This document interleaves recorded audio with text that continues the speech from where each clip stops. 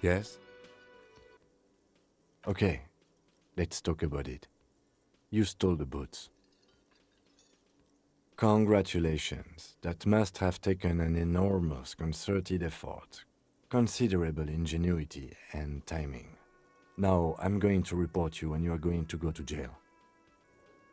Oh no, you're a cop. You can't go to jail. Lie. Lie to get out of it. Sure. Anyway, did you want something? Related to police work? I don't care about your insane theft, the lieutenant thinks, and looks away from the boots. Just know, if anyone asks me, I will snitch on you. Wonderful. What is your takeaway? I can't stop a grown man from learning about the fundamental geographic and anthropogenic features of our world, can I? Perhaps I should have tried, he thinks. Perhaps I was overprotective, is what's insinuated. Then I was right to spare you from it, no? Anyway, the pale is no more terrifying than, say, water or death, or that we are stuck behind our eyes for all eternity. Excuse me, large topics are not my forte. You seem stable enough, keep it that way. Now, was there anything else, or should we get to it? What do you want to know? You mean like a brief? Do you want me to brief you again?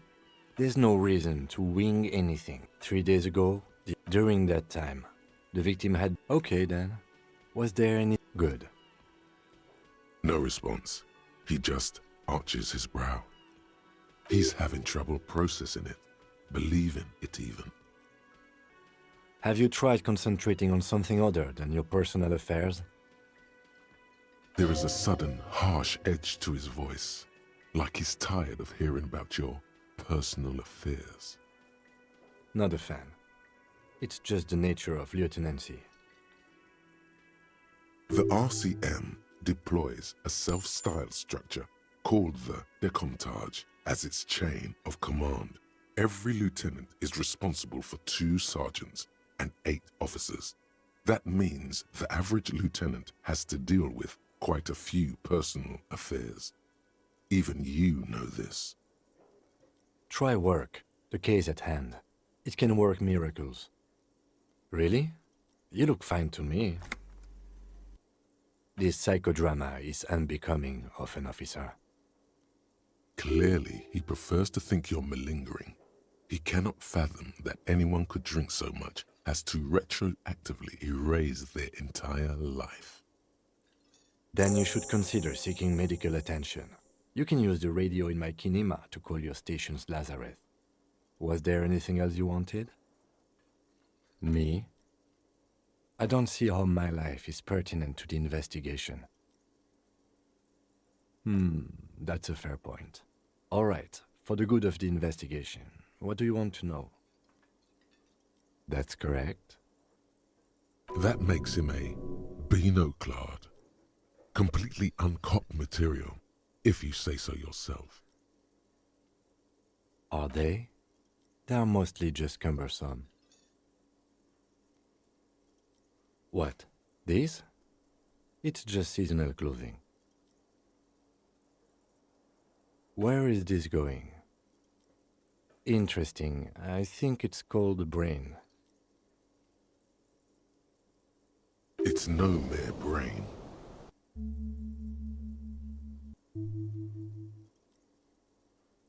Okay, art cup. I do not harbor a sentiment for revolutionary air brigades in particular. Okay, I wanted to become an aerostatic pilot. Then I turned 10 and realized we no longer have an air force. Absolutely nothing. The revolutionary must have added a little luster to it for a 10-year-old Kitsuragi. He will never admit it, though. Okay, I admit to it. The revolution employed a more forward-looking 8-rotor design. Their blades were foldable and their pilots were better trained and motivated.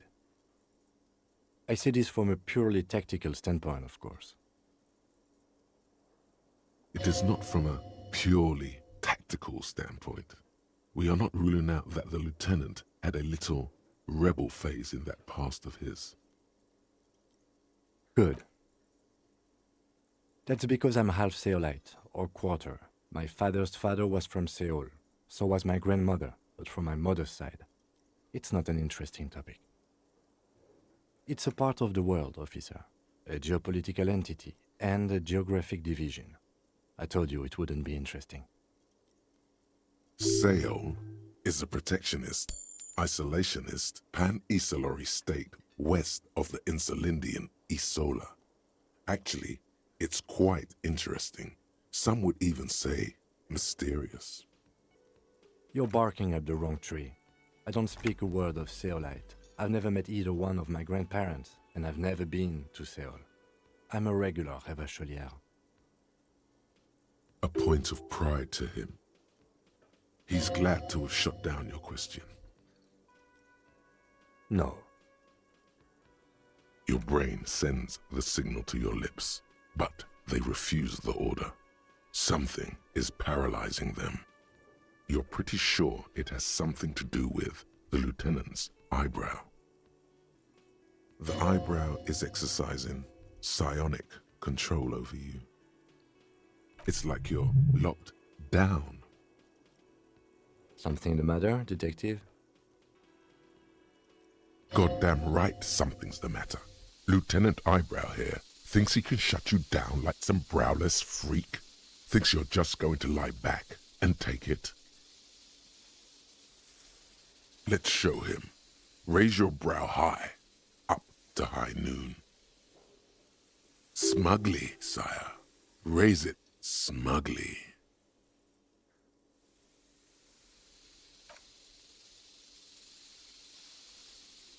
Reflexes take over. The lieutenant's brow meets yours. His fierce counter nearly tears your face off. This could get ugly.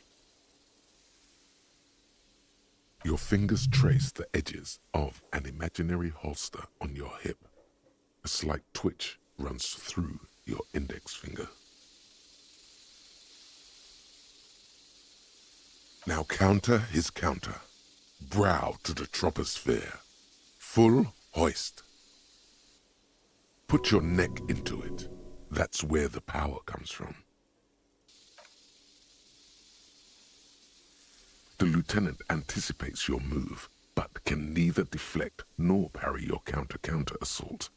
A single drop of sweat trickles down his cheek.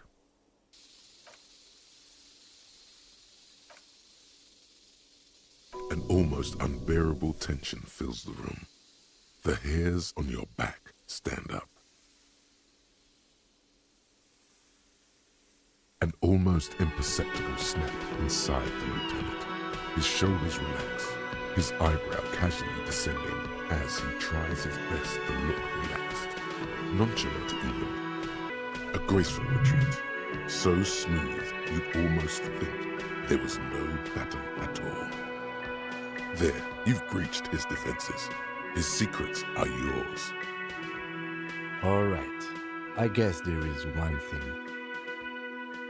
I have, on a few occasions, when I was young and foolish, smoked hemp. Tetrahydrocannabinol is the psychoactive substance in the cannabis plant, commonly known as hemp. It's one of the most common recreational substances in the world. Yes, cannabis. The hemp. I rolled it into a small paper tube and lit it on fire. Then I inhaled the fumes. I was young. Is that enough of a secret for you? He's waiting for a reaction. It's barely a secret. Everyone smoked hemp. It's not a big deal. I don't do it anymore. But it happened a few times in my 20s. Of course. Here's my gun and badge. They'll put me in the chaise for this. But it feels good to have it off my chest. The chaise électrique? All I ask is the chance to close this final case, so I can go to the chaise with a clean conscience. Let's hurry. I'm living on borrowed time. What do you mean? I have no idea what you're talking about. The lieutenant's conceptualization skills must be rather rudimentary. The lieutenant is a police officer of the old school. His concerns are material and extrinsic. But this isn't an old school case. I can't say that it does, no. When I need to think, I just use my notebook. The lieutenant produces his familiar mnemotechnique A6 and idly thumbs through a few pages. That's where his conversations with himself take place. We all have our different mediums. His is written. You're super lucid, yet psychedelic. You don't need office supplies to connect to your nervous system. You're special.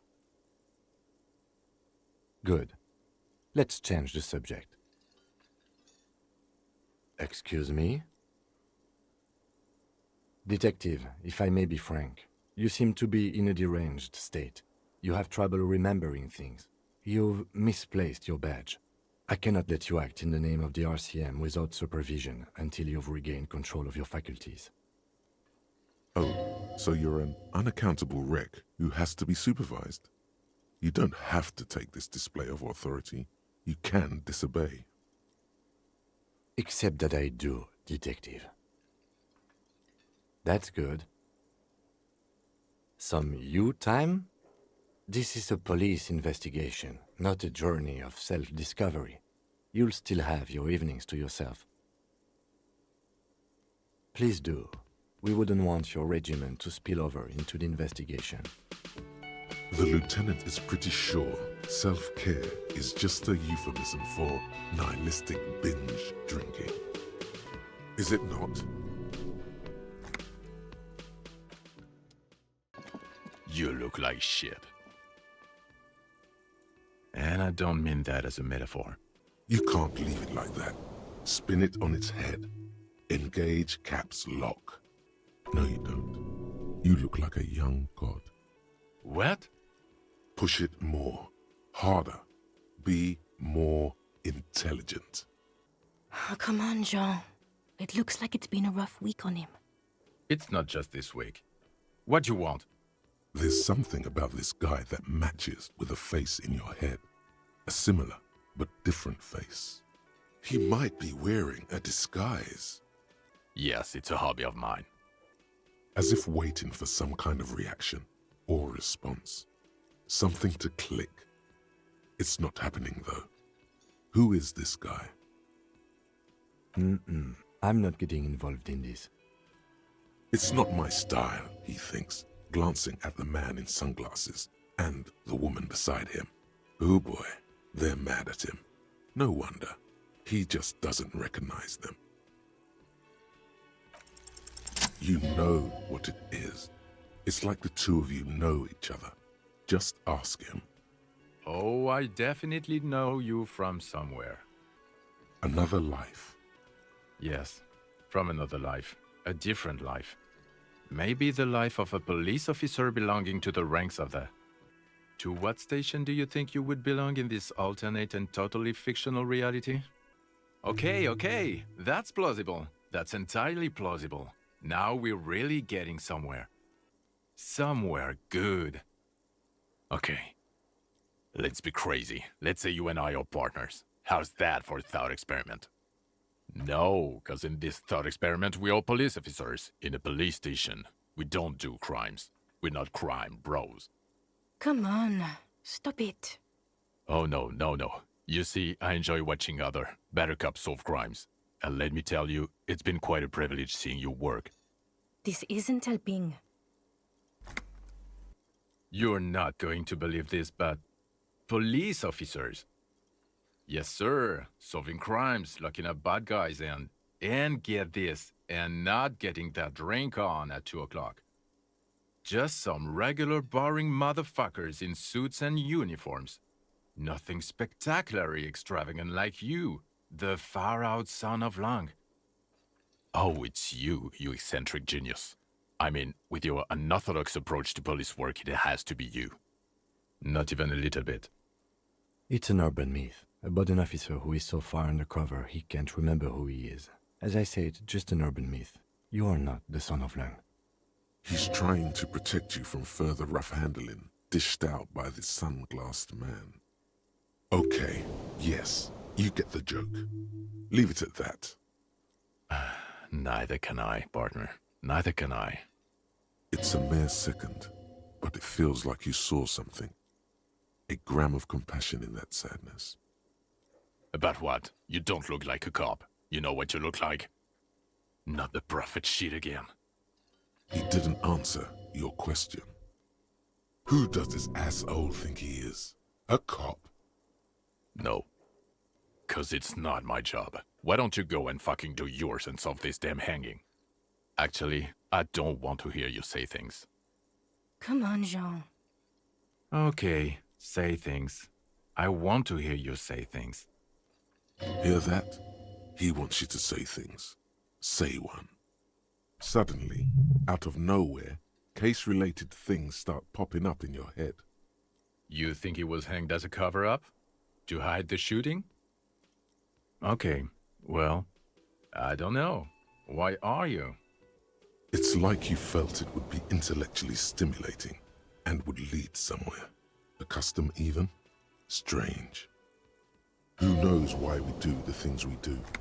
Somehow, bouncing those ideas off the man with sunglasses felt calming, like you've done it before. You know what? It must be because he's buff. He looks like he works out, like he's got the devil on his back. Oh my god, there's more. You want something more? What is it? Okay, why not? You think he was hanged? I don't... Oh my god, there's more. Watch out for yourself, loser. That voice, so very familiar. Did you hear it when calling to your station and reporting your badge missing? Oh really? I wonder where. That's the where you remember me from? You don't say. Goodbye then. The voice thing was a coincidence. Run along, asshole.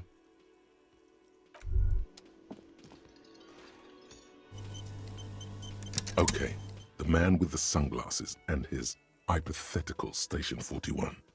Weird, right? There's something missing here.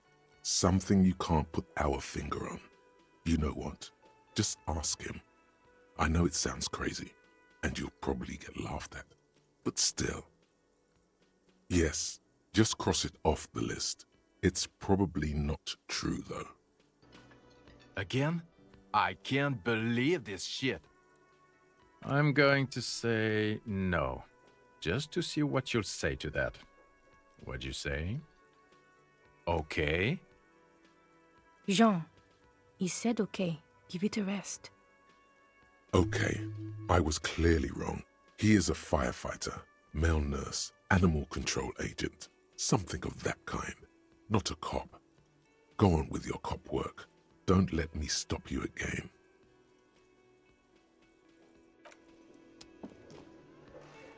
The woman in an RCM patrol officer's uniform winces as she notices you. I would really prefer not to talk to you right now. A patrol officer is the lowest rank in the RCM, below lieutenant and sergeant. Yes, I am. I know. Here's the real deal. It's hard to tell whether he's sarcastic or sincere, but if you had to guess, you would say the lieutenant is being sarcastic. I'm definitely not the cavalry. I don't know. I mean, why would I want to talk to you? After all you've done, is what her tone implies. No, you haven't wronged me. It's okay. Something changes in her. It's pity. Pity comes over her. Okay, fine. Let's talk. What did you want? What does one talk about with a fellow officer? What precinct? Am I from? God, he doesn't know. Fucking deranged lunatic. You're getting an intellectually unsatisfying vibe from this conversation. Maybe you're doing something wrong. God damn it, you leave her alone. Keep your weird bullshit to yourself and be professional for once, for fuck's sake. Can I actually help you with something? Yes, of course. Preposterous. I mean, you would remember if they were, right? Who forgets their squad mates? That's not possible. Of course I'm with him. Why do you ask? Well, he's not. He's a sack of shit barely kept together by crazy glue. But at least he tries, unlike you. Please, let's not turn this into another exchange, okay? I don't know what to say. Don't say anything, Judith. Me? No. I'm just a man with sunglasses. I like wearing sunglasses inside. Sunglasses and a fucking wig. Okay. I'm just looking out for... You? No one. I'm just a man with sunglasses. And you are? Yes, a policewoman who just wants to do her job. That's all. Something about the man with sunglasses and you, the energy between you two is making her uncomfortable.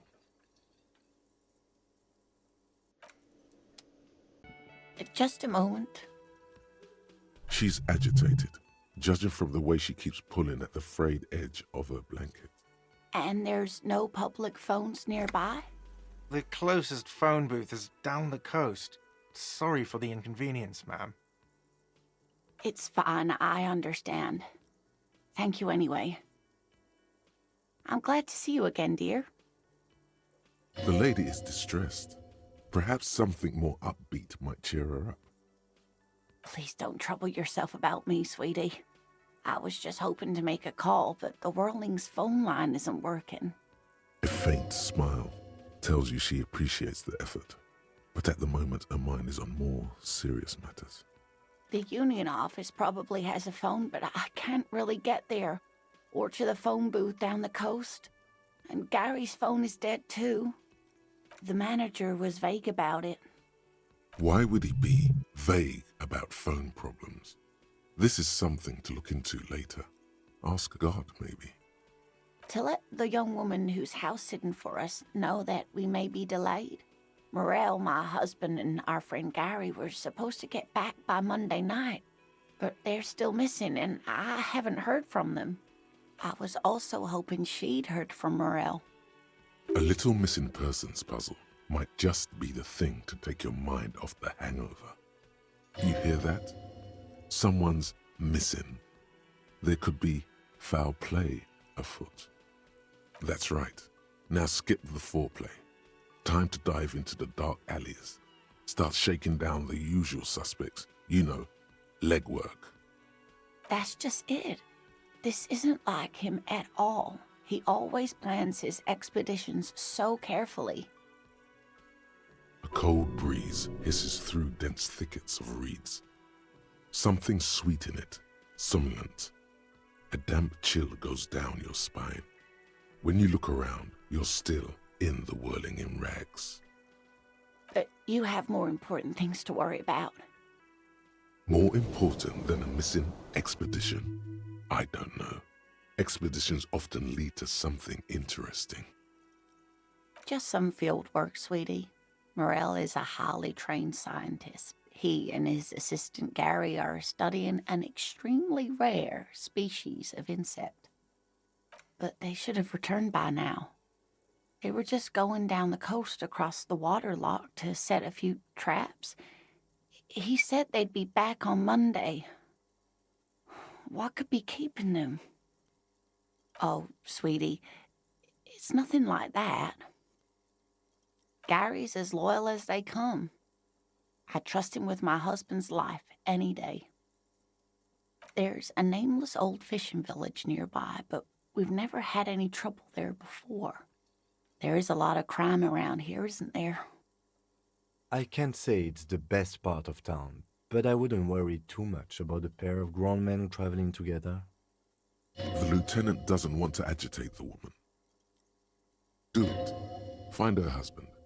This will surely lead to a cryptozoological mystery with that extremely rare insect. Some fringe science is exactly what's needed right now.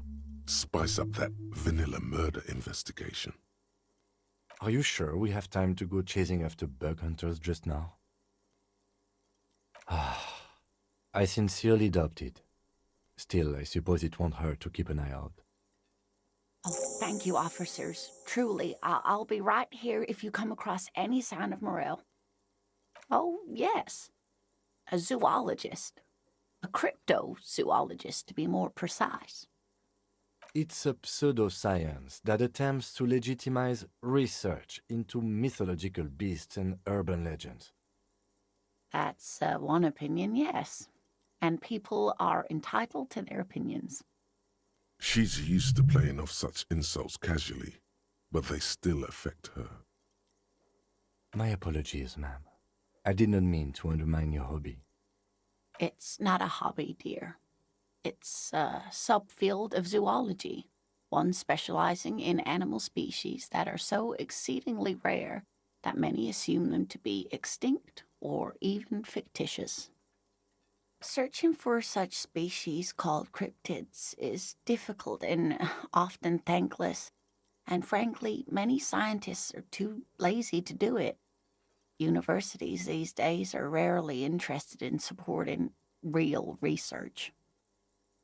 The quality of research at Revacholian universities has been on the decline, but you doubt there was ever a time when cryptozoology was embraced by the academic elite.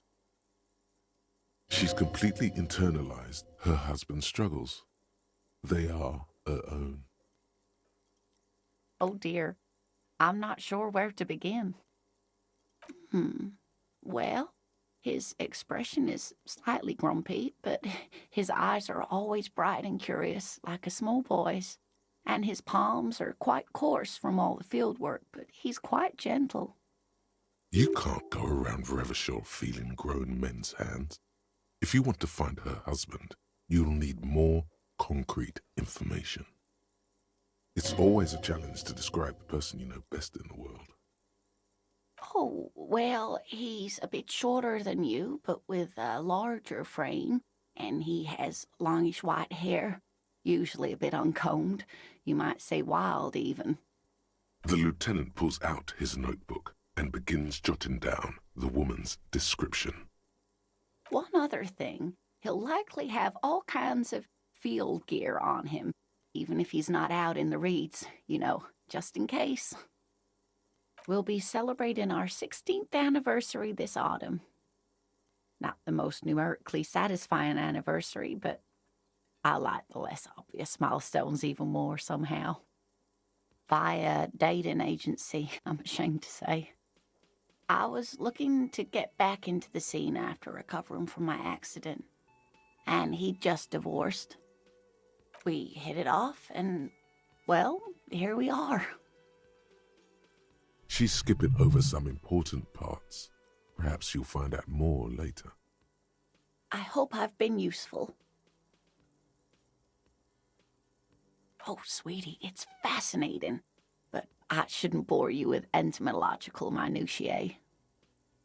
The lieutenant gives you a sideways glance.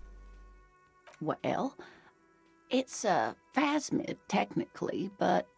Ah yes, Phasmatodia, a diverse group of insects whose bodies resemble twigs, leaves, that sort of thing. Go. Oh yeah, here comes the interesting. Where other phasmids imitate sticks or leaves, this one's a living reed. It disguises itself among the reeds here on the Insulindian coast. Hence its name, the Insulindian phasmid.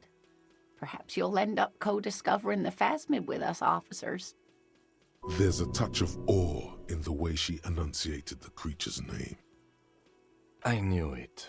We're gonna be chasing made-up insects with cryptozoologists. It's not made up, officer. I can assure you. There's a hint of defensiveness to her retort, but also confidence. She seems to sit up a little straighter in her chair. It's simply elusive, so much so that most establishment zoologists doubt it exists at all. Well, some teenagers making out in the reeds saw one. They didn't know what it was, of course, but there was a brief article in a local newspaper about their encounter with a ghost insect that looks like the reeds. Gary sent us the clipping. Interesting. Maybe the phasmid made the teenagers make out. I doubt it. It's not like teenagers need much encouragement in that regard.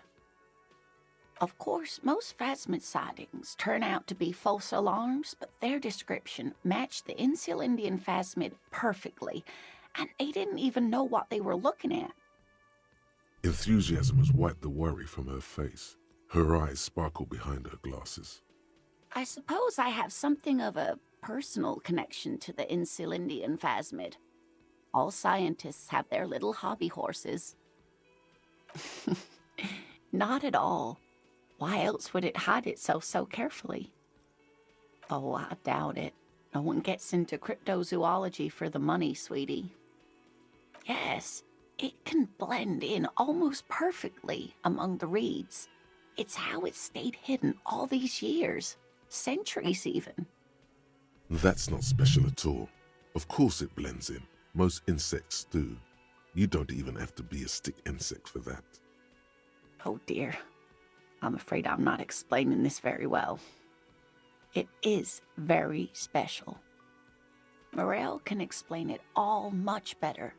I wish you could hear him describe it. Then you'd understand, I'm sure. Sometimes the most charming thing you can do is be reasonable in your requests. I suppose you could use a break and I could use a distraction. One cryptid, like you said. One. This can't turn into some kind of cryptid extravaganza. We have things to do. And I don't. Just one. Or he'll be disappointed in you. Ooh, tough choice there. That would be the giant of Coconur. The giant lives in the most arid parts of the vast Coconur Desert in South Samara, casting a strange light across the barren wastes. A mirage or a psychogenous luminance. No one knows for sure. It is like an awful mountain appearing from below the horizon and expanding to cover almost a third of your field of vision. The towering luminosity of Coconur is a bad omen in local folklore. Some say it's a fata morgana, others, fate unimaginable. Huy. No animal can be that large. It's a mirage. That's what makes it so peculiar. A species surviving at the very limits of scientific law. The giant of Coconur must be the largest animal the planet can support. There are limits, you see, to how large a metabolism an ecosystem can beget. Some say a gravity anomaly below the Coconur Desert might allow the creature to grow to these gargantuan sizes. Great. This is great shit. You need more. Gravity anomaly? Digging it. Digging this parascientific stuff right here. Hey, you promised you'd only ask about one cryptid. The lieutenant pauses, thoughtfully. Something in him breaks. Ah, fuck it. Let's have more cryptids.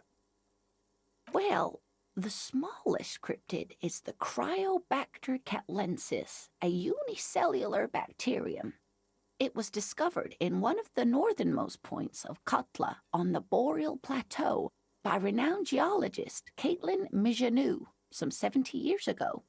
The bacterial colony Mijanou found had remained alive while frozen in ice for longer than anyone could reliably estimate. Certainly from before recorded history. Mijanou disappeared shortly after injecting herself with the bacteria she had brought back to study. no doubt in hopes of prolonging her own life.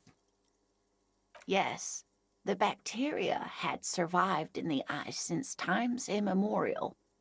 It is not hard to see where she could have gotten the idea. It's actually a little hard to see. But do go on. Yes, and she's quite mad, too. After she treated herself with the bacteria, she stopped aging, but also became increasingly eccentric and irascible, so that even her oldest friends were forced to pull away. We can assume that she has been living somewhere in the wilderness for decades now, all alone except for the Cryobacter catlensis coursing through her bloodstream. The gnome of Jeroma. Oh, yes. None of its victims survived.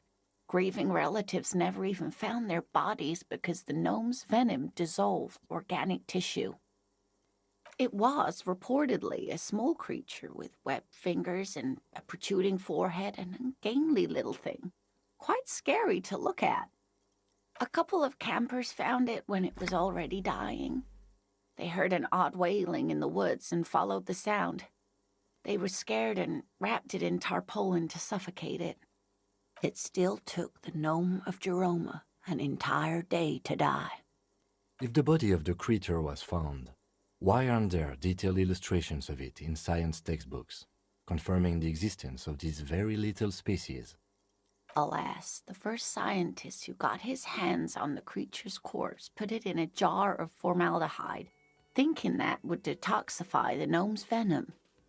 Instead, all the venom leaked out of the creature's teeth and into the surrounding liquid, dissolving the creature itself. A poetic end, perhaps, but a real loss for science. Alas, always alas, and then it was gone. Isn't that overly convenient? I understand your skepticism, but that's what happens with things that are rare and stand out. Their disappearance is most memorable, and they are least likely to be found again. Yes, it's the kind green ape, half war story, half undiscovered species in the genus Homo. Yes, it was reported by soldiers in South Safra during the war. The kind green ape would visit bunkers during the night, healing wounded soldiers with its saliva. Yes, it has amazing healing qualities. Some soldiers reported growing back limbs, regaining their sight. Indeed, there is. It's our closest relative among the cryptids. Same taxonomic family, different genus. Which is to say, the kind green ape is a species with which we share a common ancestor and that evolved parallel to our own, just like your partners. The lieutenant looks at you, pleasantly surprised. Oh, no, I didn't mean to imply that Saolites are inferior to us in many ways. You are superior. For example, your earwax doesn't have a foul odor like ours does. A tremendous evolutionary advantage, I'm sure. But perhaps we've had enough speculative biology for today? What an interesting question. And the answer is yes, there are. Of course. All fairy tales have someone or something invisible in them. It's the Col de Mama Daqua. Its name means thin whisper of sound, and that's precisely what it is. Self-replicating sound waves, invisible and intangible. The Col de Mama is very afraid of us, which makes it incredibly difficult to track. Col de Mama Daqua can also be translated as a whisper light and low. Yes, that's another translation. They're both quite lovely, aren't they? Although the low part is a little ironic. The Col de Mama Daqua makes, or rather is, such a high-pitched sound that other animals, including humans, can't hear it. It could be everywhere all of the time, and we wouldn't know. Fine, I'll bite. How can an animal be a sound? Many scientists have asked the same question. Some have claimed that it isn't itself a sound, but a tiny corpuscle that emits sound waves, but there's no evidence to support this theory. It could be. As I said, it could be everywhere. And we wouldn't know any better. It could be ringing all the days of our lives and nights. Maybe it's predatory. It's not. Don't worry. If it were predatory, we would have found it by the damage it inflicts. I wouldn't be so sure. What if the damage is also invisible? Plenty. It's the evidence that led to its discovery. In the 20s, a group of Areopagite ornithologists, that is, scientists who study birds, were trying out a new recording technology for capturing sounds outside the range of human hearing. When playing back recordings they had made in the foothills of the Ea mountain range, they noticed certain anomalies, patterns that seemed random at first, but on closer examination were consistent with the waveforms of songbirds. The scientists soon discovered they could track and even predict what appeared to be feeding, mating, and migration patterns based on sound waves in a strictly delimited range of ultrasonic frequencies, even higher than those of the highest-pitched bat calls. She transforms, when speaking about these strange animals, into a confident woman.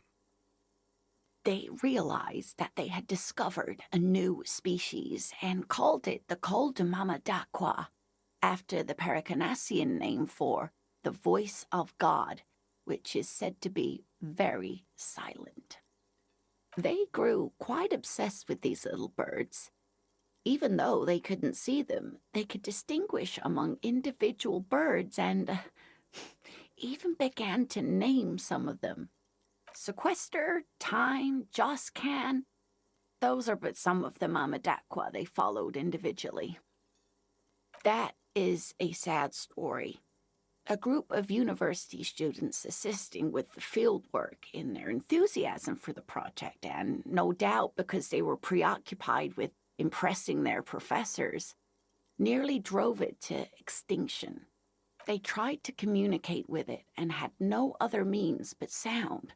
So they started sending out sound waves at frequencies they thought might match the Daquas. And what happens when a sound wave meets another sound wave of the same frequency, dear? This lady really should be a teacher. She's really good at the explaining things thing. Psst. They cancel each other out. Psst.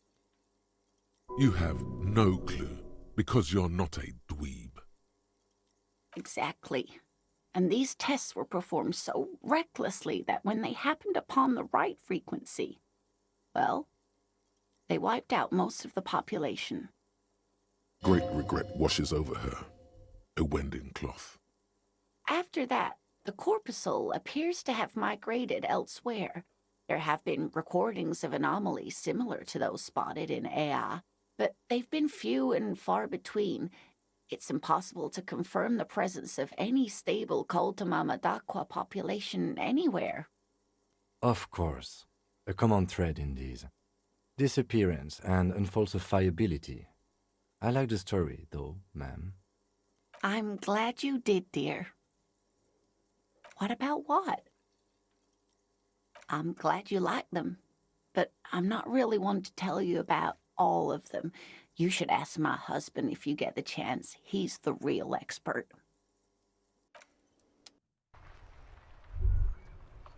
Was that? Could it be the Daqua? No, it's probably just your imagination ringing in your ear. There seems to be an extremely high-pitched ring. Ultrasonic. Lena said it was very high-pitched, right? It's like something tickles your ear. Lena also said that it couldn't be heard by any other animal, including humans. What you're hearing must just be a regular bird.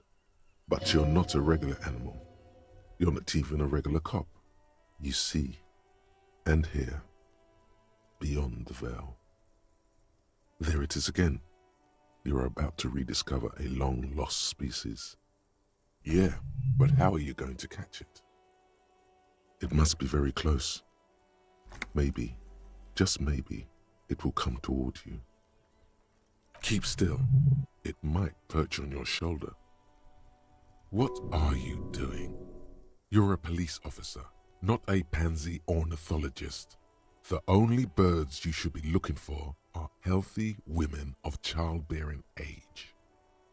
No, I don't hear the Koldomama Daqua, and neither do you. Of course he doesn't. He's deaf. Oh no. The sound. It's moving away. Somewhere over there. Go after it. No. Too late. It's gone. Keep your ears peeled, then. If the species really has migrated to Martinez, you're sure to hear it again. That pawnbroker, Roy, was into natural sounds too. Maybe you could talk to him.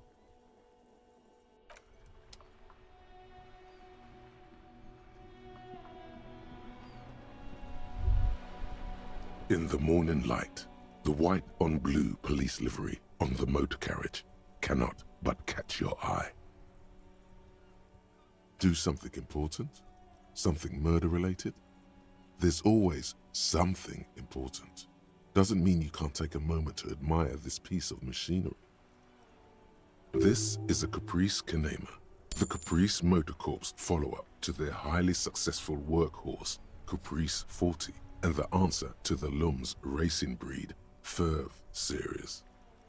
With its air-cooled, rear-mounted 12-cylinder compression ignition engine, driving the rear wheels through a 4-speed manual gearbox, the Kinema is able to reach 100 kilometers per hour in 13.5 seconds and go on to a top speed of 180 kilometers an hour.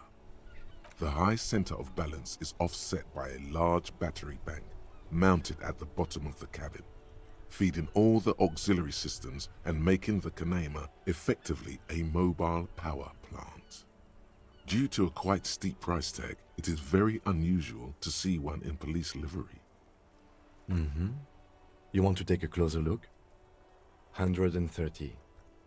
I reckon that's a 7-liter V12 there. Man, that's got to be a major advancement over the KR18GU engine on the old Caprice 40. 7.2. Supercharged. Saying these words brings him immense joy. 130. I reckon that's a 7-liter V12 there.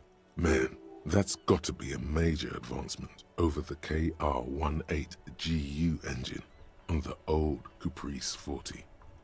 Yeah, you know it? Yes, that's right. I'm very impressed that you know these things. 130. Man, that's got to be a You lost me there. The Kinema is fast. Feels right at home on the raised motor track. Hard to find something that could overtake it. Armel Ryu Supersonique, a racing motorbike for the road, could probably do it. 100. Man, that's got to be... Believe me, it's plenty enough. Kinema feels right at home on the raised motor track. Hard to find something that could overtake it. Armel Ryu Supersonique, a racing motorbike for the road, could probably do it. You mean the coil noise? Come on, you know how it works. Put it together. He stares at you, intrigued. This is your chance to impress the lieutenant. Basically, yes. Although it's mostly about frequency range, not the wires making bwee sounds. Still, I'm impressed. There's respect in that curious look. Definitely. Yes. An extraordinary machine. It's nice and all, but why so modest? Put some zing into it. Flare it up. Slam it down. Helium headlights would improve the range and quality of the visual field a lot. It's a bit girly right now. Fit it with some proper off-road components. Actually, I have a pair at home. Just haven't gotten around to fitting them yet. I need to lay some wiring for the ballast first. You want to help? Thank you for the offer. That might be fun. Let's do the case first, though, alright? He liked the idea. Hello, hello. Let me know if I can help you with anything. The Coldima Daqua? Sorry, I would never have guessed that you were that interested in ultrasonic sounds. Or birds, for that matter. That's fair. It's been a long time since my Coldima Daqua hunting days. Once knew a group of young musicians who decided they didn't want to play music anymore and started looking for all kinds of interesting sounds instead. This was before, you know, lost touch with them after all of that. I'm not sure. I wasn't even sure about our old recordings, which I no longer have. But I do have a tape with some ultrasonic sounds that might be what you're looking for. Would you like to hear? Do we really have time for this? This recording comes from down the coast. Wasn't looking to record anything specific. Just left a recording device there one morning. Keep in mind, I have to slow this one down enough to make sounds well over 200 kilohertz audible to the human ear. It will be strange.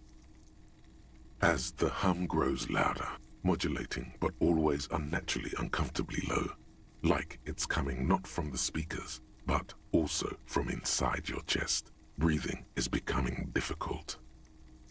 That's an illusion.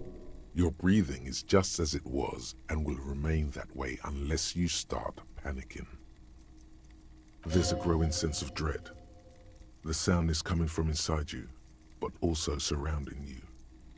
It feels as though someone is standing just outside your range of vision and watching you, doing this to you. He nods to you, reassuringly, just as more diverse, higher-pitched sounds, some random, some appearing to form patterns, hit your eardrums. Seabirds most likely, gulls and such. And skewers, but shh. That's it. The signal in the noise. The thin whisper. A low range of sounds is easier to handle with a focal point, but still troubling. You are mesmerized by the sounds, but also feel nausea welling up as the motif continues, then begins to recede, dissolving in what must be the sound of water lapping at the bank. You know, now that I've listened to it on these new speakers, it's not the Coldima Daqua. Wrong patterns, wrong photons. Probably some insect trying to sing higher than its predators can hear. Still, fascinating, aren't they? Early morning sounds.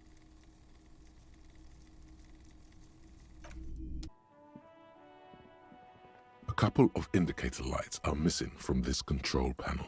Loose wires dangle from the now vacant holes. In the middle is a lever. Beneath it, a small metal plaque. Could this be why Morel hasn't returned to Lena? Looks like it, yes. We should probably go tell Lena. Take a load off her mind. She was quite worried.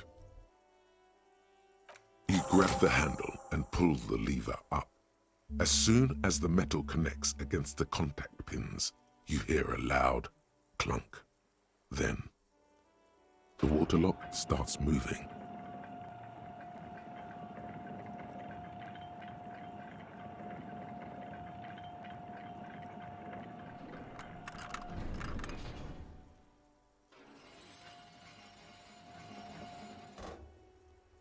Okay, if we ever need to get to the coast, then this is the way. But please, contain your wanderlust for now. I don't want us to get sidetracked, not with everything that's going on. Focus on one thing, achieve it, then the next, he thinks. That's the task chain.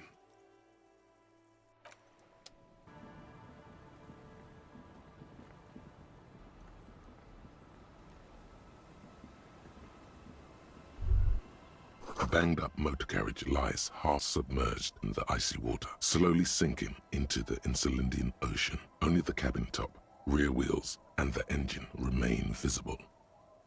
It must be cold and lonely down there, in the icy water.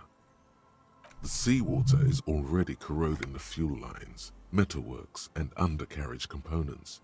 It's seeping into the various modules and short-circuiting the electrical systems, including the electromagnetic steering and brakes. Remember the tire tracks in Martinez? This is where they were leading. It appears to be so. I agree. We should definitely investigate. You get a sudden sinking feeling. Stomach acid comes up as you look at the motor carriage in the deep, dark, cold water. Why the doom and gloom? It's just a sunken motor carriage. Some motor carriages are bound to end up in the sea. The motor carriage is properly stuck in the ice. Getting it out would require a team of specialists. A single day in the salty seawater would ruin most vehicles, but this one looks worn even in places the salt water hasn't touched it. Rust, moss, and sea life have already claimed it for themselves and initiated a slow decomposition process. The logo is too deep in the murky water. You can't make it out, but you do see a monkfish float by. The ice hasn't closed around the vehicle yet. My guess is it's been here since last Saturday or Sunday. The estimate is correct. The incident probably occurred on Sunday evening. Your mocking tone finds no response, but the motion of the waves. I did not. But I'd say it has been here since last Saturday or Sunday. Your mocking tone finds no response, but the motion of the waves. Yes. Crazy recklessness. I'd say it has been here since last Saturday or Sunday. Your mocking tone. Yes. Clearly, this is a triumph. Your mocking tone finds no response. Yes, quite. Let's wait for the low tide and see what's inside. Great idea. Then we can get the things inside. The joyrider must have left something good inside. Guns, papers, maybe a cool jacket. A joyrider jacket. A joyrider jacket. You feel a strange connection to this joyrider. Maybe he's from some kind of joyriders district and likes blue and white racing livery, like a cop would. Papers. Papers would be cool. Maybe there's registration inside, like a person registration. You know, like your badges. I don't know. An hour or two, tops?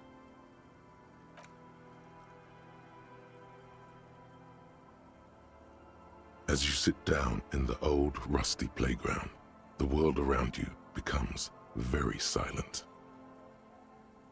The hinges creak under your weight, dangerously so.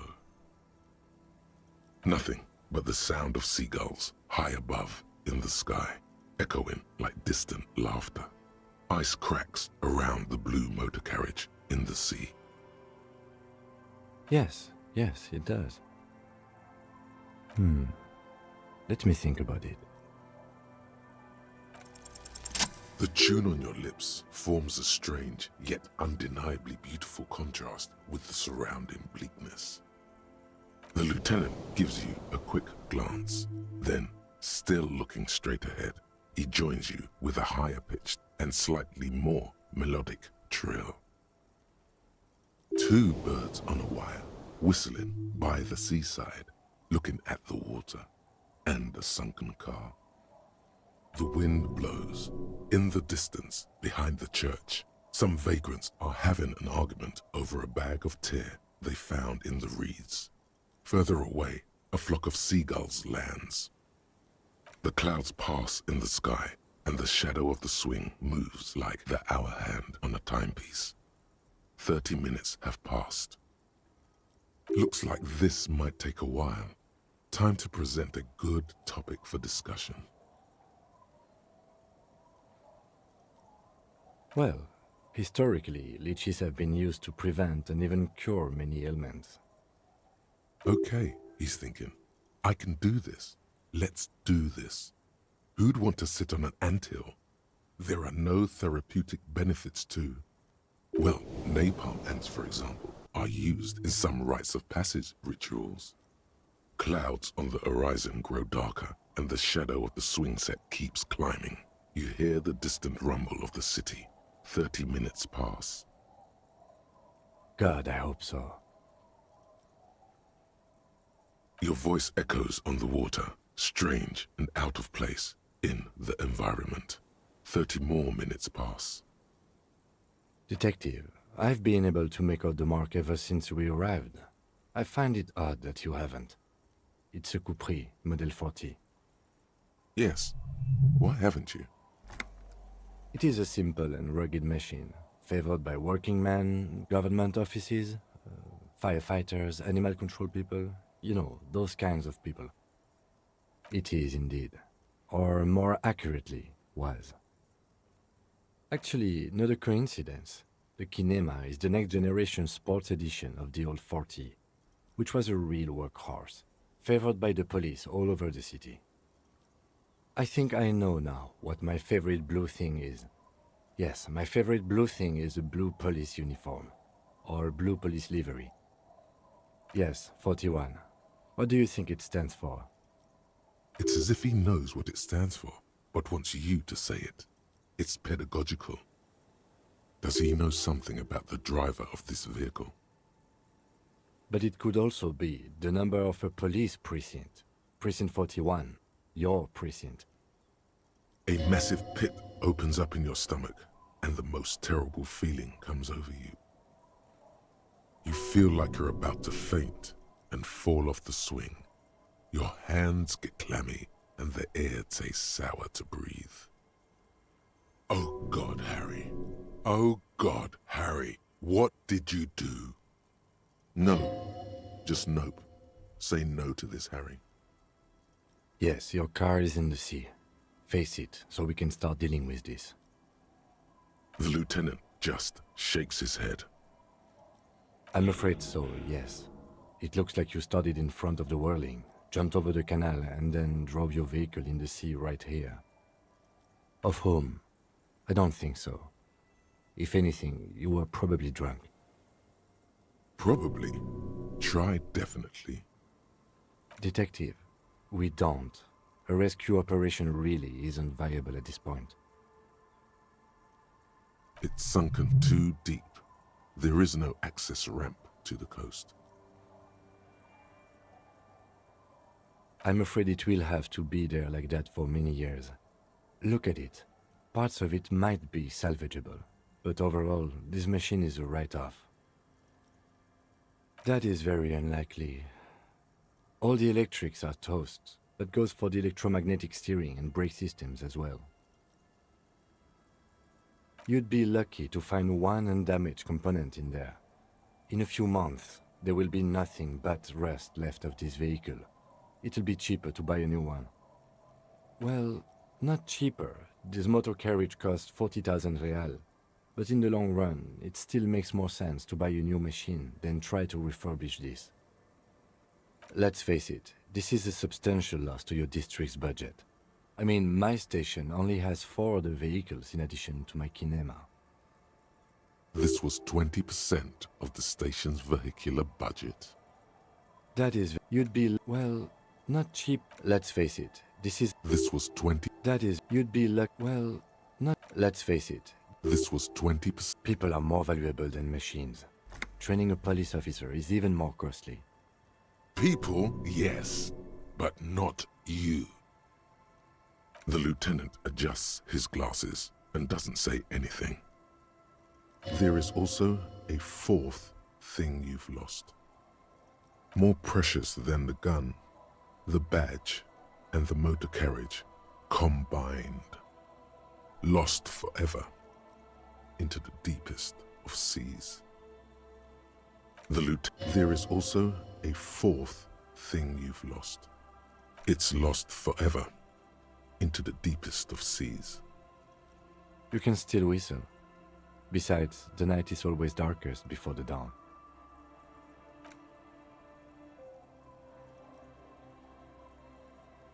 Yes, Let's go take a look.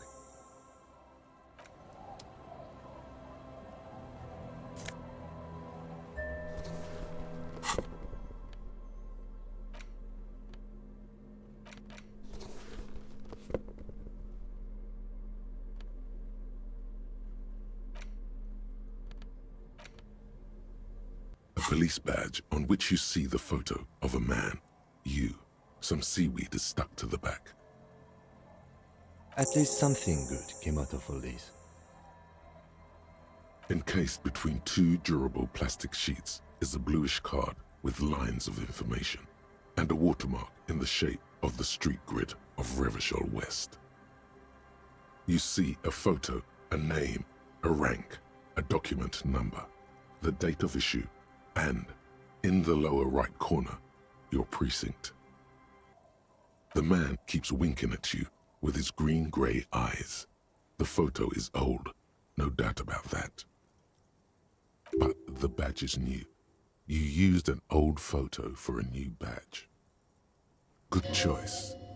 A newer photo would look different. 8, maybe 10 years. The guy in the picture is rather good-looking. He's got a nice haircut and is distinctly lacking in massive sideburns. What do you think? His face is already contorted by the expression, although it looks less grotesque on him than it did on you. It looks like you had quite the charming face way back then. Your hair is brown and slightly curly. Your eyes seem more clear somehow. The lack of alcohol swelling is a bonus, though there's a pinch of that in your cheeks already. Don't be fooled. The bad times have already begun. The badge in your hand shines as you rotate it, catching light. You see lines of information on it, and a shining watermark. Harrier, that's long for Harry. So you are Harry. Evrard was half right. Probably not a lot of people know your full name. Whoever told him you're Harry Dubois didn't. It's a wartime name, revolutionary. The kind mothers give their sons during troubled times, like Undying or Boxer or Ironhide. It's meant to keep you safe. From bullets, hunger, shrapnel, kidnappings, and worse. Pleased to make your acquaintance, Harrier Dubois. He's not going to call you Harrier. He'll keep calling you officer when he's angry with you, and detective when he's not. The badge in your hands shines as you rotate it, catching light. You see lines of information. Lieutenant W. Freighter. The lieutenant is a rank above sergeant and below captain. It's the highest rank in the RCM that still does field work. I am a lieutenant. The title of Freighter is added to your rank when you decline a promotion to a higher rank. In your case, captain. You have declined twice, thus you're W. Freighter. There are many reasons one would do this. The rank above you in your precinct's décomptage might be taken, or sometimes promoted officers do not want to replace their superiors out of respect. And sometimes they just prefer the type of police work available to their current rank, in your case, lieutenant. Heavy-duty case-solving machine. Décomptage is the hierarchical system employed by the Revachol Citizens Militia. It means counting down to twos. The countdown is modeled after the dual leadership system employed by the left during the revolution, which in turn was developed by last-century experimental psychologists in the University of Königstein. The lowest rank is junior officer, usually teenagers. Then there are the patrol officers, then sergeants, lieutenants, and then a captain. That's basically it, except for a few kings. Kings like satellite officers and the additional freighter rank I already explained. The long and short of it is, you're his superior. You are given the title of satellite officer if your partner is quickly promoted through the ranks and you rise with him. You don't seem to be a satellite. No, I've been putting up with you because despite an unconventional approach, you are doing good police work. It matters more than driving your motor carriage into the sea. And now we've even found your badge. He trusts you, for now. Try not to spoil it. Yes, apparently you've had a rather successful career in the past, and this leads me to believe maybe your current situation is only temporary. Good. The countdown. The lowest rankings. The long and short of it is, you're his superior. No, I've been putting up. It matters more. He trusts you, for now. Try not to spoil it. Such a small yet precious thing. Expensive paper caught between thick plastic, like a fly in amber. It reads. That's just the serial number. Revachol, Jamrock, Precinct 41, with some numbers thrown in there for good measure. The numbers are not there for good measure. They have an administrative purpose, one that's unfortunately been erased from your memory. 4 months ago. I'm guessing that's when you were promoted to the rank of Lieutenant W.F. Retour. A new badge usually comes with a new rank. You seem to have been doing well then. The pain in your chest tells you you were working yourself to death to earn that rank. The case created a lot of edge you have to take off. The death march really gets us going. You're pretty sure you weren't doing well, but better? Probably yes. A lot can happen in 4 months, especially in winter. The winters are never easy on you, of that you are sure. I remember that time! That was a good time. We had a good work-drink balance going. What happened, man? Pump it up! Yes, it's the designation of your precinct. 41, like mine says 57. The 57th is mostly industrial harbor, a lot of asphalt. The 41st is... it's a tough station to work in. You have all of Jamrock to cover. That district should have 3 precincts, but money is what it is. It's no wonder you are like you are, he thinks. But then again, it's a legendary district, and a hell of a station too. It must be an honor and a curse to work with people like Price, McCoy, Berdiaeva. Roberts, Feuerbach, Dimitri. Suddenly, names from your decomptage flash in your forebrain. He knew all those people, although they're not from his station. They must be big. And you? Is it an honor to work with you? Don't ask him, ask yourself. The badge in your hand shines as you rotate it, catching light. You see lines of information on it, and a shining watermark.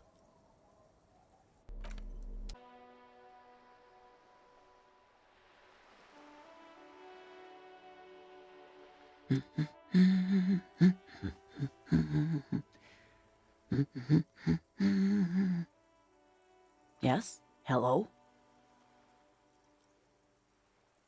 Me? No one. I'm just a working class woman. She doesn't really want to be disturbed that much. If she's such a working class woman, why isn't she working? Not all the time. Right now I'm browsing books. Even a working class woman needs something to read. It is. I know you are. Everyone can see that. The rectangles. Mm-hmm. What with? What with? A lot of things. For example, people tend to go missing. This citizen thinks she can do without your assistance. Don't buy it. They all need help. Help her by carrying things? Maybe she needs a weightlifter. Maybe she needs you to fight her husband. No, that's not it. Her hands move over the book covers. The tips of her fingers look rough, stained with yellow. It seems like she has spent a lot of time at work, smoking. Another comrade. Years of labor are pressing down on her shoulders. She deserves a hug for all the work she's done for mankind. An array of neurons fire up with joy.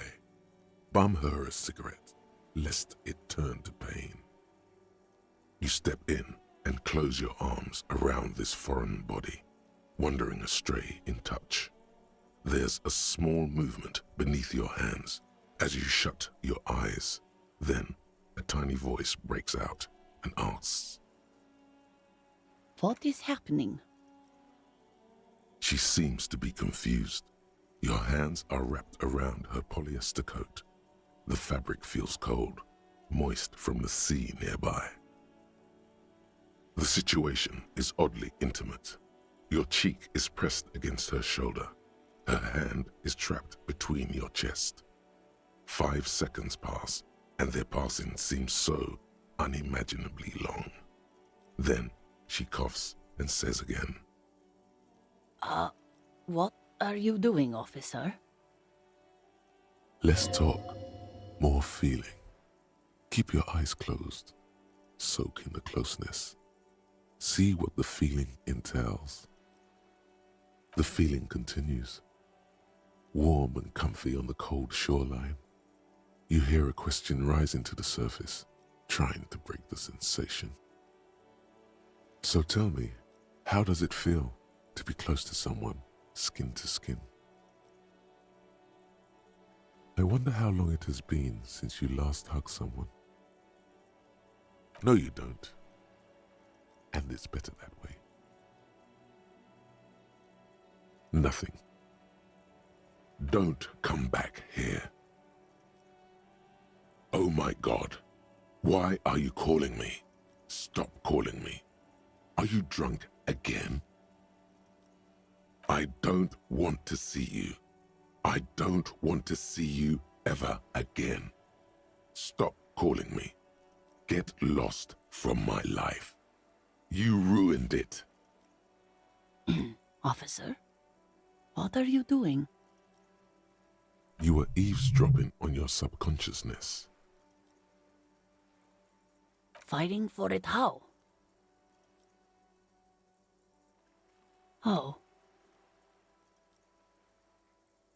I guess it's better than nothing. Keep fighting on, my fellow comrade. Is there anything else I can help you with? No, I don't. Why do you think that I smoke? No, you don't. I already told you I don't have any. Go bother someone else. She's lying. She's goddamn lying. She has smokes. Sorry, officer. She's lying. Lying, lying. No, I'm not lying. Why should I lie? Please go to the Frita kiosk. You'd lie too, wouldn't you? You'd lie and steal and cheat. Ask her again. Squeeze the truth out of her. Keep pressing. Ask, ask, ask. I can't give you what I don't have.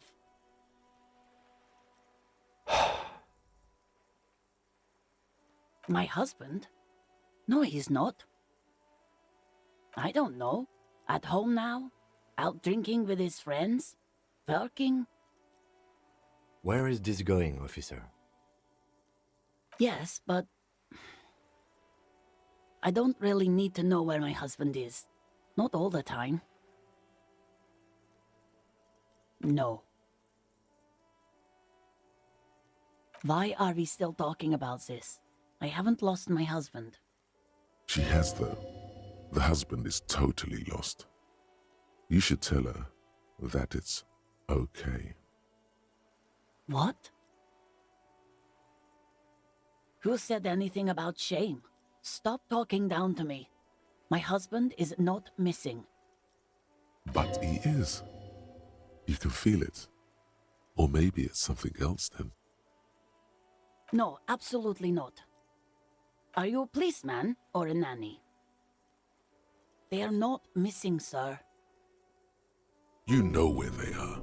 They're at home, smoking, giving the ladder of vices a chance. What if something horrible has happened? What if they're dead? That's the bad vibe you got before. No, they're at a disco, getting down. Stupid disco dancing teenagers. What? That's just... My daughters are perfectly fine. They're with their friends down in Jamrock. There's nothing to worry about. She's getting upset. Her voice has risen as she tries to convince herself that her daughters are safe. They're almost grown up now anyway. They're past the age they need me protecting them from everything now. What is this doubt you have then? Something has happened here. My youngest girl, Jolie, is just shy of 16. Jenny, she is turning 18 next month. But we shouldn't even be talking about them. Why do you need to know this? Haven't I repeatedly told you that they're not missing? That they're in Jamrock, safe and well, at some stupid party? Did someone say party? You could use a party. Hunt it down. A killer party? What is it with you and Pulp Staples? My God, please no more talk about my daughters. They are fine. Okay, it must be asked then. What are you doing here? Why are you pursuing this? Is it a hunch? I don't mean to disrespect, sir, but you are being a bit of a cockatoo here. For what it's worth, I agree. But cockatoos can't be stopped when they get like this. It's better to indulge him at this point. I don't even have a cockatoo. And guess what? It's a trap. Never ever say what. Even if I had, it wouldn't be missing. Great. Nothing. Go read up on them if you're so interested. There's a great book in the bookstore. Maybe you should. What if the cockatoo is your astral captain? Or your heraldic bird? Wonderful. The store is open.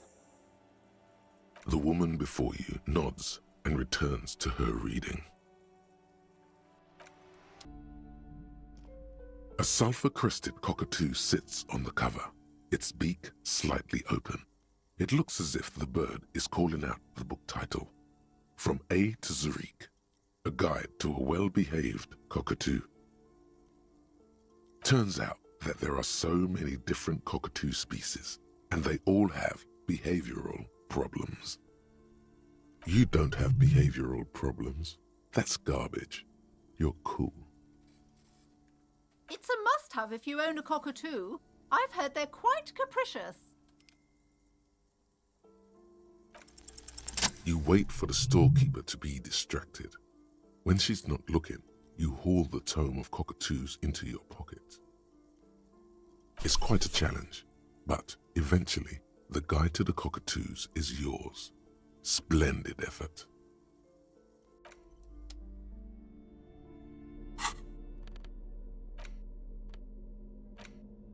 A cockatoo is a parrot with an erectile crest, found on the Seminine Islands and in southern Fas a la Mer. Known for their intelligence and general precociousness, cockatoos are popular birds in aviculture. However, they often exhibit various behavioral issues. This book talks about the delicate nature of toos, as well as introducing some of the most popular species among the bird enthusiasts. The funeral cockatoo, the major majestic cockatoo, and the most common bang-bang cockatoo. It's colorfully illustrated. Where to even begin? All cockatoos are known for their needy natures, requiring attention for at least 2 full hours a day. They love to talk and have been described as lovable clowns who just don't know how to wrap up. Pet owners also report moodiness, loudness, and hostility as recurring issues. If left unsatisfied, cockatoos may scream non-stop, pluck their feathers, or become aggressive. It is not recommended to get a cockatoo if you're not able to cook them food every day and give them the full care that they need. These birds will never understand that you have a life of your own. Where to even begin? Pet owners also report it is not recommended to get a cockatoo if you're not able to cook them. You're right. Cockatoos are magnificent creatures.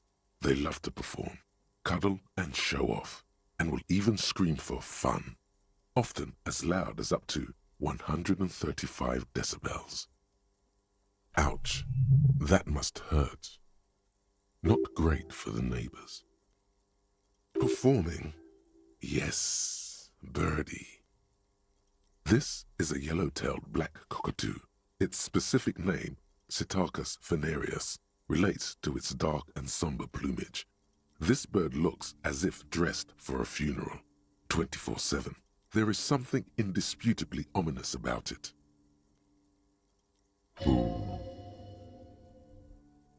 Perhaps the most impressive of all the species, the endangered major majestic cockatoo, is often described as the most flamboyant bird in the jungle. Its pink-colored wings and flowing crest embellishing its proud and bumptious nature.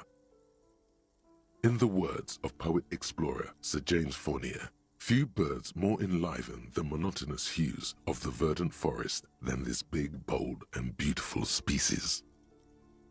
It must be glorious to behold, dark pink and snow white. Despite its banging name, the bang-bang cockatoo is actually the shyest of the species, common in almost all Seminoese forests, as well as zoos and homes all over the world. Its plumage is mainly grey and white. The Seminoese name, bang-bang, is thought to be of onomatopoeic origins. The bang is for all the scary things in the world that may happen at any time. Yes, but all those cockatoo species are so different. Which one are you? You're right. You're a fuckatoo embodied. This sorry-ass bird belongs on your heraldry. It probably doesn't even have feathers and only screams.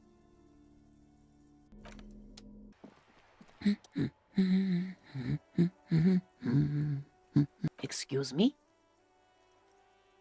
I don't know. The most talkative one? The what now?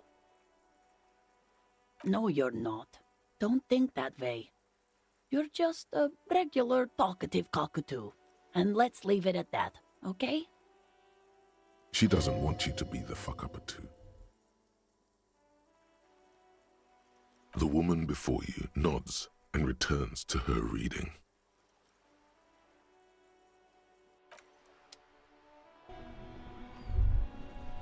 There, working class drunk. You know what this means, right? Cracked it. All in a good day's work. What do you mean, what did I crack? Look at how working class that drunk is. No, it's not. Yes, and you found him. Now go and tell the working class woman. Protect and serve, recruit. Didn't she repeatedly tell you her husband isn't missing though? But he is missing. You heard her, the worry in her voice. There's no need for champagne when there's honor, recruit. Go and tell the working class woman what you found, right now.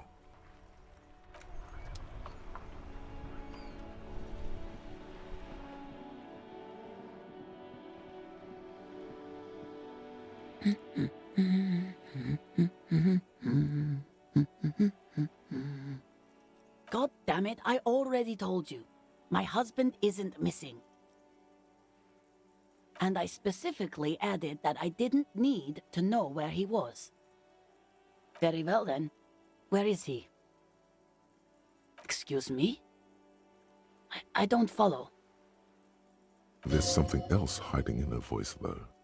A trace of worry. Right, 'cause working class women come with alcoholic husbands. You know what? Remember, about that what, never ever say what. You were right. I do have an alcoholic husband. Although not that one. Ha, blam. knew it. I did, and he is. He's also an alcoholic. No, he's not. Or maybe he is, I don't know. He's probably in the park or in Shamrock somewhere, drinking with his friends. I haven't seen him for... Well, to hell with him. There. She's worried now. I wouldn't be so sure. Man, just to be completely clear, do you want to report it to the police? Report what? He's just out drinking with his friends. I'm sure the police has better things to do than to chase down local goofballs. She sighs, but you can detect a slight hint of gratitude and relief from her face. All right, go ahead. Do you have any questions? Honestly, not that different from you. Oh, thank God, no. It hasn't come down to this yet. Hold on. Did she just laugh at Disco? You're not going to leave it there, are you? What problem? No. My relationship with Disco remains irrefutably healthy. What I was trying to say before is that he's a little bit chubby, that's all. I didn't mean anything offensive. Wait, did she just imply that you're fat? You're not fat. The body type she's referring to is called a Franco-Nigerian hard body. You both share what? I'm not sure about the rest, but softly round sounds about right. He's not in great shape. What else? He was wearing a dark brown leather jacket with a bright blue inner lining. The lining is hand-sewn. I made it myself. It's his cool jacket. God knows it's too cold to run around in this, but he refuses to change. Who cares about the cold when you have your cool jacket to wear? You can completely sympathize. I even tried throwing it away once, but he just dug it out of the bin. Can you believe it? Well, what can you do? I hope that at least that extra lining helps him keep warm at night. I wouldn't like him to catch cold. She's thinking about him out in the cold, in some park, or on the coast. And it's making her more and more worried. Yesterday morning, he went to the library. He went to retrieve my book, and he promised he'd walk straight back home. Because we talked about this. We talked about not wandering off again. I don't know what to do. I honestly don't know what to do with his addiction. Just makes me feel weak. Gone for around 36 hours then. Damn, this is a missing persons case. She turns away from you in an attempt to recover. So you are going to look for him? She genuinely wants you to now. Don't make her ask. Thank you. Please do. Even though I'm sure he will return home by himself. I'm still sure of that. She tries to maintain a brave front, even though her eyes reveal the opposite. I'm sure he will too. When he does, would you let Precinct 57, Kim Kitsuragi, know? I will. Of course, officer. As I said, it's probably nothing.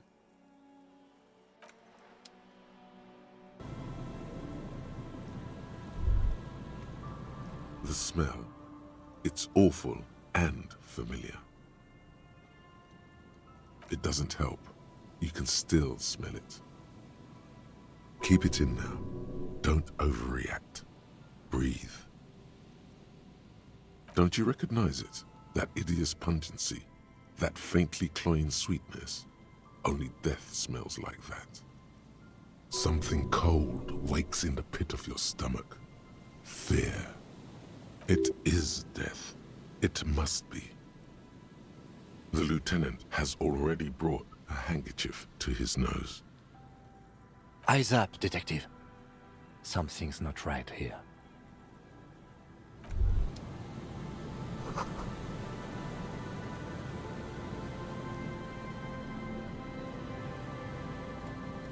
A man lies on the boardwalk, his limbs bent and neck turned at an unnatural angle.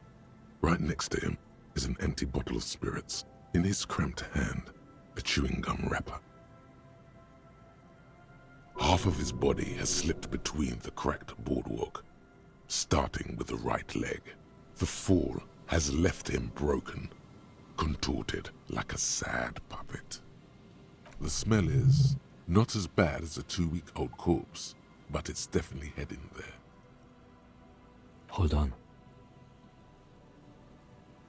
Lividity is faintly pronounced. Whoever this is has been dead for 2 days. No longer.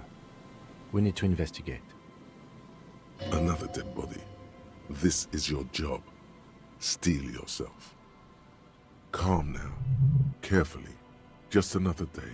Just another dead body. Breathe. He's wearing mud-caked boots, beige trousers, and an old brown leather jacket with a bright blue lining. There are traces of kebab sauce on his chest. The leather jacket suits him well. It must be custom made. A cool leather jacket with a bolt of blue? Oh no, this sounds terribly familiar.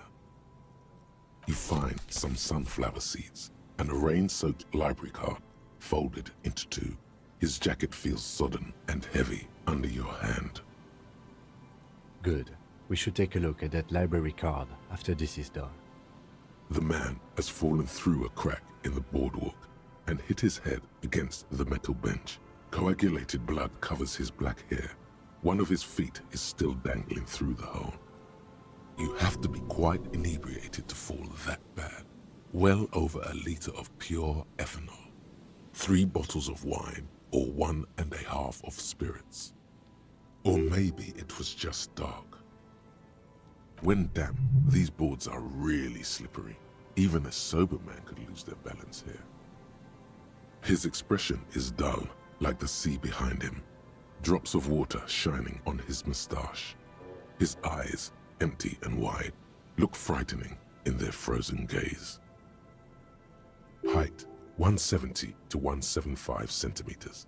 Curly hair, stout build. Age approximately 50 to 60 years. He was confused when he died. Confused and alone, most likely. Overcome with the awful surprise of it all. He was just about to head home. The first step back home proved to be his last. That's what the chewing gum seems to point to as well. There's some dried blood on the metal bench, right where the corpse's head rests. The floorboards are rotten and slippery wet around the hole. An empty bottle lies nearby. A chewing gum wrapper is clutched in his fist. Be very, very careful where you step here. A dried chunk of blood covers the hair at the back of his head. An open wound. It's sticky and cold to your touch. This is what killed him. This is where he came out of himself, drop by drop, when he was unconscious. It took 3, maybe 4 minutes. I don't see any other major wounds, do you? Seems like the head wound was fatal. It's exactly the shape of the bench. The boards screech under the weight of the T500 ceramic sabatons. It's a good thing they're so light, because it's hard to determine whether it was the dead man's weight that caused the boardwalk to break. It definitely looks fragile. You see waves churning below. Something cracks beneath your feet. He could have easily disappeared into the sea through that hole, and you would have never found him. A .75-liter Tallulah vodka with its cap missing. There's hardly anything left inside. It's mid-market spirits with a slight touch of menthol. The man meant to enjoy himself, have a good time. Tear all around us. Rubowski spearmint chewing gum. Green leaves on the cover. The man's mouth is half agape from the terror of the fall. The blackness of death. Stench. You think you see white chewing gum too. Confirmed. Nearly the whole pack is there. solidified on his lower rear teeth. He ate the whole pack, right? It's to cover the smell of alcohol before going home. The worst thing is, I've seen it before. Almost the same scenario, even the chewing gum. It's always the same. In a ditch off a road below the 881, he thinks, a young father. Then he shakes his head to make the memory stop. The entire boardwalk creaks in the wind as you take a step back. Looks like one of the locals. He'd have to know this spot to come here. You don't just walk over here. But that's just a lazy assumption. What do you think? A dead working-class man with a bottle in his hand? Don't deceive yourself. You know who this is. The woman you met at the book stand? Why do you think it's her husband? Because it's the most working-class death you've ever seen. Yes, but what actual facts do you have that connect him with this woman you met at the book stand? The bright blue lining? Well, he's definitely someone's husband. Looks like, but that's just A dead work... the woman you... Because it's the most working... Well, he's definitely someone's husband. Looks like, but that... A dead... the woman you met... Because it's the most... I can't see a book. So he took the book to the library, then came back and thought, I'll have one. I'll have one drink before I get home. Just one drink. I have my cool jacket on. I took the book to the library. I've earned it. The view from the lookout is beautiful. Damn it. He's definitely someone's husband. Death by misadventure. He slipped and fell through the boardwalk. A truly unfortunate accident. If it wouldn't have been for that bench, he'd be alive. No, I don't see anything that points in that direction. For now, let's treat this case as a simple, albeit sad, accident, unrelated to the murder case. Yes, but what if there's a killer on the loose? 2 suspicious deaths in such a short time frame. A sequence killer? There's nothing that connects those 2 bodies. This is a completely different case, an accident. What if all of this is staged? He could have seen something that night in the yard. It's possible, but let's take it step by step. We still haven't identified the man. No. Yes, but what if all of this is... It's possible, but let's take it... No. Yes. A sequence... What if all of this is... Yes, but I just want... No, Yes. Without any further evidence, yes. Oh, yes. Some symptoms of acute alcohol poisoning could have definitely played a role here. Severe confusion, respiratory depression, unpredictable behavior. But I think that death arrived through head trauma, not liver failure. What about it? The deceased ate some kebab. It's probably from a nearby place, maybe in the Pox. Sometimes a kebab is just a kebab. They'll seal this place off after the news reaches the coalition officials. I doubt that they have enough resources to actually repair the boardwalk. Not that sealing it off would keep anyone away. All it does is keep the city council's hands clean. It does seem to be a pretty straightforward misadventure, although there's still a question of identifying the body. From where I stand, I can see 2 options. We either take the case and follow the leads to identify the body on our own, or we report back to the station and leave this for our colleagues to handle. A field autopsy isn't necessary if the cause of death doesn't appear to be criminal, and this looks like a simple accident to me. I'd say we should just write down head trauma in the autopsy report and leave it at that. It would save us at least 2 hours of unnecessary work. Maybe, but we don't really have much time or resources to spare. The guys at processing will take care of the rest. Alright, we should first examine the library card you found. Then we can call the station from my kinema. Let them know we are taking the case.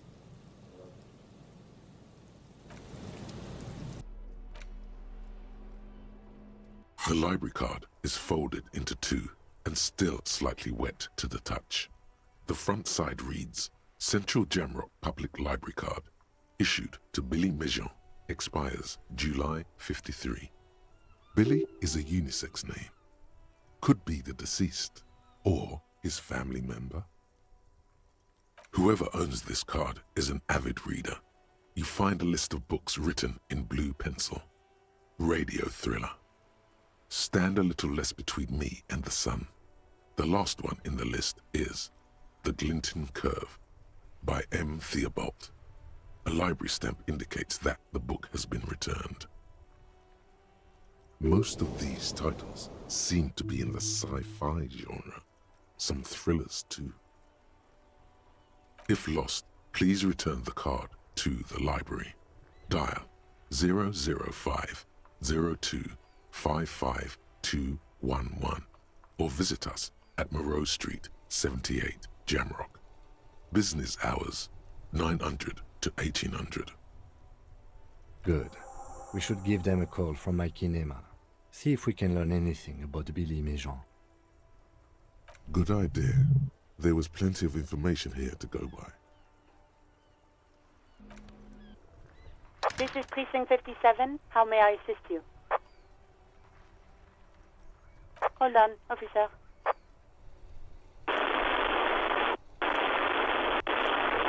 I've got Central Jamrock Public Library on the line, and I've already introduced you to their librarian. Connecting the call in 2, 1. Yes, this is Central Jamrock Public Library here. How can I help you, officer? He sounds worried, yet ready to assist. This is how people get when the police call. Billy Mejean, you said. Give me a moment, I'll have to check our database. On Moreau Drive in Central Jamrock, in a darkened hall lit by orange desk lamps far away from the noise outside, a middle-aged man taps commands into an old radio computer. A printout falls on the desk. Behind him, a lonely reader scours some dusty bookshelves, looking for a paperback. Yes, hello, are you still there? I found Billy Mejean's home address, is that alright? No phone number, unfortunately. They're too poor to have a phone line. Here we go, sir. Rue de Saint-Ghislain, 33B, apartment number 20. It's in Martinez, I believe.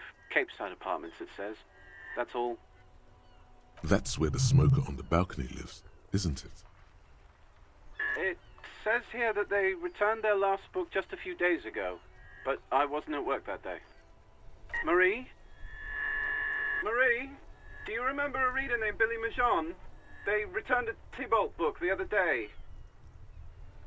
Maurice, what? A woman yells. Then, yes, okay, if it was the police, she starts explaining something. Yes, it was my colleague Marie. She said that it was Billy's husband who returned the book.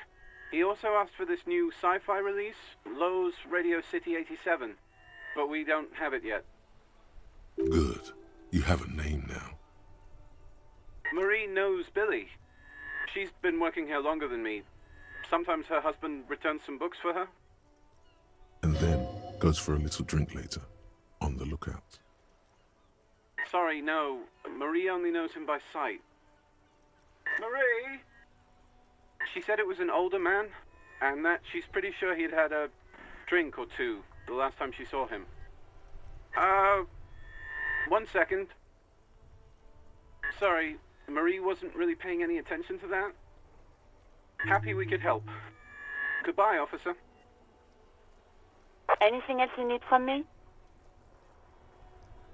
57's over and out. In the cabin, you see a set of steering levers, a radio on a hook, a pull-out toolbox, and the soft glow of the fuel preheater gauge.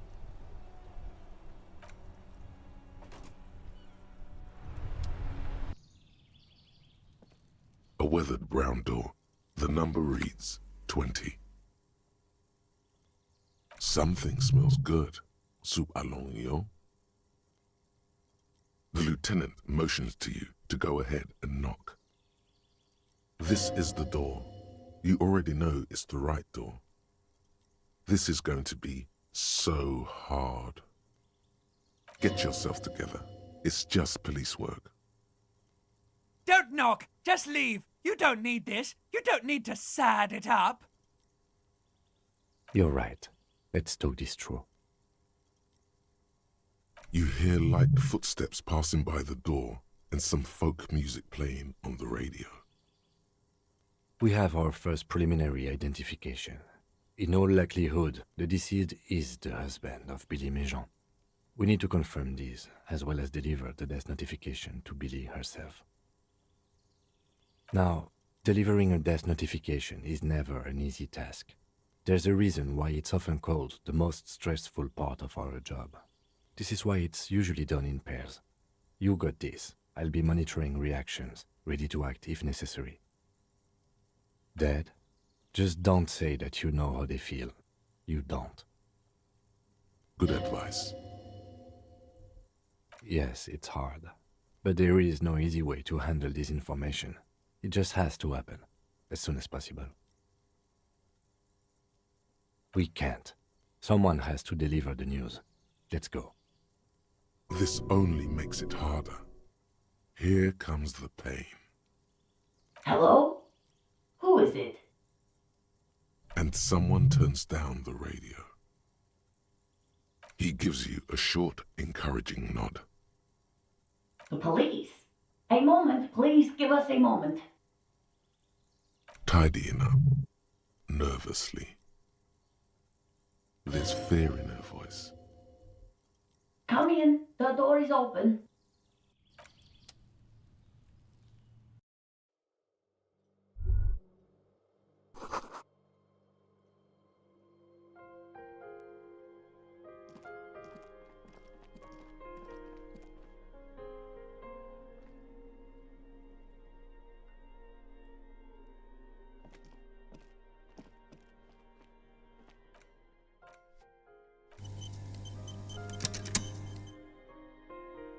It's you from the bookstand.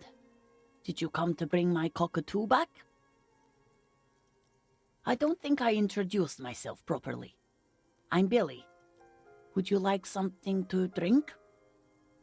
Tea? Lemonade? We're out of coffee. The lieutenant has taken off his foggy glasses and is busy cleaning them in his handkerchief for now. You're on your own here.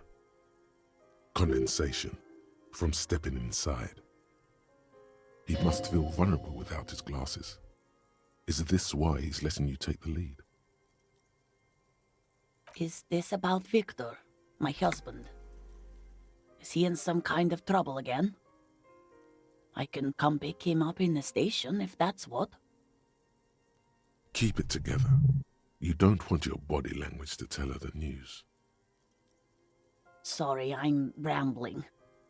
It's just that Victor often gets into all kinds of trouble. So, how can I help you? How about some small talk before you break the news? Definitely no small talk.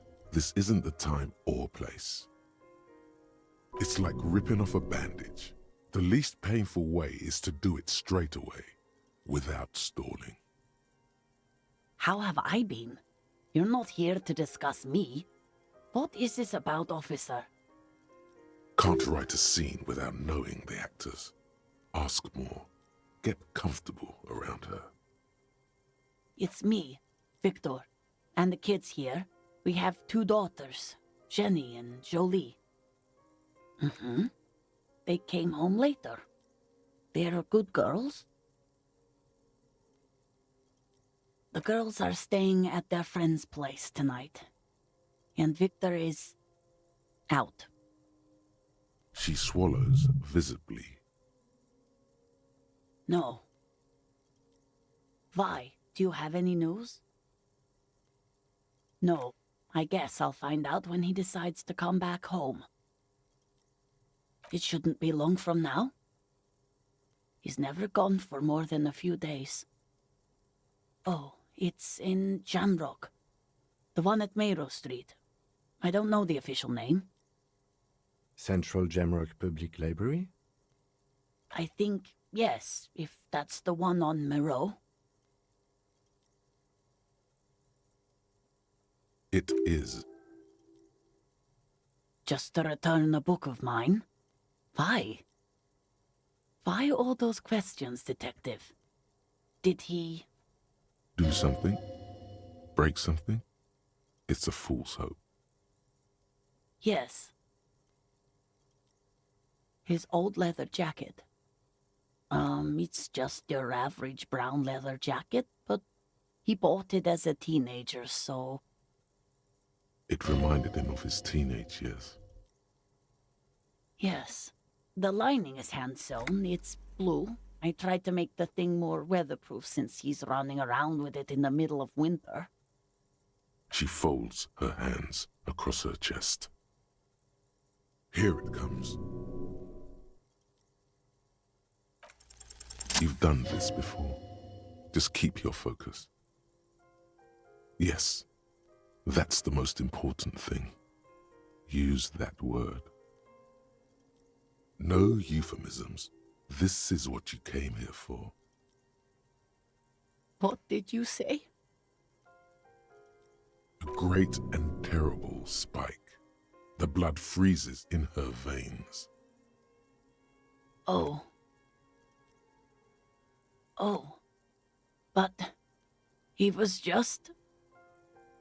But he was just here. Alive. We understand this comes as a huge shock.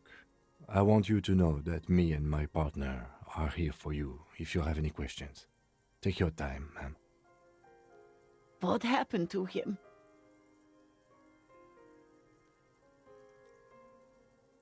Was he drunk? I see.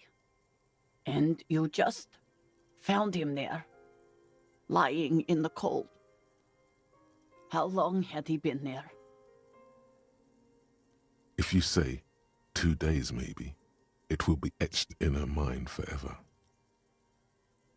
She blinks, eyes welling up with tears, as her hand starts searching for something from the pockets of her dress. Here. No, no. I just need to tell my girls. It burns like acid. Unreal. God, should I call them? Should I tell them to come home? No. A day. No, I'll do it myself. She can't take much more. Her stomach is churning. Soon she will have to go to the bathroom and scream. Just tell me, what do I need to do next? Where is he? Can I see him? We've taken him to the city morgue. The local coroner will be contacting you shortly to arrange the funeral. Here's his number in case you want to contact him earlier. A very good call. Is there anything else that the RCM could do for you? No, I'll call you if something comes up. I'm still... Thank you. Thank you for telling me. I'll call if... These are her last reserves of strength. Her muscles will give in soon. Already, she starts to shake. We should step outside and talk.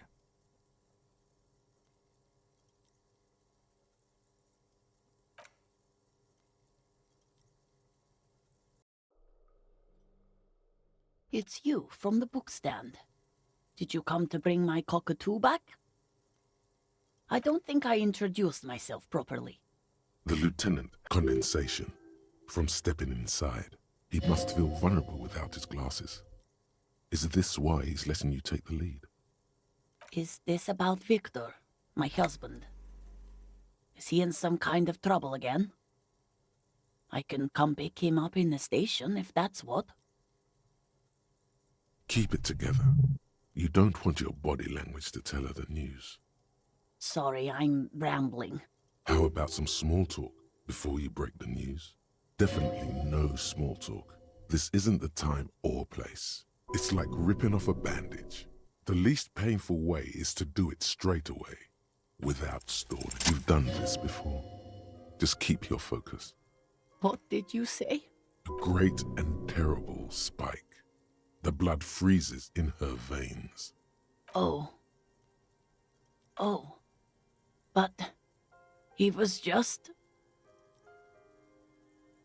But he was just here, alive. We understand this. What happened to him? Was he drunk? I see. And you just found him there, lying in the cold. How long had he been there? If you say 2 days maybe, it will be etched in her mind forever. She blinks, eyes welling up with tears, as her hand starts searching for something from the pockets of her dress. Here. No. I just need to tell my girls. It burns like acid. Unreal. God, should I call them? No. A day. Good. That's probably the right thing. Thank you. She can't take much more. Just tell me, what do I need to do next? We've taken him to the city morgue. A very good call. Is there anything else that the RCM could do for you? No, I'll call you if something comes up. I'm still... Thank you. These are her last reserves of strength. We should step outside and talk.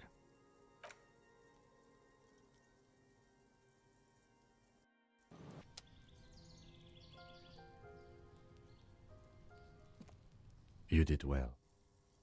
I'll call the station when we're finished with the day and let them know the name of the deceased. That's it. They'll manage. They have to. It's not your place to live their lives. Let's go. You should return to the boardwalk now that the body has been taken away. There's something you need to see. A little something that your visual cortex has put together while you were away. Let's call it an apparition from the past. Oh no, it's one of those show, don't tell things, isn't it? You can just stop by whenever you're close. It should be quick enough.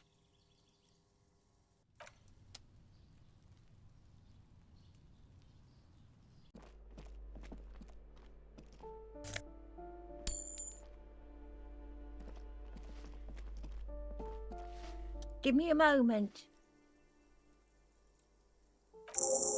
I see. I hope some good people are finally going to move in. This place needs them. We won't be killing anyone.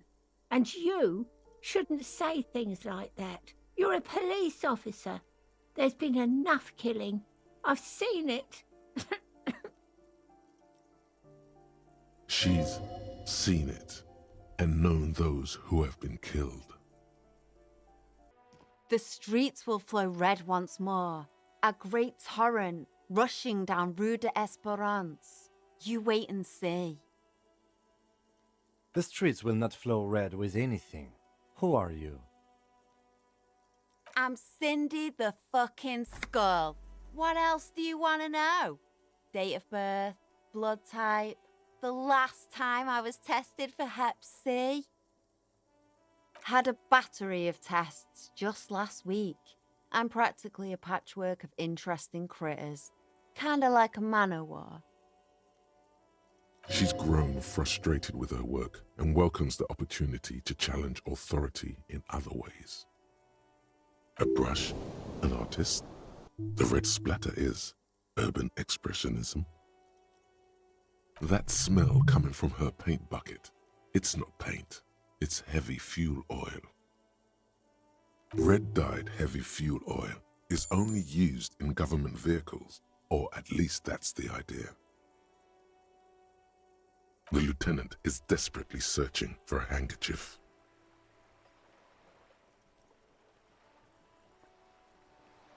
Hatred, disgust, it's difficult to tell which of the two is more present in her girlish features. The woman on the boat does not notice her staring. That is on her. Someone's got to keep an eye on her. On a first-name basis with her, are we? Piggy's moving up in the world. Have you got a crush on her? Aching for an opportunity to defend her honor. Can't you tell? I'm painting a beautiful mural, an aereo graffitio visible from low orbit. I haven't really started it yet. I'm waiting for the right words. Have you ever tried your hand at graffitio? When faced with a blank wall, most people write unimaginative stuff, like pigs go home and Mona was here. We rarely see pigs round here, though. Just union cads. And my name's not Mona, so... She wants it to be something true and total. This place is severely lacking in havoc. Not even the occasional trash can fire to break up the tedium. I thought I'd mix it up, you know, summon the forces of crime and social chaos with a wall-sized invitation. Yeah?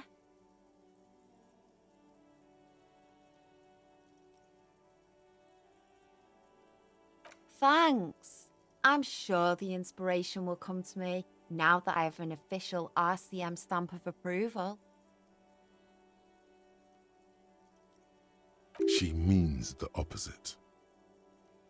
You've lessened her desire to deface the building. I ain't no snitch, pigstein. Go forth and forage in someone else's shit. No shortage of squealers in these parts. Actually, there is a shortage of people who talk to us in a normal, calm, informative manner. We weren't put on this earth to make your life pleasant, fucko. What did you think I was using? Aquarels? Sucked it out of a cop's fuel tank myself. Back in Jamrock. She really did it. She's proud of it too. You ain't seen nothing yet, piggy boo. The hatred, the woman. That is on her. Someone's got to keep an eye on a first-name basis with her, are we? Piggy's moving up in the world. Pig's not half as dumb as he looks. Can't you tell? I haven't really started it yet. I'm waiting for the right words. Yeah? Let's be realistic. What are you going to do? Throw her off the balcony? You heard your partner, Piggy. I'm unstoppable. I don't condone the idea of using physical force on her. She's a girl. Ooh. Not only have you found my address, you've discovered my biggest secret. I'm a coal miner. She does have eyes that seem to be smeared with coal. Yes, I keep hoping a shaft will collapse on me, but somehow it never happens. Does anyone in a city like this? If there's pain about any particular home she's lost, she's buried it deep, fortified herself against it. It doesn't have to do anything at all. Nothing does. Like me. Right now, I'm doing nothing at all. The inspiration will come to her once hell is set loose on the streets. It's too calm right now. Shoot, Piggy. It's what you do, isn't it? They just might be rough stuff. If you take the ride, you'd be wise to buckle your little pig belly up. Her neurons must be on fire, the heat creating waves and ripples in all she sees.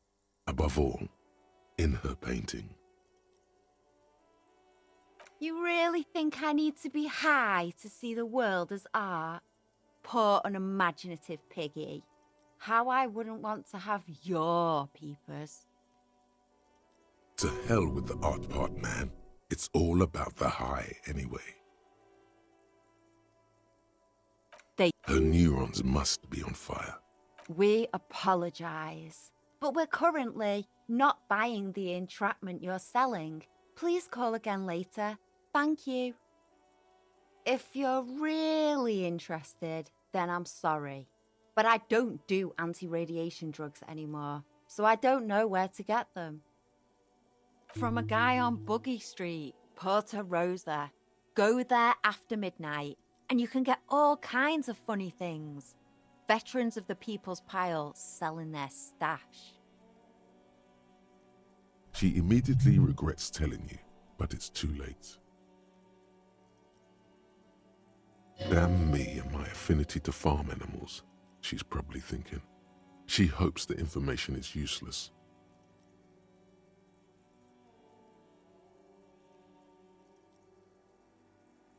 Her neurons must be on fire. In which case, they're not mine, and I have several witnesses who will corroborate my statement.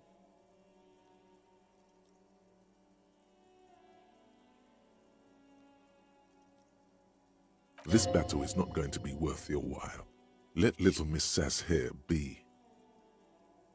What for? What do you think I'm trying to paint here? A mural for a better tomorrow? Why do you really need it? But boring. You're not using my lovely brush to spread boredom. I ain't helping no pigs fool honest, upstanding citizens. I'm not an antisocial element. Well, if it's for art, but what kind of art are we talking about? Sounds like you're just about to live out your self-pity, not make a statement. I can't have shit art on my conscience. Yeah, not gonna hold my breath, piggy. You look like you'd suck.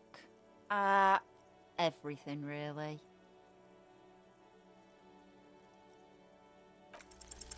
You don't have the skills to execute something like this in practice. But, oh boy, the idea's going to blow her fucking mind. She squints her eyes. On fire. I say, sod off. You don't have the technical skills to do that. Didn't we all? I like your idea. Should have thought of it myself. I don't need this kind of competition in my neighborhood.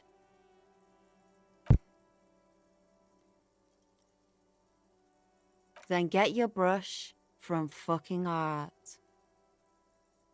Oops, my apologies. I guess I was trying too hard. You're a police officer and a grown-up. Why are you trying to impress her? Maybe try a different approach. And I need an aircraft carrier. So what? How come you're letting this baby rat run circles around you? End this now. Have you got any kids? Because you sound like the world's saddest dad right now.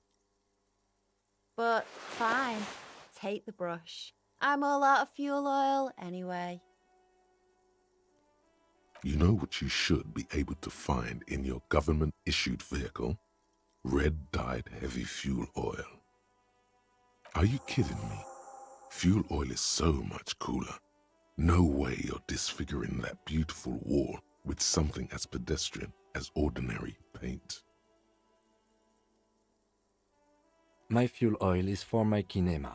Use your own fuel if you are unable to contain your artistic impulses, but please, leave my kinema out of it. Watch your back, Ungulate. You've got eyes on you. Why does art inspire you so much? Excellent question. Art is a diverse range of visual, literary, auditory, and performative creativity. It's an expression of imagination and technical skill. Additionally, it's history, criticism, and pure enjoyment. In short, art is the highest form of human communication, representation, narrative, emotion, and agency intertwined. Have you looked in the mirror lately? You have the exact features of a savage art critic, with that beard and those clothes, disheveled and prophetic. Perhaps you should try to critique architecture too. Of course not. It's autism, box drawing, masturbation with a ruler and a sextant or whatever they use. You should demean and criticize the genteel institution of architecture while extolling the virtues of the pure arts. Only the most experimental kind. Yes, you seek substance. No vapid representations and reproductions of social mores as made manifest in stuffy biennials. We're talking real, living art here. Become the art cop. Half art critic, half cop. Quit being so indecisive. What are you going for here? Some kind of indecisive and camp aesthetic now? Strike a bold shape here. Go art or go home.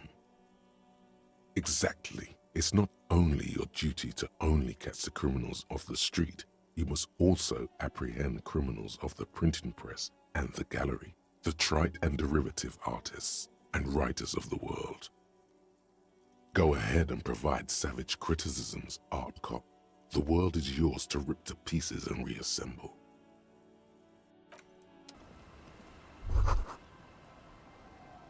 This is it, the scene of the party, the fire pit, cigarettes, and empty bottles all evidence it.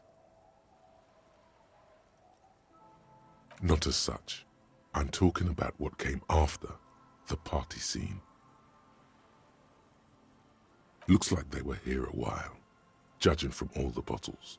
The sunken motor carriage provided them a focal point, like a goose ice sculpture or a chocolate fountain. Looks like it. Hey, let's keep moving, detective. Somehow, he doesn't want to dwell on it.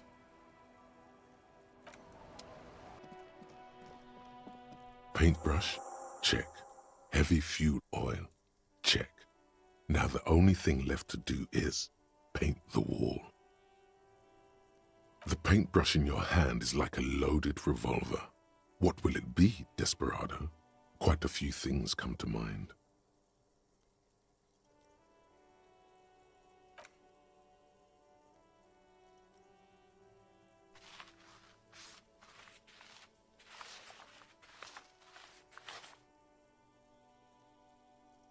You've spoken.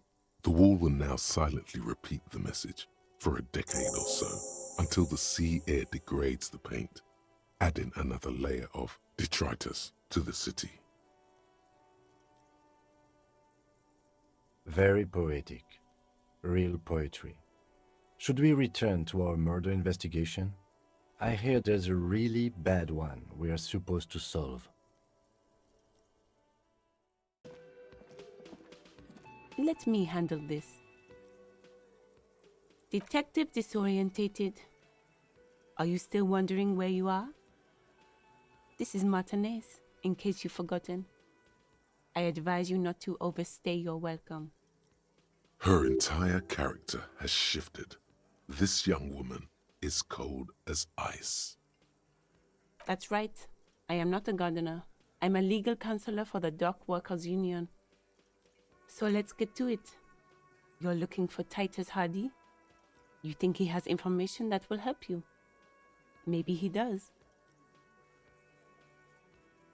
That's Titus. Talk to him. But know this. I'll be keeping an eye on you.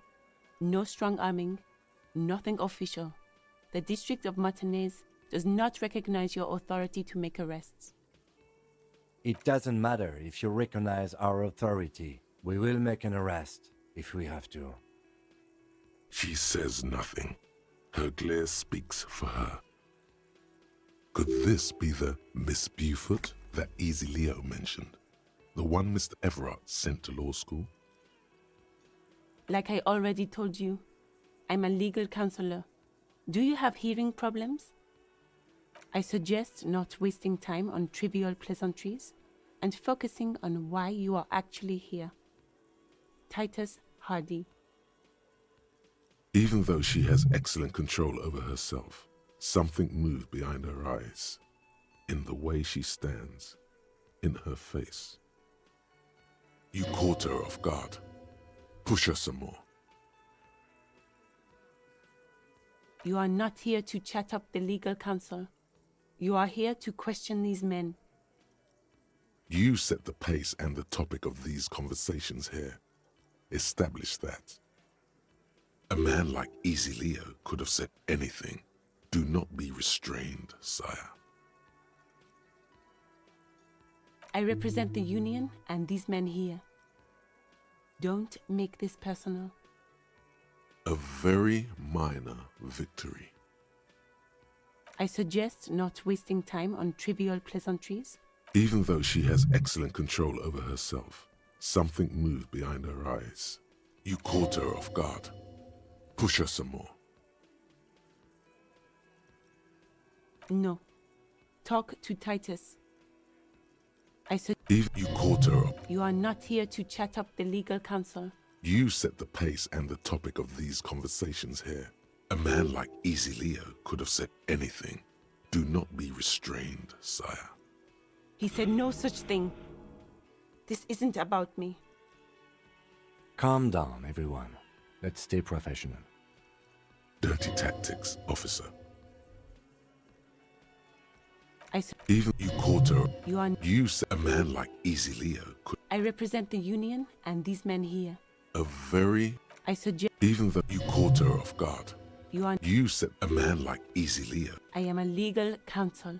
Don't make this personal. A very minor victory. What you want is of no significance, officer.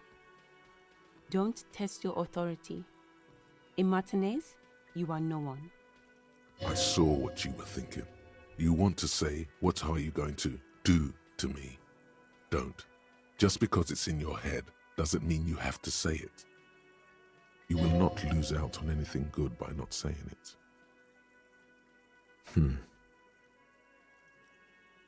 What are we going to do to you? You were specifically asked not to say that, and then you said it anyway, you junior delinquent. But you still did. The Union isn't going to do anything to you. It is not a crime syndicate. It is a labor organization. Goddamn right it is. If anything, it is the RCM who do things to people. But we digress. Aggressive, you make your living enforcing violence. These people are just dock workers. So you were spying on us, and now you represent murder suspects. Just dock workers. Listen, you moral intern lackeys. You're a mob, enforcing the unlawful privatization of Revachol. 20 fat men in the Occident are stealing it all, and you're their bodyguards. Fuck yeah. So ask what you came to ask, or get back to your commanders. Look, a comedian. Do your job, ask your questions, then get out of Martinez. Strange. It's as if people don't believe a cop could be a socialist revolutionary. Aggressive? Listen. Fuck you. So ask what you came to ask, or get back to your commanders. No one is emotional here. Do your job. Ask your questions, then leave. Agree? Listen. Fuck. So ask what you came to ask. I don't need privatization peons from a rent-a-cop. Just do your job, ask your questions, then get out of Martinez. Agree? Listen. Fuck you. So ask what you came to ask. Get sober. Do your job. Ask your questions and get the hell out of Martinez. Agree? Listen. Fuck. So ask what you came to ask. Let's.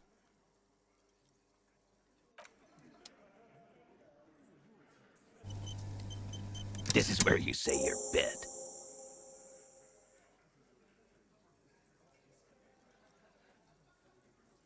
He's used to giving orders and having them obeyed immediately. You should not indulge him. He and his men carry themselves like giants. You'll need to prove your mettle to be taken seriously. Detective. Precinct 57's finest scans the room, leaving the speaking to you. He trusts you. Maybe against his better judgment, but he does. Hey, dipshit. You hard of hearing or something? The boss man's talking to you. Do not let their squeals disturb your serenity. These are but simple peasants, sire. What, is he fucking kidding? This guy high or something? Hey, asshole, up here. We're talking to you. We're looking for Titus Hardy. Wow. The RCM sent us some big dick cops. Real big dick cops. Look at them. Reckless. Swinging in the wind. Yeah, look at the big dick on that cop. Can't tell a dick that big what to do. Must be something in the water in Jamrock. Yeah, gave him real nice big dicks. Yeah. Anyways. You might want to start asking your questions now. It's not going to get better than this.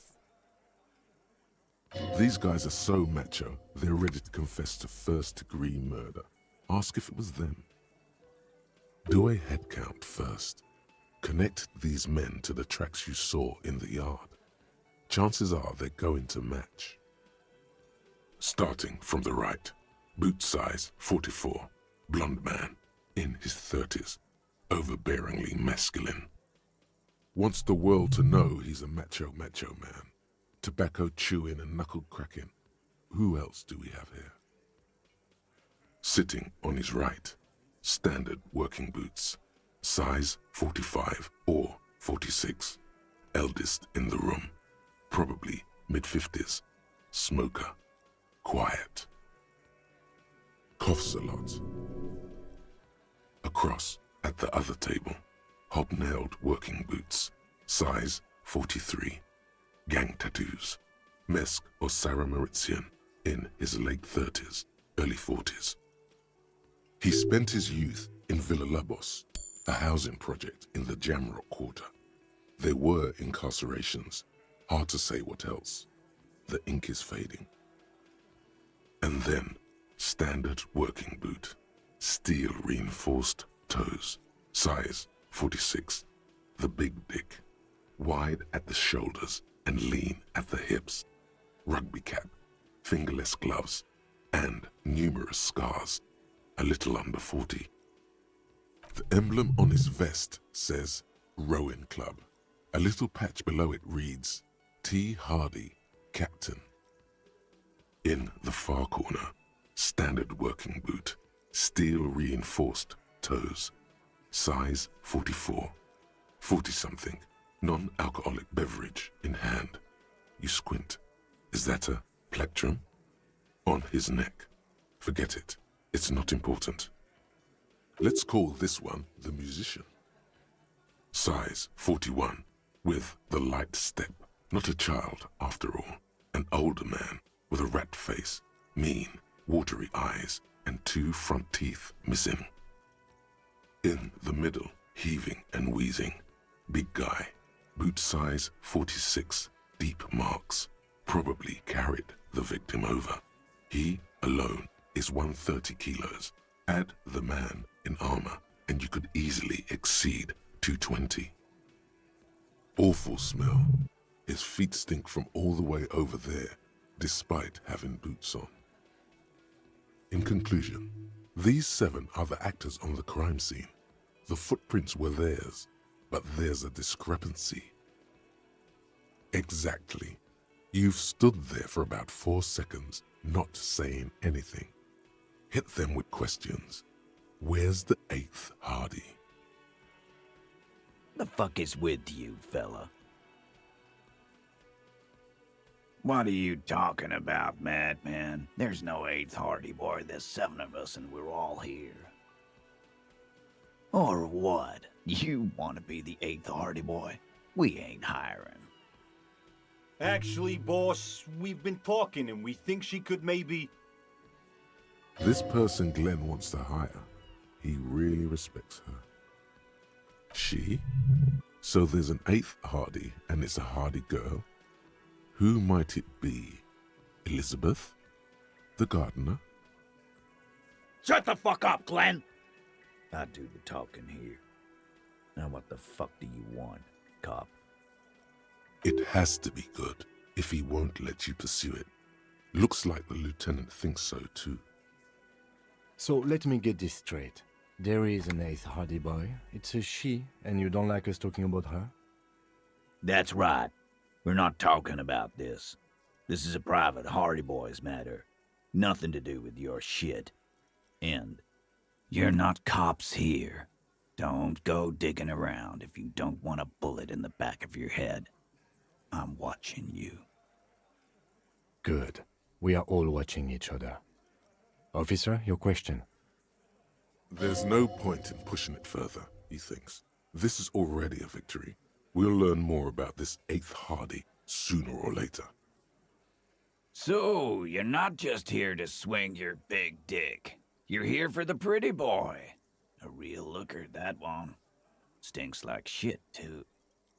They love him, boss. Spend all day digging around in there. Can't get enough of that pretty boy smell. Funny. But my partner and I have a serious matter to discuss with you. Container belt? Like we use in the harbor? Because we took it from the harbor where we work. Then we went out back and used it to hang him. As he speaks, his fists contract, going through the pulling motion again, savoring it. We did this. Together. All of us. Until he was dead. That's why there's a container belt around his neck. There's a catch hidden somewhere. He didn't confess so that you could take them all away. It's too simple. There is no catch. These 7 honest men have all equally come forth to tell you what happened, so that you don't waste any more of your time. All 7 together. They're diluting responsibility. It's an anti-arrest tactic. They're playing to their considerable strength in numbers. Don't talk about arresting them. You'll only bring attention to your inability to do so. How many people have you sent to the Shays? Ever felt remorse for them? Chaise électrique is the method of capital punishment in Revachol under the Coalition. During the suzerain's reign, it used to be the firing squad. Or send them to Reunion to rot. For 20 years. For life. The River Esperance Correctional Facility, a military prison run by the Coalition, dubbed Reunion by the inmates. The origin of the name is unknown. Rest assured, lawman. None worse than our guy. He got what was coming to him. How many people... Or send them to Reunion to rot. For 20 years. For life. Oh, So you are just a simple, well-meaning man, eh? Ever been in solitary? Prison is a charter. That's what it is. He's clearly been in solitary confinement, and at a young age, nonetheless. So he's hanging a man, slowly, without breaking his neck. How many people? Or send them to Reunion to rot. But you see, a lawman, is something people agree upon.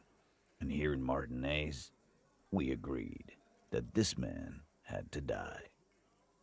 This isn't something he came up with on the spot. It's his standard reasoning, a product of many years of being Titus Hardy. How many people have you... Or send them to Reunion to rot. Doesn't remember them. He just forgets. Are you hearing this, Titus? Ain't no use keeping a stiff catalog in your head, that's for sure. Are you deaf? There will be no singling anyone out. You can't arrest a Hardy boy without arresting all Hardy boys. Do you think you could do that? Do you think you could arrest them all? A trick question. Don't let her lead the conversation. Titus, keep addressing him. He wants everyone to know he's in charge. Who do you fucking think does? He's so sure it's him. But it's not that simple. There's someone above him, or beside him, sharing the leadership. Hard to say who.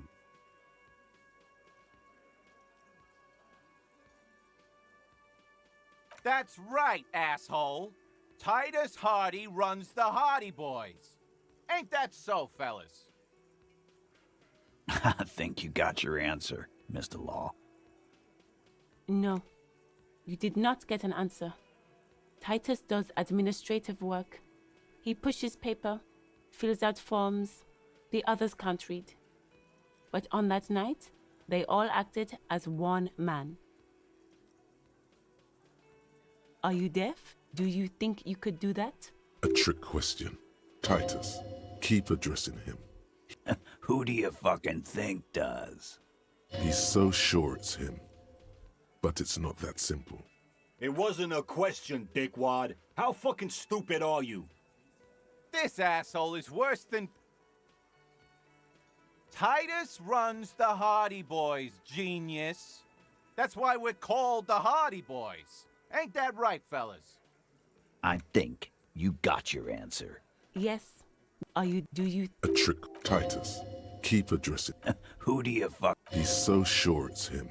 The sweaty man turns red and looks first down, then around him, apologetically. He wasn't calling the shots that night, or any night. If anything, he was used as a tool for carrying or cleanup. It's not the fat ass. Titus runs the Hardy Boys, genius. I think you got your answer. Yes. Do you... A trick. Titus. He's so sure it's him. He has authority in the group, but it wasn't him calling the shots that night. Hasn't been him for a long time. Theo's a great guy, but come on. Titus Hardy runs the Hardy Boys. I think. Yes. Are you deaf? Do you... A trick. Titus.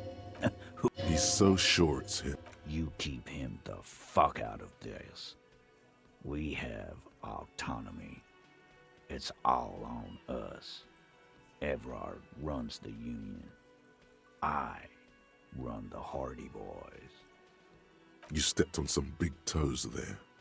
Tried to take out a satellite. That's not how it's going to go. They'd rather rot in jail than implicate Mr. Clear in this mess. When the shit starts spinning, it will not land on Mr. Clear. That's the deal here. The Fixer will ignore the notion completely, focusing on Titus's culpability. When Titus Hardy says he runs the Hardy Boys, he means that in an administrative capacity. On that night, Everyone acted as one man. Are you there? Do you... A trick Titus. Who do you fucking... He's so sure it's him. Titus, no one was thinking... That's it. There's some kind of power issue they don't want to admit, and the missing Hardy is involved. That there's any question who's the leader. That's how he would have ended it. Titus won't let him. No. Fuck no! The big dick is right here, asshole. You're looking at it. Right fucking here. Disregard the outburst, officer. None of the boys have any comments on their power relations. That night, they acted as one. That's all. Are you deaf? Do you... A trick Titus. That's for the courts in Les Jardins to decide. Not for the officer making an arrest. Which we all know you won't be. What you can do right now is go back to your station and write a report. No. We'll stay here and discuss what happened that night. You don't have to keep answering his questions. I know, Lizzie. Relax. We killed him last Sunday night. Seemed like a good way to end the week. Known him? We don't associate with scum like that, asshole. Yeah! Who do you think we are? Quiet. He came around about 3 weeks ago when that Pines cow first sailed into town. Happy? By the Pines cow, you mean Joyce Messier, a representative for White Pines? The same company you are striking against? No. I mean the Pines cow. The stupid-ass cow they sent in to fuck us over. But you know what? Why don't you ask her about the pretty boy? I'm sure she has interesting things to say when you ask her hard enough. That's enough insinuation for today, Titus. Officer, your interview is drawing to an end. Don't waste your last questions. Why? 'Cause he was worthless mercenary scum. And he stepped out of line in my town. And he stepped out of line. What kind of mercenary? The kind that shows up when you start a strike. The experienced kind, too. Had Cohoy and Semenine written all over him. Ex-Oranese Special Forces. A live grenade. Right here in our bar. This one has a special gripe with him coming here. I can't prove it, but I know he was sent by the Wild Pines. They hire merc shit like that. Story of every strike from here to Samara.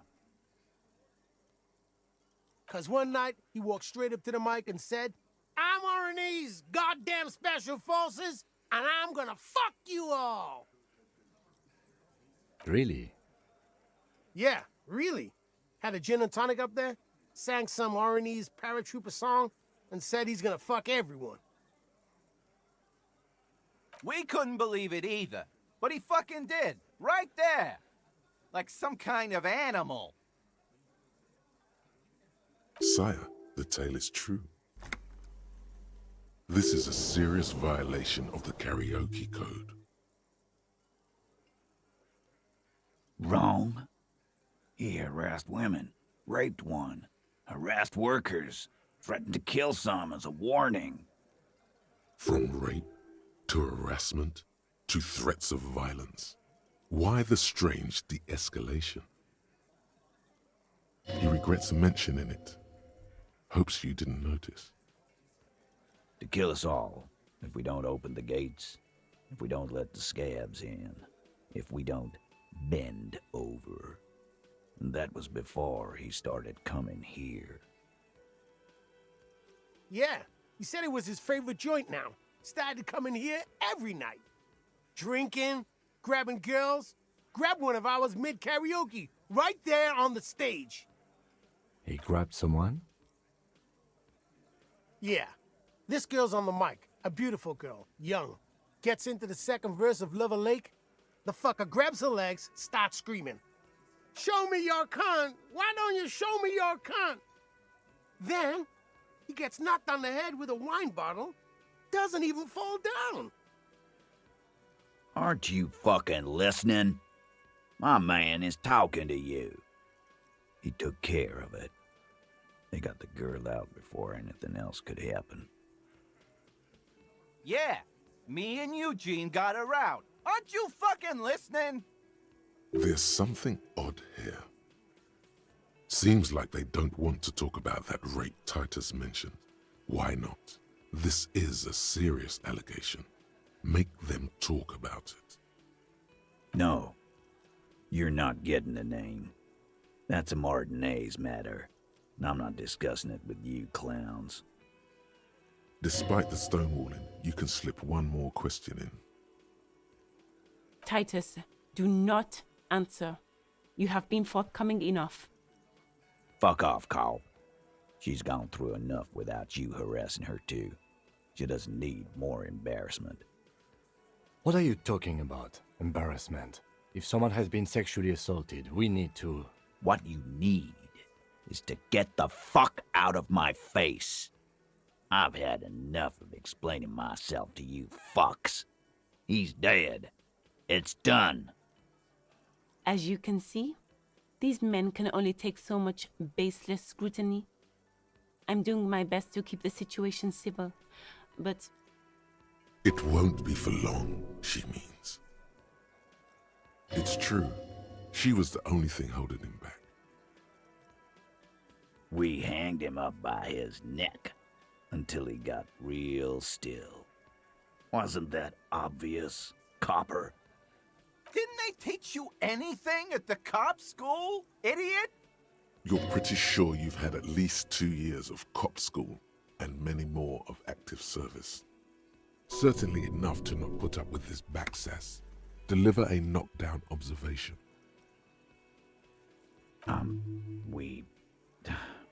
Look, I'm not gonna play 20 questions with you, capo. I'll say it again. We killed him. That definitely caught him off guard. In comes number 2 to take care of it. Yeah, I knocked him out. Came up behind him and clubbed him in the back of the head. He went down like a sack of sand. That's right, lawman. And then we hanged the fuck. Make them a bit more uncomfortable first, then see if it all adds up. My fucking elbow, Copper. Samaran boxing style. He may be lying, but he's good at it. No twitching, no rushing, no uncalled for details. Right fucking here. Eugene already told you that the fuck had started coming to our bar. Yeah, man, weren't you listening? They keep speaking for Titus, so that he wouldn't get his hands muddy with too much explaining. Titus is solid as a rock, and so are a few others. But Elaine, who looks like he might be Titus's right-hand man, the least antsy of the bunch, definitely not his first time being questioned by the police. This little rat-faced fellow is solid, too. Always fidgety, yes, but no change there. Him neither. Mostly keeps to his tomato juice, or whatever he's got there. Tomato juice? Just tomato juice? A non-alcoholic tomato juice? What's the point of that?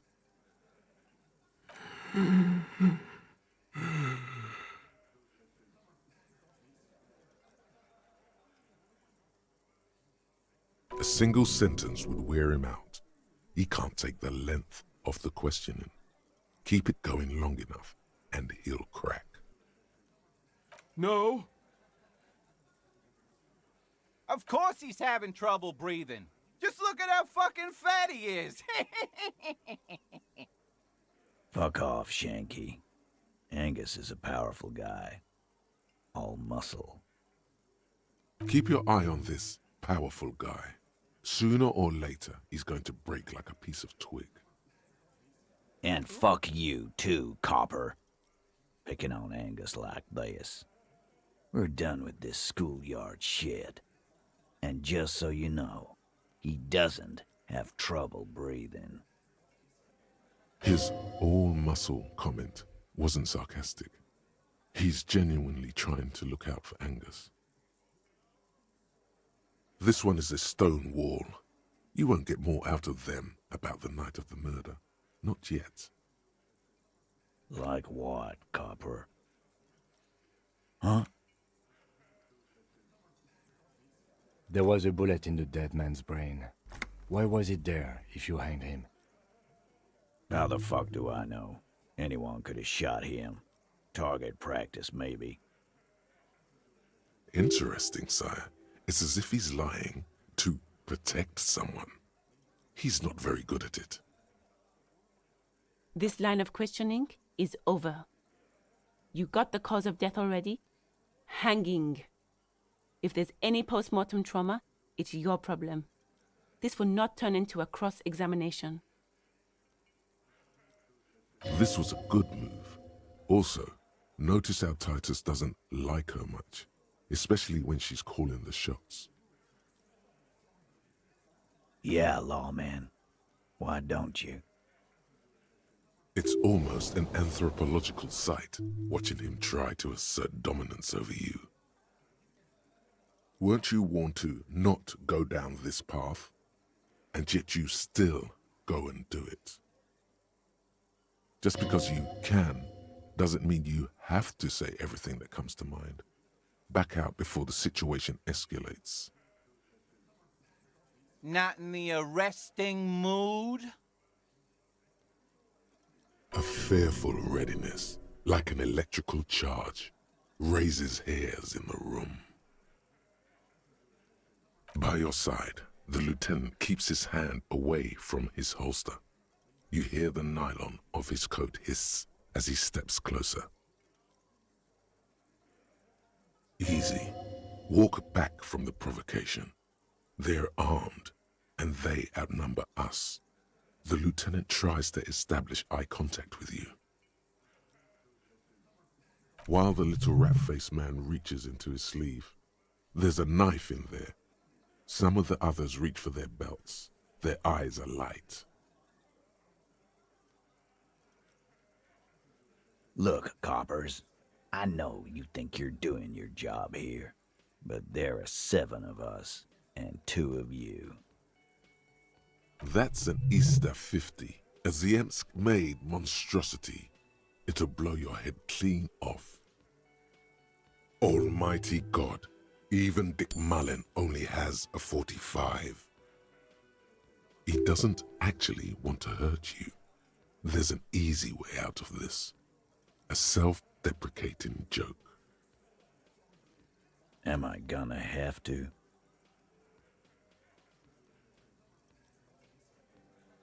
That won't be necessary. Let's just all cool off. He's just glad you're both safe now.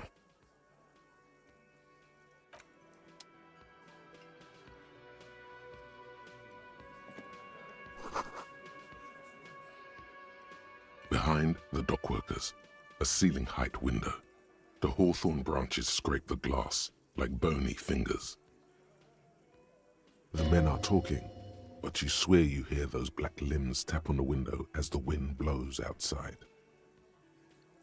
You see 2, maybe 3 bushes grown into a single thicket over a period of circa 50 years.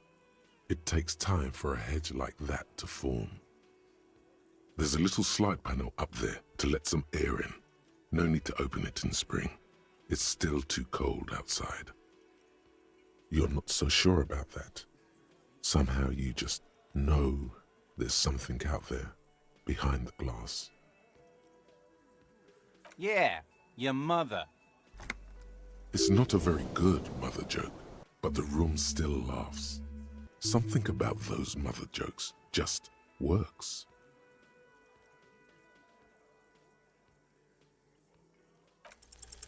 Nothing. Even though you know you should see it, you don't. Just branches like black tangles of hair, motionless. The wind in the yard doesn't reach the hawthorn. Maybe come back later and you can try again. It wasn't time yet. You have to know of the girl. Return when you know more.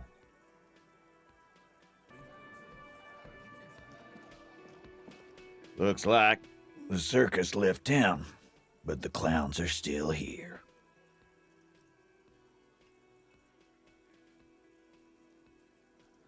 You still on about that bullet? A bullet in a hangman's head. You're right, Copper. That is mighty curious. Indeed, mighty. How did it get there? Well, there are so many bullets in the world, and so many heads. I guess it's only logical. At some point, one of them bullets had to end up in one of them heads. It's bound to happen again, you know? Just statistically speaking, of course. Sire, it would be an event most dramatic if you were to produce the bullet and dangle it before their very eyes. Wow! He's got it in a real evidence bag and all! Why don't you go home and log it into evidence? These men have told you what happened. You know what I think? I think he was shot in the head as a kid, and his brain grew around the bullet. It is possible to live with an injury like that. Makes you touch the back of your skull, wondering if there's one in there. No, you'd remember that. You've been shot at 4 times, hit twice. Around the bullet, man. That's a good one. All the goofing around is to avoid lying. It's a technique. They're only pretending to enjoy this. Beneath the act, they don't like you knowing this. Shit! I probably did shoot him. I was drunk last night. You guys know me when I'm drunk. Yeah, Glenn likes to shoot his guns when he's drunk. Better hope he stays sober. No, he meant before he was hanged. Did you shoot him before you hanged him? Before? After? During? This is getting ridiculous. They told you what happened. Stop wasting your time. Never been worried in my life, lawman. It's not like you blew it wide open, but there's a little crack in there, somewhere. Again, just get the dead guy's autograph, since you're his biggest fan. Good one, Titus. Nothing. Your investigation here is done. Leave Martinez, go back to your stations where you belong. I think we're going to stick around, thanks. Some things don't add up here, Titus. I've done this job for long enough to know that people don't just confess to first-degree murder, even if it is a group responsibility. We're going to look into this. Good luck with that. You've heard everything a rent-a-cop is gonna hear from us, real law officials. You're lucky you didn't get a beating. Rent-a-cop? So that's what this is about. He doesn't see you as his equals.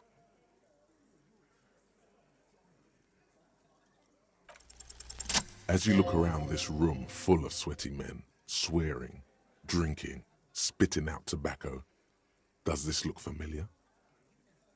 You believe the place was called Precinct 41. It was also filled with, almost exclusively, men, sitting on desks, talking shit and wasting time. You seen Apricot, old Purdue's daughter? Asks Lieutenant McCoy. Uh-huh, replies Torson. The ass on that one. McCoy shakes his head in appreciation. A bit strange the old man named her Apricot, but, I mean, who am I to judge? Wanna hit the kebab joint? Huh? You got a problem with beer now? Not quite there yet. Push on. Speak for yourself, buddy. We've been giving a shit for 10 years. Martinez was a dump before we put this outfit together. They don't know, man. They weren't here. We had 3 shootings a week, kids dead, fucking graffito everywhere. You cops haven't shown up since the 30s. Congratulations on the graffiti removal. All I see is you sitting around talking about Monica's titties while there's a rape victim. So what? What do you want from me? We took care of that fuck. Don't let him drink that. One more push. Quick. Just don't antagonize him. You have this already. Titus? She stops mid-sentence. That's it. You got him. He's going to give it up, but on his terms. You wanna help her, cop? Fine. I'm gonna let you help her, but you treat her with respect. If you don't, if you question her, harass her, a freight train of pain, buddy. What is her name? Klaasje, I'm on due. She's staying here at the Whirling in Rags, a real pretty one. Silvery jumpsuit, blonde. That's Amonju with an O-U. Shit. The girl upstairs? That can't be her. She knows you drank so hard you forgot you were a cop. Oh, it's her! It's definitely her! It's Miss Oranje, disco dancer!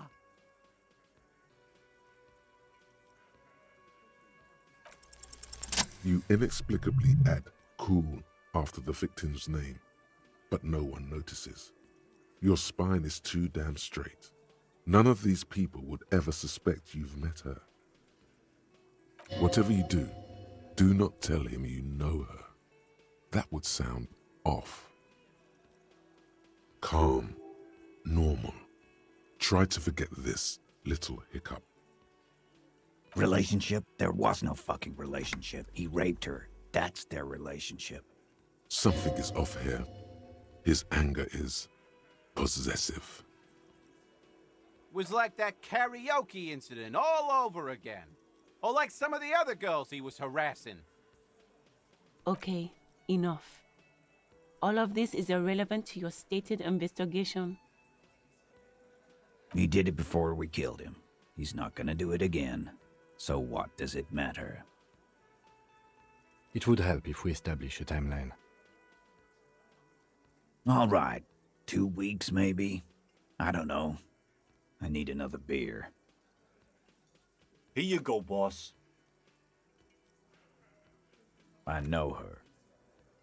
How well do you know her? A small twitch in the corner of Kim's mouth. He has a hunch about what knowing means. Well enough, Copper. We partied. She's been here for a few months. He tries to make it sound real casual, but the muscles on his neck tighten. You mean Revachol? Nah, she's an immigrant. Or a drifter of some sort. Been staying here over the winter. Don't you give her any more trouble. She's just had some bad luck, that's all. Shut up, Angie. She doesn't need your help. Titus gives them both a look. They fall silent. What's with all the silences? It's like these guys don't know how to feel about this. You should keep picking at it. And what was up with the partying she and Titus did? It sounded fun. What do you think I meant? Yes, yes, and no. Got something to say about it? No, we just fucked. That's all. I'm not gonna give you any details if that's what you're after. So put your dick away. He really went out of his way to seem comfortable with this topic. That's all you're gonna get for now. He's doing a good job here. A commendable performance of I don't give a shit. Remember what I said. Freight train of pain.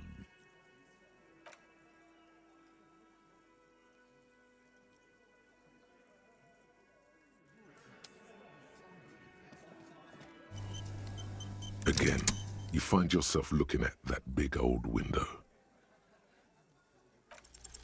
There's a yellow ribbon tied to one of the branches. Light yellow, faded with time. A tiny splash of color in the blackness of the thicket. Hanging from it, a bronze key. Someone hid the key in the bush and attached a yellow ribbon to make it easier to find. It's close enough to the latch up there. One can slide it open and just take it. Surely not a coincidence. Huh?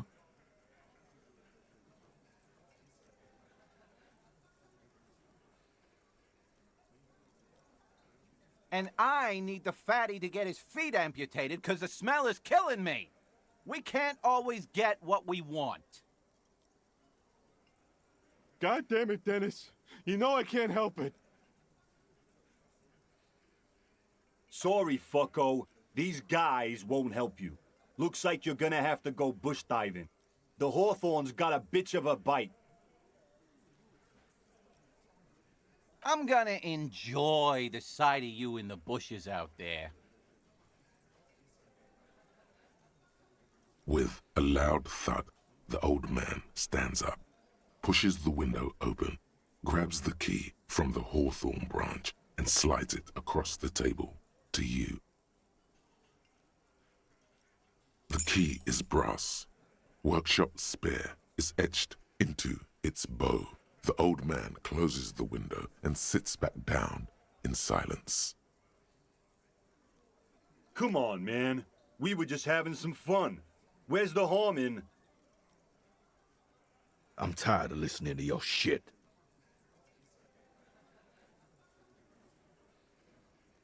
Don't thank me. I don't give two shits about your key. There is a silence around this man's words. Unlike Titus, they're afraid of him. That's the type of respect he commands. Didn't even know it was there. Boys. No idea. Never even seen it. Someone must have hidden it there before this room became our place. It says workshop spare. There's a door in the kitchen that caught my eye yesterday. It's very blue. Maybe there's a workshop behind it. What the fuck does the kitchen have to do with this? While you're in there, make Fatty a snack. Can't you hear how his stomach is growling? You can, and it's pretty terrifying. That's not even funny, Dennis. The kitchen. The only part of the building you haven't thoroughly searched yet. It's worth a try.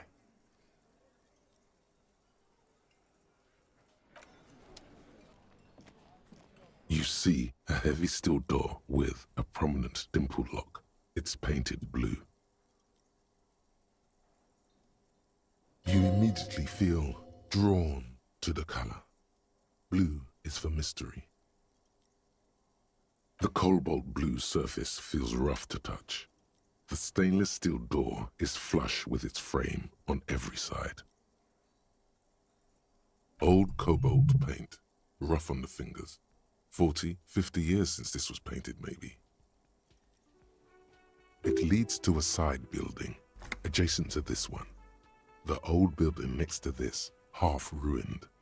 Whatever is behind it must be older. The door does not budge. A challenge. The steel doesn't even tremble.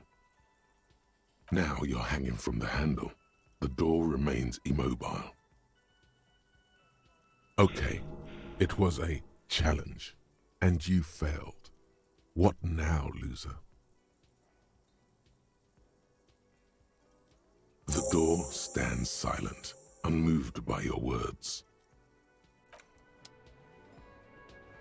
You see a heavy steel door with a prominent dimple lock. It's painted blue. The key fits the dimple lock. It takes a bit of effort to turn it after all these years, but then the lock clicks. Dust rises before you like mist. A tomb? Haunted by regal spirits from distant ages. No, smells like engine grease and cut wood. A workshop.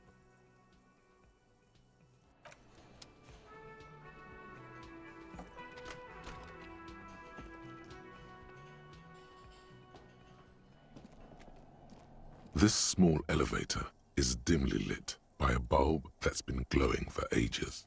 The latticed cage is open, inviting you to step inside. Smells of nougat and sweat. Your head brushes up against the ceiling. There is a control panel to your right, and just enough room for 2 people to fit in. The maintenance card under the control panel reads, Last maintenance, 10th July, 88. There are large rectangular buttons, monter, descend, and an international call for emergency assistance. That third one appears to be broken. A small steel plaque reads Halter 800. Halter is a Koningsteiner lift company who went out of business a long time ago. That it does. I say, let's brave it. No, it was maintained in 88 of the previous century.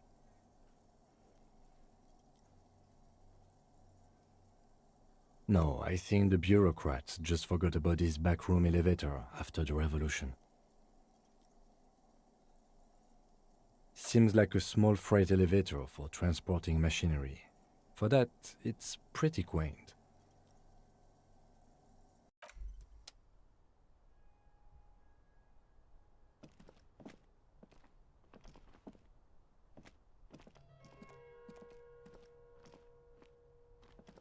You clearly see footprints in the downy carpet of dust covering the workshop floor. Jackpot. These, unlike everything else here, are new. 3 weeks maximum from the dust coverage. It could easily have been 1 week too. You know, officer. This is good. He likes it. There's a little smile there, in the dark of the workshop. This isn't bad at all. It was a good idea to see where that door leads. Commendable work bringing us to this place. It means someone snuck through what seems like a secret route, behind our rape victim's room, in the recent weeks. This may prove to be significant. Large prints, most likely made by boots. The size is hard to determine. Sole could be bigger than vamp. The soles have left a pattern, uniform, horizontal lines. One person has been here. They've gone back and forth. The tips point both ways. This print is unlike one left by a regular worker boot. It is not a brand sole with logos on it. It seems custom-made or old-fashioned. Shoe size is 41 to 42, maybe 43. It could be a large-footed woman or a small to average-footed man. This is, unfortunately, the worst, most vague shoe size there is. Of course, damn. Between that and that. The size looks about the same, actually. They're not the same shoe, but they could be the same person. No, these little horizontal lines are different. They look custom-made to me. Or some kind of foreign print? Hard to say. Still a boot, though. Everything around you is quiet. The prints crisscross the workshop floor. The door is small but heavy-looking. It's barred from the inside. Unless we've veered off into a 4D dimension, I'm expecting to step out on the roof. We could ask Klaasje about this route. See how she reacts. Folded M dimension. A reference to the popular science fiction series, In System. Look who's in a good mood suddenly, and reads science fiction. Yes, it is quite likely that we will re-emerge on the M plane. Brace for psychokinetic impact. Or the roof.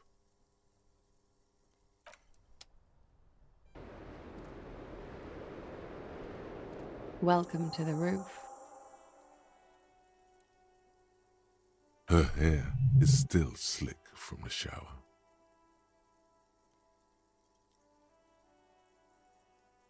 Below her silvery jumpsuit, an athletic young body, built long and lean.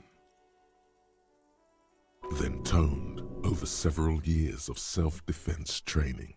You can sense it in the sharp pointing of her elbows. I'm sorry for the mess down there.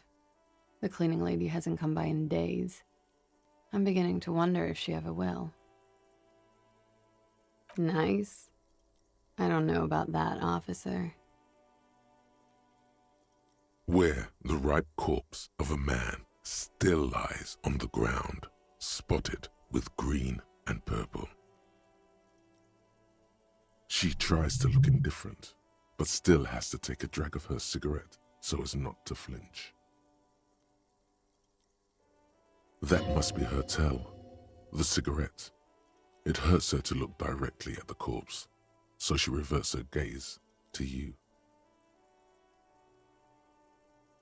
Oh yes, legends of room number 1 have made their way around the building. They say a portal to hell has opened in there.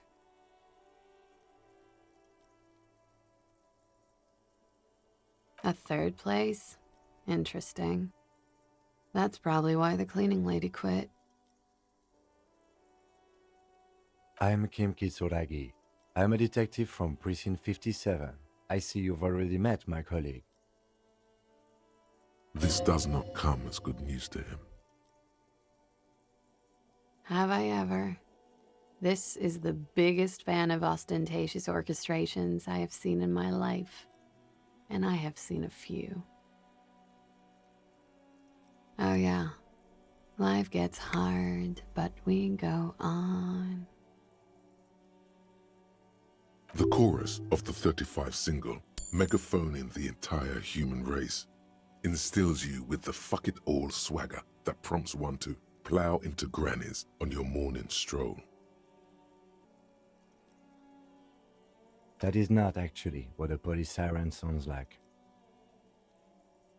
Miss, we are investigating the murder of the man who was hanged. The people responsible have asked us to talk to you. Huh, I see. Be careful. Ask something else first. When you go there, use words like, I hear you have been through something difficult. No need to dilly-dally. She's tough. You'll sound like a namby-pamby. Coach Physical Instrument is overdoing it, even by my standards. Say something else first. Klaasje Amandu. Same name that Titus gave you. It sounds Oranese, as does her accent. Her birthmarks also signal Oranje. You don't know why, but Oranese girls tend to come speckled with them. Right, sir. Vredefort, Republic of Oranje. I guess you could say I am an Oranese expatriate. The victim's ethnicity could have been Oranese. Something for later. A bad memory, officer. The Republic of Oranje is a democratic nation on the Muindi Isola, north of here, over the sea and across the Pale. It is one of the 6 major Occidental nations to hold stake in the continued occupation of Revachol, the coalition. People consider it a reasonable superpower. They will make you into a fiscal colony, divert your natural resources, hold patents and shares, but they won't threaten to wipe you out anytime, like Revachol did in its prime. Of lilacs and lightning, parks, glass, duraluminium. Vredefort is a conference city. It's always autumn there. And night. At least it was for me. What's so bad about that? Nothing, if you're no longer there. The conference centers are filled with people who get angry at you if you do something wrong. Sooner or later, everyone does. I'm 28. Something stupid. Wanna hear what's stupid? Somewhere in a one-room apartment on Boogie Street, a young man shows Patrol Officer Tilbrook his genital warts, asking if they're cancer. His partner, Emil Mullins, can't be there. He's in another apartment with another man who's showing him a dead dog under the radiator. It's dead, Mullins says. No, the man replies. I touched him. He's warm. He's warm, Mullins replies, because he's under the radiator. No, no. More stupid. Oranese lit. Oranese literature. It's what I studied at the university. Fear of failure, fear of death, how it sucks to be Oranese. All national literatures are. Only the name of the nation changes. What about Revacholian literature? People sometimes reveal things about themselves when they discuss such matters.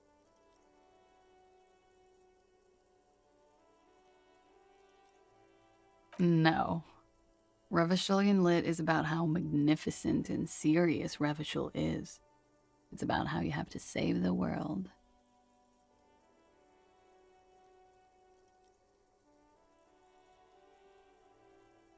That's just a phase the Revacholian hero goes through.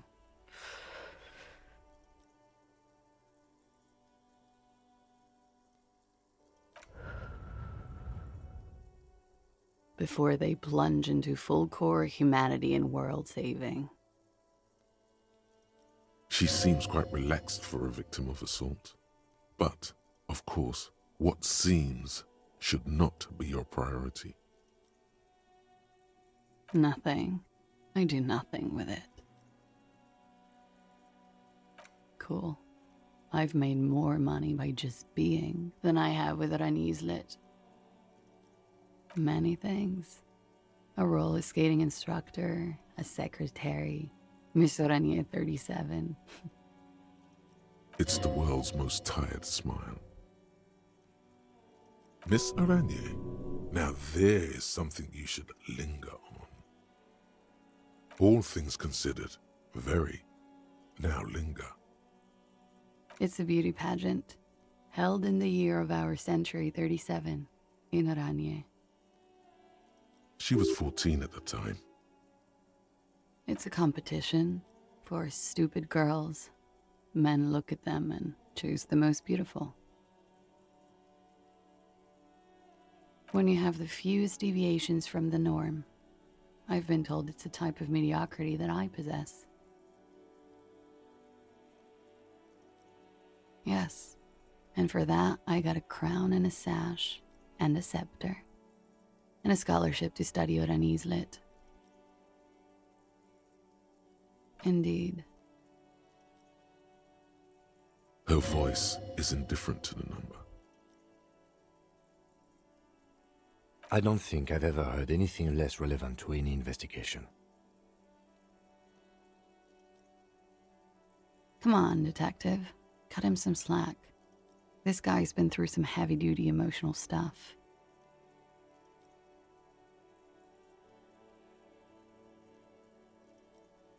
I'm afraid you can't, officer. Why is that?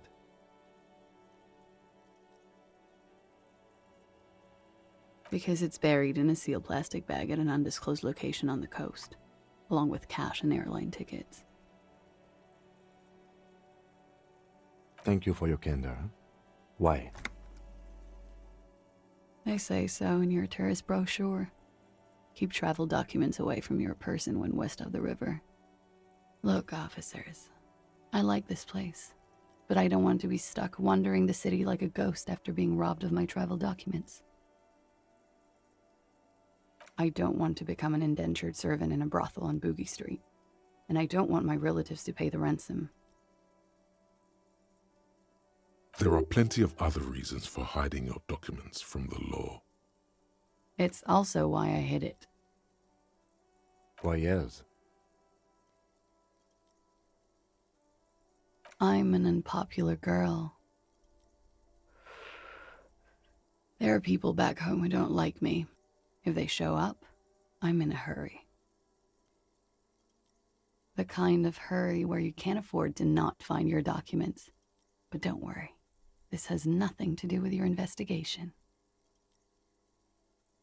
I would love to change the subject. It's not important. Unless I'm some kind of suspect. Phew. Playfully, she doesn't seem to be overly distressed, or distressed at all, really. If I were to lie to you, I would come up with a more mainstream name than Klaasje Mondu. It's a weird name. She seems to be telling the truth, sire. Okie dokie. If any of this made her nervous, it certainly doesn't show in her expression or her movements. The record. So official. Yeah, it's pretty deluxe.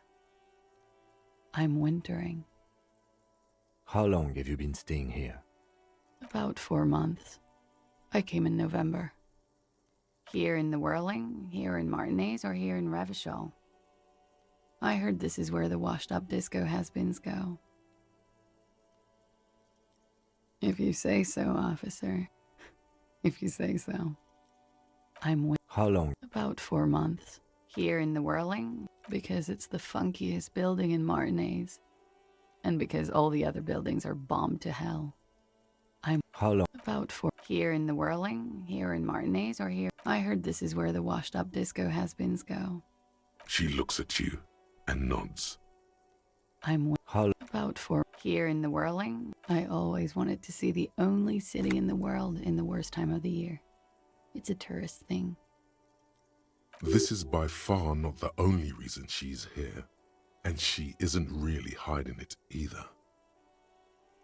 How long? About 4 months. Here in the Whirling, here in Martinez, or here in Revachol. Came to see the new world. It's a tourist thing.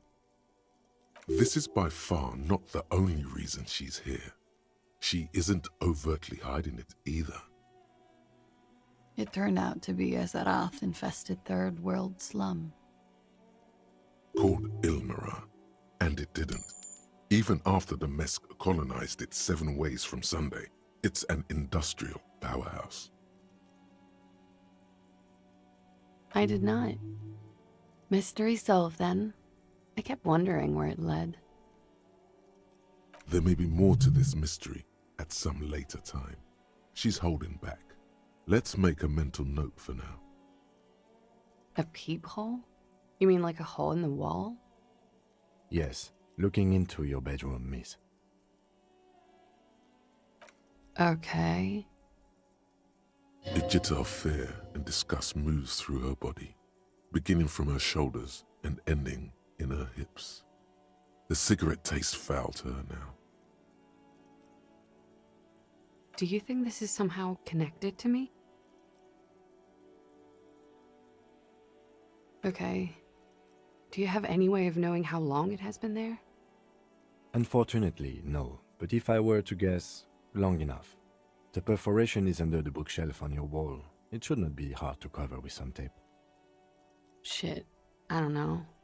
Maybe it's been there for a long time. Maybe the local kids use it or something. I don't know. She does. She must have some idea. I'll be fucking covering it up with a lot of tape, that's for sure. Was there anything else back there? Honestly, I have no clue. Yet, maybe it's something she's keeping for a later move, when she's more sure of herself. Huh. This isn't good. She's straight as a stick, suddenly. She feels like quarry, encircled. Her eyes dart to the door. Okay. I'm glad someone's had fun. Mm-hmm. She's lost in thought, eyes narrowed, forehead furrowed. Okay. Watching herself reflected in the bedroom window, tall and sparkling and draped in smoke. Something difficult? I've been through at least half a dozen difficult things. Which one do you mean? By sexually assaulted, you mean raped? Yes. It's a bit early in the morning for raped, isn't it? She sounds positively buoyant, vivacious, totally unbothered. Is it? It is afternoon. Time flies, man. Yeah, I'm gonna go with not raped. I don't want to say that shit about him. By him, she must mean the victim. Tell them it's not my style. They'll have to, you know, if they want to jazz up the charges, they'll have to get someone more, rapeable. It's all very organic. Her mannerisms, her movements. If she's acting, she's quite gifted. By they, she means the Hardy boys. Are you saying that you were asked to tell us you were assaulted? Not explicitly, but I understood what they meant. It wouldn't hurt to spice things up a bit. Some assault and battery. Sexual assault, maybe. It was clear the latter would be spicier. Pretty much. Warming them. She must be very cold and exhausted of this life. Warming up your hands relieves stress and anxiety, makes you feel and appear calmer, more comfortable. Seems she's doing that here, consciously or not. I'm 89% sure. You know how it is. You do know how it is. Sure you do, you disco animal. In conclusion, officer, I'm gonna go with a mild to medium not raped here. Serious. You hear cracking in her shoulders. Let me make this 100% clear then, officer. I was not sexually assaulted. Would I be this flippant if I had been? You get the feeling she might be. We partied. A lot of partying going on. From Titus, about her and Titus's relationship. That's where you heard it. Yes. We made balloon animals, drank lemonade, inflated a bouncy castle. Yeah, I love that too. We frosted the glasses, I unwrapped my bike, there was a petting zoo with little white rabbits. I would like it to have been that way, but it wasn't. How was it? We drank, sir. A lot. For weeks, basically. We had that effect on each other. We made each other drink harder. That's why I liked him. What else? Stimulants. Speed also has that effect. making you drink harder. And then drinking harder makes you do more speed. It's quite the combination. We also had sex. Whoa. After so much drinking and drugs, how did they manage it? Untraditionally, officer. She's cold and strange. I'm not picking anything up here. Your imagination starts whirring, whether you want it to or not. I guess you can say that, yes, a bit. Lovers is such an emotional word. But there was something there. We did enough drugs for there to be. How did you two meet? Downstairs, at the bar. He was on some sort of assignment, a military man, as you probably know. Had a cool, scary scar. She appears aloof, but that scar part, the scary, is stressed and drawn out. What's that about? Apprehension? With longing. She misses him. When was this? A month ago? Something like that.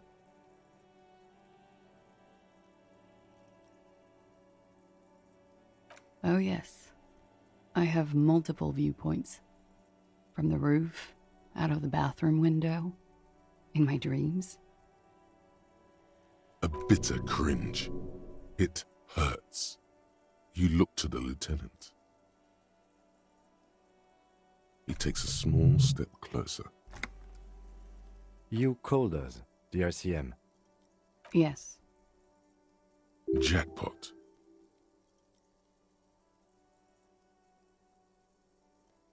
I made it. And I would appreciate it if you didn't tell everyone. In Martinez, they call it snitching. Reporting crimes is confidential in Ravachol, miss. Because I couldn't handle it anymore. None of these people called. He just kept hanging there. Then they started stripping him. Tearing off his armor, demeaning him, throwing rocks at him. I didn't exactly disguise it. I just muffled the mic and nicked the landline a little. With nail clippers. And I diverted some radio fuzz into it, into the cold wire. You were right to suspect there might be foul play involved with the broken phone line. Did I? Fuck. I didn't mean to. I had no idea what I was doing. Jigsaw falling into place. This is satisfying. Good catch. I appreciate the symmetry. Still, that's pretty clever tampering. Simple and clever. Crossing the lines like that. Thanks. She looks a bit like a little girl who's just been complimented on her bike repair skills. I don't know, sir. It was stupid. I was drunk, too. I was probably afraid the union was listening in. Locals say they have ears in the wires. We're not entirely convinced about that answer, but okay. Let it slide. Pushing won't help here. Thank you for making the call, miss. It was the right thing to do. I didn't want to, sir. But if I hadn't, he'd still be hanging there. He won't be down there long, miss. We will move the body to the morgue soon. I'm sorry, I can't do it. Not right now. Later, maybe. I keep seeing him. Like he is now. I can't talk about his, I don't know, hair. I know it's difficult, miss. We can return to it later. She meant she sees him in her dreams. You have? Not like I do, I imagine. She sees them in each other's arms. Yes. And then he's dead. His mouth agape. Agape, ready to catch a bullet. A coincidence? Make a note and return to it later. She dips the cigarette in the lighter's flame and inhales, then looks at you with her lungs full of smoke. I can see the similarity, yes. Funny. Funny how? Nothing. I also saw him. We had a long inspection and that sort of thing sticks with you. Let's move on. In my dream, he thinks, he said, I failed his children. You glance at the lieutenant, then back to her. He had something to do with the strike. One has been roiling since I got here. Rotten timing. But you probably know all about it. And his role in this strike was what? I think he was in a security detail. He was ex-military, worked for Wild Pines, and against the Union. We didn't discuss work much, if you know what I mean. But I understood it was dangerous. And they lynched him for it? She nods. Bullet? They shot him too? I'm not picking up on any theatrecraft here, sir. The pause is sincere. They stripped his clothes and they shot him? You mean after they hanged him? I'm confused, sorry. So am I. Were you aware that he had also been shot, miss? Things are starting to go a little over my head here. I thought he was hanged. I was not present when they did it. I don't know what happened. I just know what they told me, and Sylvie, the bartender. This is beginning to get confusing for you too, and we don't like that. Where was she last Sunday night? Cowering. I was cowering downstairs with Sylvie. They're frequent guests downstairs. They have a booth for union members. They're probably down there now. Over drinks. It's been a long, boring winter. A little, yeah. Like you partied with the deceased? No, not as hard. I'm sorry to have to ask this, but have you had a physical relationship with any of the Hardy boys? I have. Which ones, sir? I don't remember precisely. Titus, obviously. But as I said, it's been a long winter. Could that have been part of the reason they hanged him? I hope not. Actually, I know that's not the reason. I'm careful about that kind of thing. Not crossing the wires, you know? But that's probably where they got the rape idea. Men like that? I don't know. It's the way their imaginations work. I suspect it's what they'd like to do to me. She changes balance from one foot to another, crossing her legs. She breathes a silvery sigh of relief and weariness. The air on the roof feels humid. Should we head by downstairs, officer? We may have things to discuss there. She nods. Silvery cigarette fumes disappear into her mouth. Soft, light brown eyes look back at you, directly into the space behind your eye sockets. You see the smoke rise from between her painted red lips. She's beautiful. I have bad news for you. You know these guys? Who? Me? Yes, you. He's talking about you, you boring stiff. You too. Me? What did I do? I'm merely a master thespian. These guys are compromised. She's got them singing along to her tune. The little bleeps and bloops you trust for info, you can't trust them anymore. Believe it. There's no way of knowing. At the moment, I'm afraid it's best to assume. All of them. Bullshit, man. I ain't compromised. Especially that guy. That guy's the most compromised one in here. No fucking way, man. I just want a drag of that sweet menthol Ziggy. Really? Quick, tell me what's under her jumpsuit. Glory, truth, softness, protect her. She wants you. I take it back.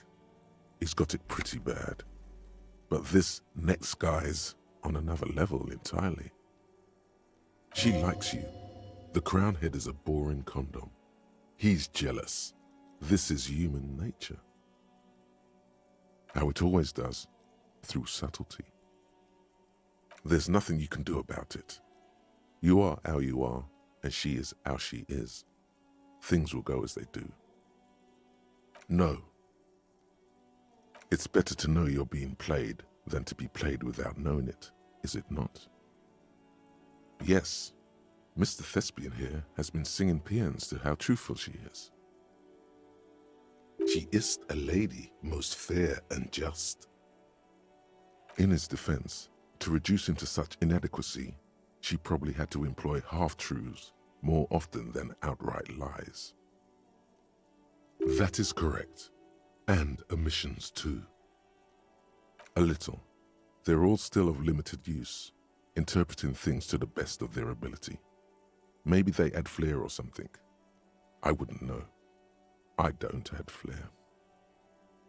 But when it comes to assessments of character and factual accuracy, they are not to be trusted, not with her. Don't be melodramatic.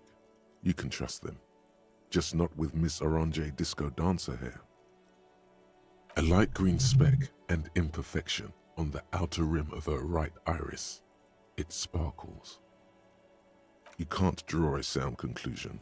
The one he usually does says, she may want to control the information rollout, not to become a suspect. She may have a past she's escaping, unrelated to this case. You doubt it's something truly insidious. See? It's oddly moderate, probably compromised. You are not afraid. This is a mere girl. She was someone's child but a decade ago. Don't worry. It's only been 4 or 5 seconds. You've got this. The silence broken. She exhales a little cloud of smoke and says, God, no. Why not? I'll be here until 11 p.m., drinking coffee, most likely.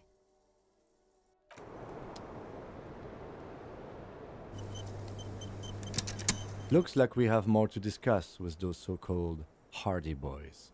Half their reasoning just went out the window. Nothing will make them respect the RCM, but it will disrupt the game they prepared for us. We just stripped off one layer of whatever it is. Her decision to not corroborate their story was definitely not part of the plan. What else could she have done? Lie? She saw there was no way to lie and get away with it. You would have caught it. Like hell you would have, remember? If not you, then me. It was a smart move from her. So you said to her, what did you mean by it? She seemed forthcoming to me, unusually so. Being forthcoming with some things is a good way to obscure other things, but I wouldn't call myself compromised. I am not easily swayed by young women, but on the other hand, the best liars are candid, and she was candid. The lieutenant seems oddly sure he is not compromised. Not psychologically, at least. Is it hubris? Anyway, we should move. I suspect our investigation will bring us back soon enough. The clowns are still hanging around. What is it now?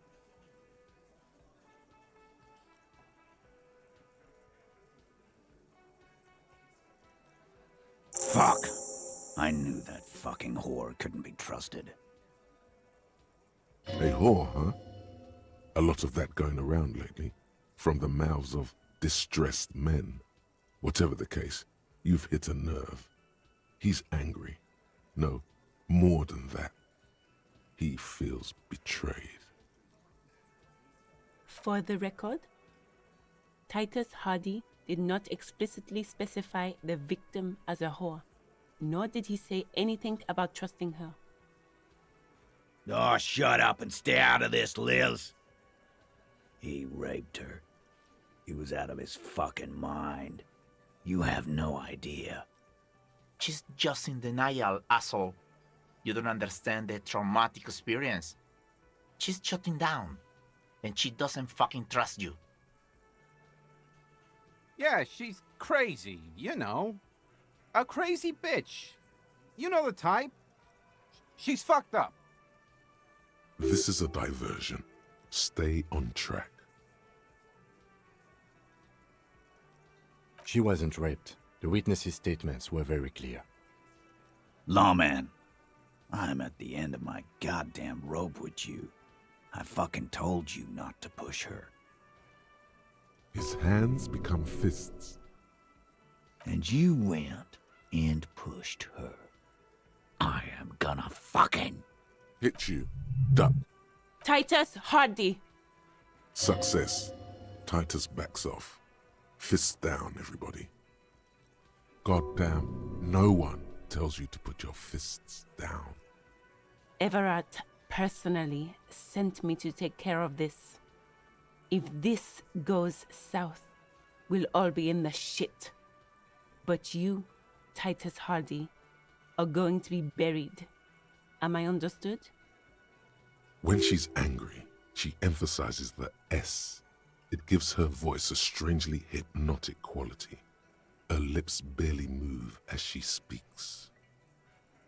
Frankly, it's a bit terrifying. Someone has to rush in to break the tension. The second in command. Look, Copper. We know that that fuck was a rapist and a killer. We got him confessing to it on tape. Show it to him, T. What's the harm, right? Here, jerkwad, listen to this shit. And then come back and tell me the soldier of the apocalypse was an innocent man. Another apocalyptic actor in town? This is their last play, this tape. Their story is in tatters, a mess. It might be nice to listen to, but at this point, you don't need to. You don't care about evidence. The fuck are you a cop for, then? Pigs, T. They don't care about getting the truth. They care about getting convictions. They are fucking keeping a score on their bulletin boards. I won't be on your bulletin board.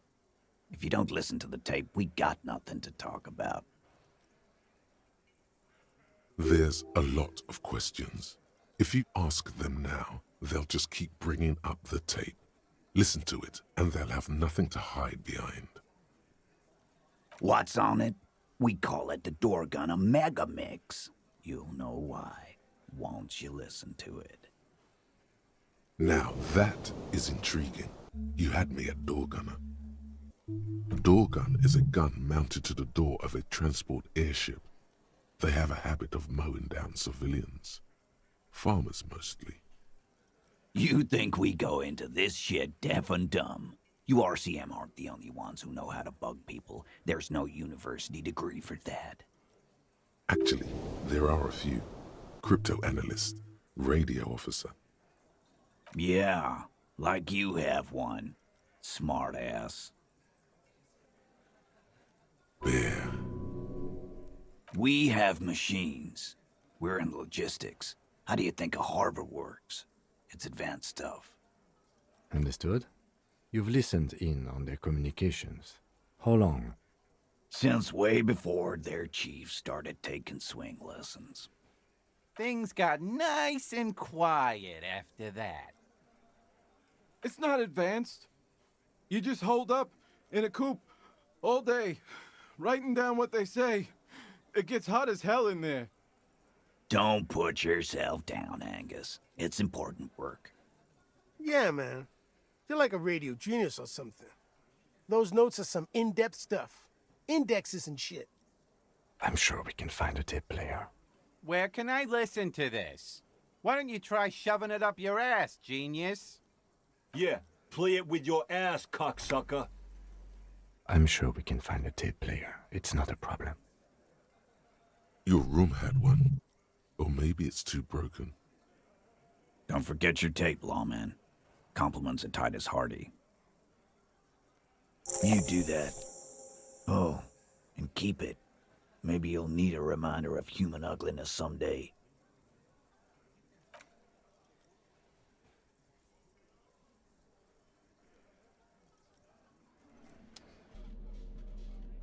The porter reel is just what you needed. The reels attach to the apparatus with a satisfying click. The tape is routed behind the magnetic reader. You push Command Set, and the tape starts spinning. Violent static and machine sounds fill the air.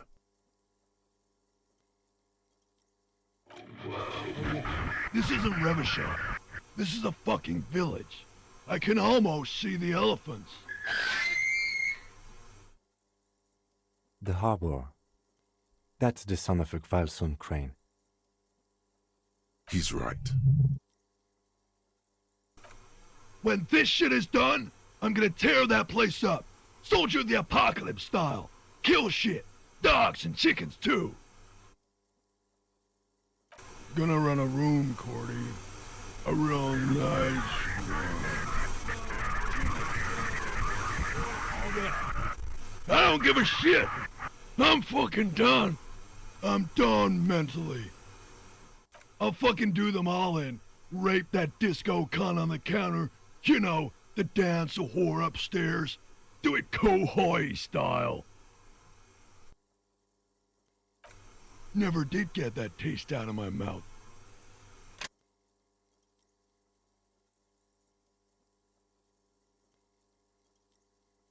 The lieutenant presses the button marked Arrête on your porter reel. The tape stops spinning. End of recording. It seemed authentic enough. Probably recorded off the shortwave, then edited to seem more incriminating. He sounded like he was on patrol around the harbor walls. Still, there's more going on here than we know. it seemed authentic enough. Probably recorded off the shortwave, then edited to seem more incriminating. He sounded like he was on patrol around the harbor walls.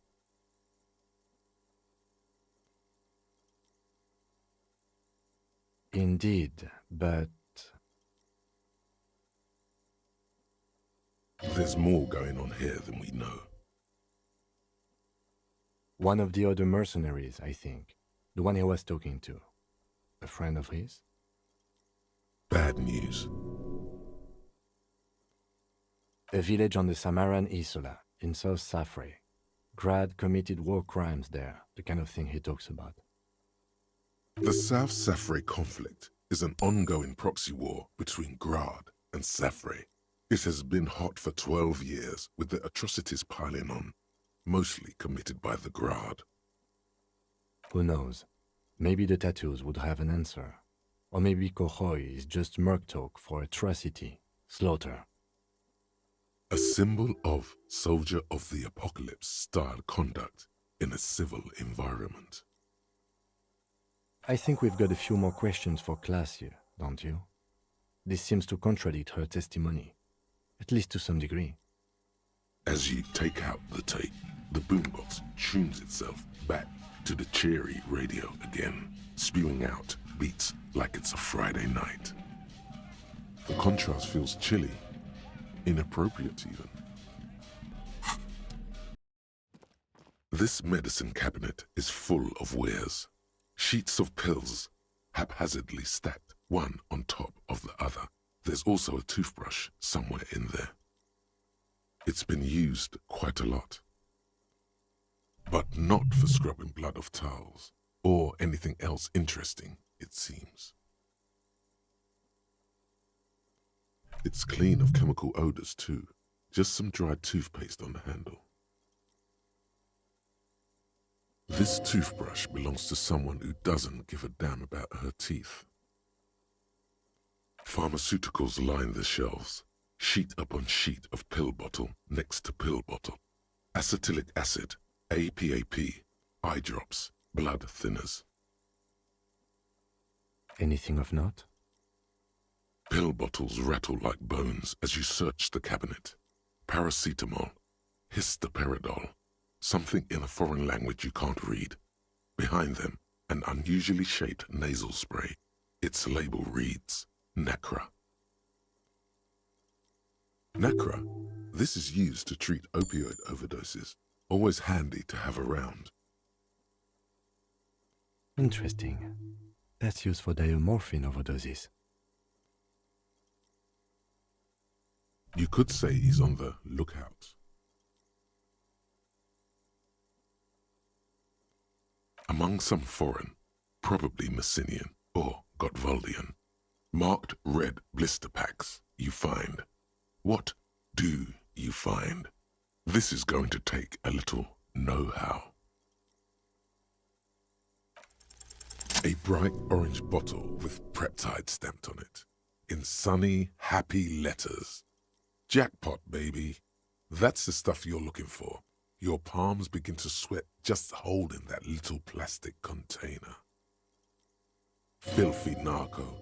And look, it's made right here in Revachol by Saint Baptiste, a disgraceful pharmaceutical company attempting to lure people into the gutter. You should destroy it.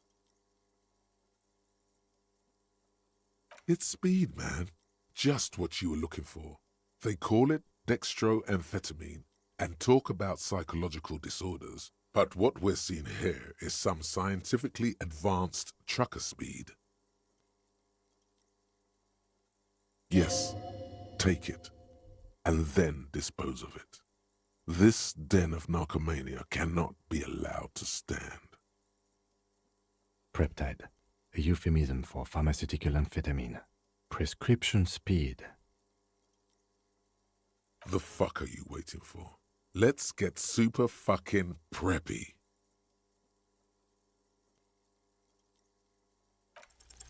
Silently, the bottle slides into your palm.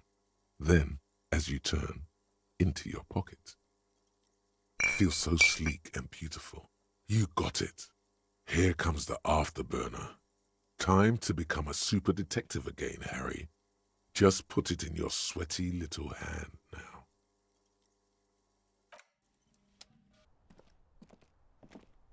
This window is pristine on the inside, unlike the one next to it. Light from the desk lamp reflects off the glass in an untarnished golden halo.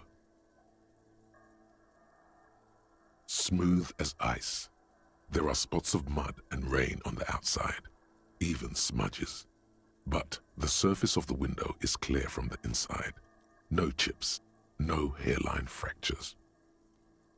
Following your lead, the lieutenant leans in closer to inspect the surface.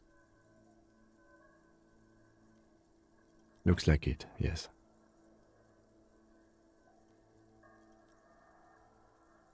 You know which window has not been recently replaced? Yes, that one. Cold wind is seeping in right now. Just one floor below you. Messing up your concentration here.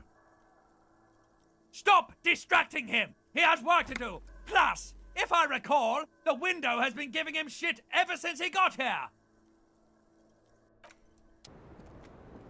Officer, what brings you up here in the rain? She puts her coffee cup down with a soft ring as the porcelain meets the metal table. This does not surprise her. Did he? I never said he was a good man, or that he had good intentions, only that he was never bad to me. She doesn't care. If anything, she sounds amused. Where did they get this recording exactly? It's intercepted radio chatter of the deceased, recorded via a de-encryption station. It's authentic enough. Does he say he's gonna do it Soldier of the Apocalypse style? Yeah. That was practically his pickup line. A memory surfaces in her tired neocortex. It's not entirely unpleasant. Did he say whores a lot? Was he pretty much on the verge of doing it Kohoi style? He wasn't actually there. He didn't do a tour, or at least didn't tell me he did. Would have been overkill anyway. He lived his own little Kohoi. It wasn't his everything. Yes, was he bragging? Oh no, I'm pretty sure he did all those things, then integrated them into his idea of normalcy, to keep on living, until they just sort of turn into his, what's the word I'm looking for? She's quite observant about the human character, trained to observe, even. People who go to university know how to use words like internalize and integrate, officer. Now, what was that expression? There's more to this. She has an index in her head of pathologies and how to exploit them. I can almost see her turn the pages. You can trust Pillar Bookhead, by the way. As far as I can tell, he's not singing to her tune. The only one besides me. Running joke. I was gonna say running joke. And it sounds like you didn't even get the good bits. Lely's punchlines got way, way funkier than that. He was like the Seminoles conflict, the Kohoi massacre, and the 36 famine in Yezut all rolled into one person, then cast in Orani's ceramic armor, which he wore in bed and in the shower. When he said he was done, and done mentally, it didn't sound like a joke. Sounded like a deeply troubled man. Well, maybe I pieced him back together with my magical personality. Afraid of what? That tape the Hardy Boys recorded? Your mother probably never told you this, but girls are evil. Had I the physical robustness and social support, I'd be in Kohoi. I would be tearing it up Soldier of the Apocalypse style. She wouldn't. She doesn't have the full Hoi in her. Did he tell you he had actually done any of those things? He and Martinez, I mean? No. We were too busy laying waste to our own nervous systems to direct any of the fury outward. He seemed happy, I guess. At ease. As much as a man like him could be. There is a small measure of pride in her, that she could quell the rage in such a being. What kind of man was he? Before you go, ask for details. She seems okay to talk about it. Thank you for clearing that up, miss. Whenever you're ready. I'm interested to hear what Titus Hardy has to say now. She takes a very small sip of her coffee and smiles.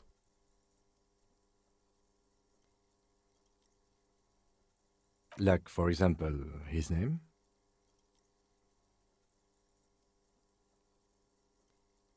Actually, officer, I didn't know his name. I just called him Lely. A nickname? I guess. He came from Lelystad. It's short for that. And it was his army name, apparently. He said his real name wasn't his. I tried to pry it out of him, but it was no use. Lelystad. That's a good start. We have a few questions you can help us with. A few things a field autopsy alone can't answer.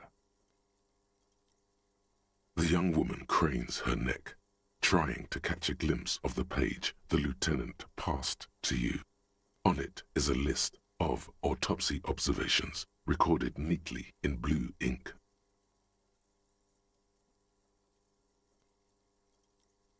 the last missing pieces of a puzzle of flesh. In Oranje, officer. It's, I think municipality is the term. A nowhere town there. The Lelystad municipality has few boroughs and even fewer cities. It's made of agricultural plots near the border of Gottwald. Executive summary: cows, silos, and wheat.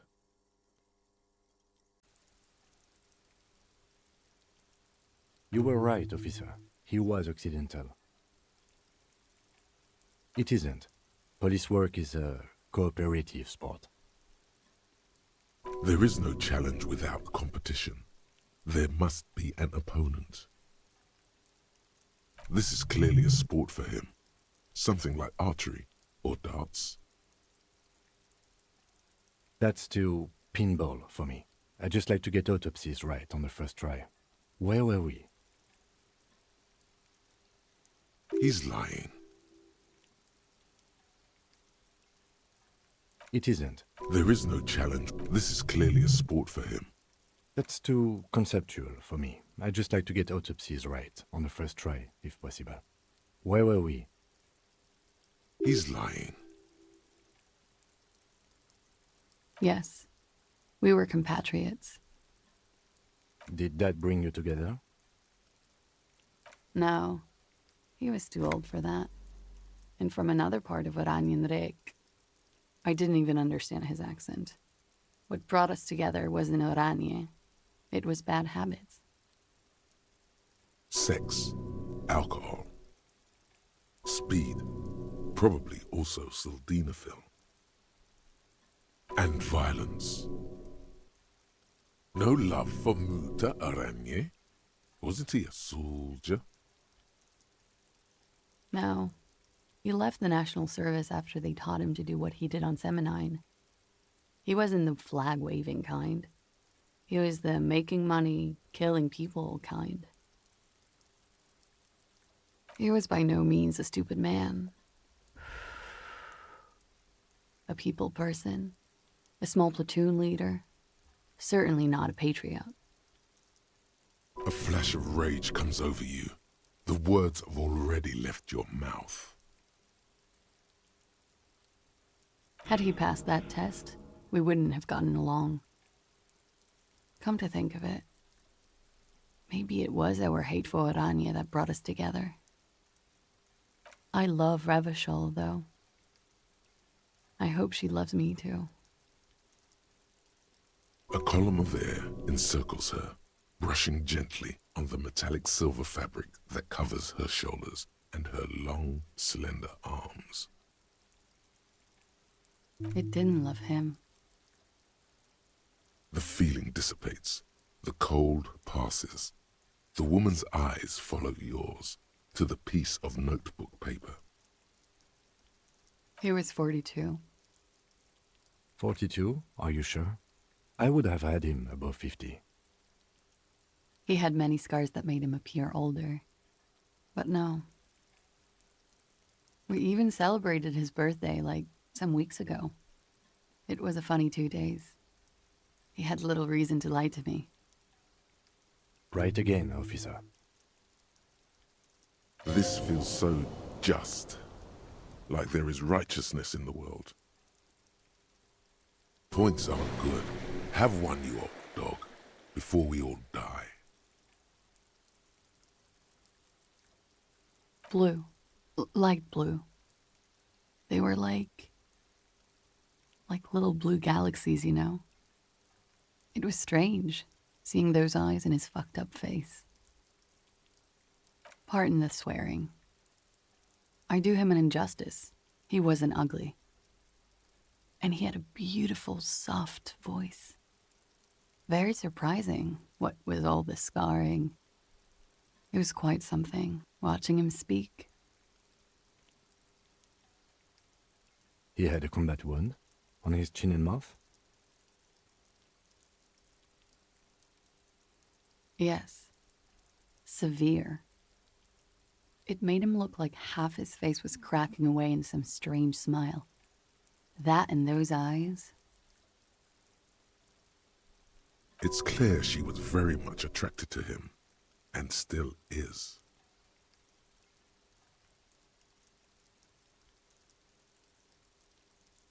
Of course. He was the most strangely beautiful man I've ever been with. And I mean that.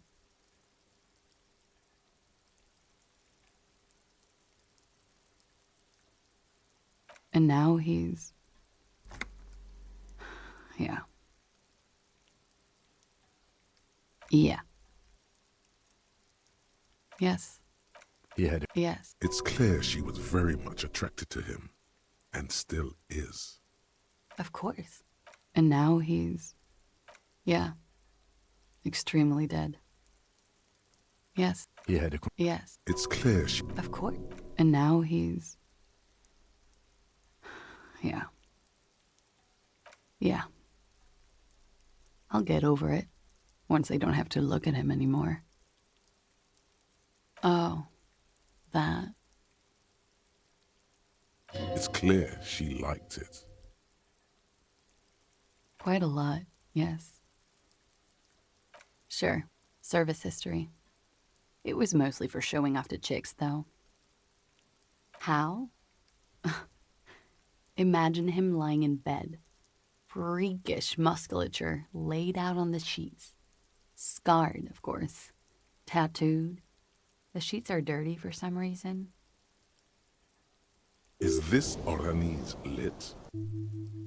Yes. This is the very essence of Oranese lit.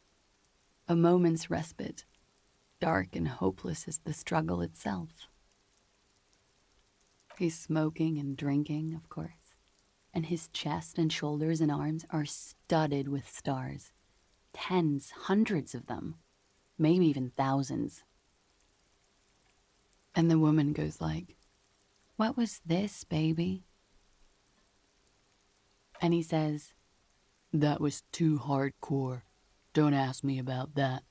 So she goes, "Okay, but what's this, baby?" And he's like, "Saw some bat shit there. Killed some loincloths." And so it goes. Star after star, port after port, third world country after third world country. And he's done horrible things in every single one of them. Oh, yeah. No, thank you. I've seen enough of him dead. I can tell you what they meant without looking at them. Go on. He was a blue-eyed boy with thick arms, from a small town. He was also poor, and the government of Oranje needed some people killed, so they turned him into a grotesque killer. For money. He went to Killer Academy in Vredefort. Then he killed some people on the Semenine Islands, and on other islands too. All of the islands. After this, he came to Revachol and got killed himself. It is when you're high. It can be very exciting then. You have the tools to deal with it.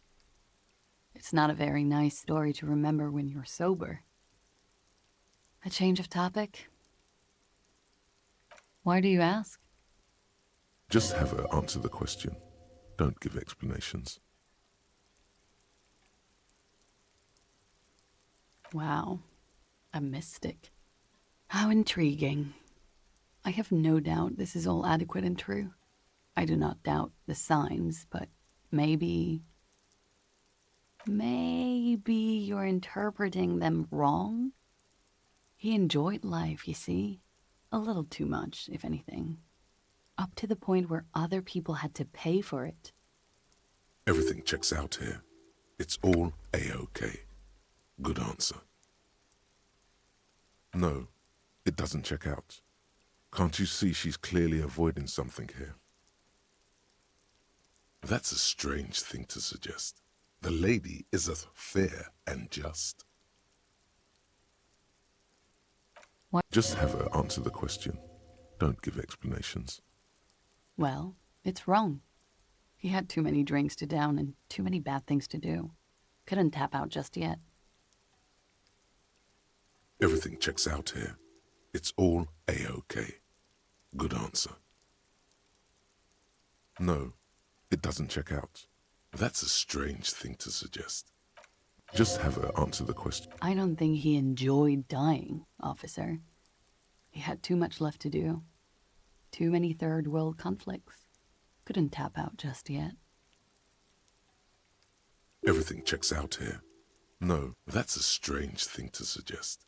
It very well could be, yes. What do I mean? I have no idea. I don't even know what you mean. Love did him in? What does that mean? That's not funny, officer. Her voice is like a slash through the air. Her shoulders tense up. There. She momentarily lost control over straight-back guy. It appears that she feels guilty.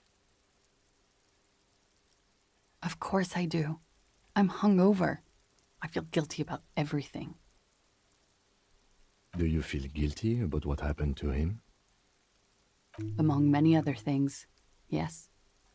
I could have done something. There's always something you can do, right?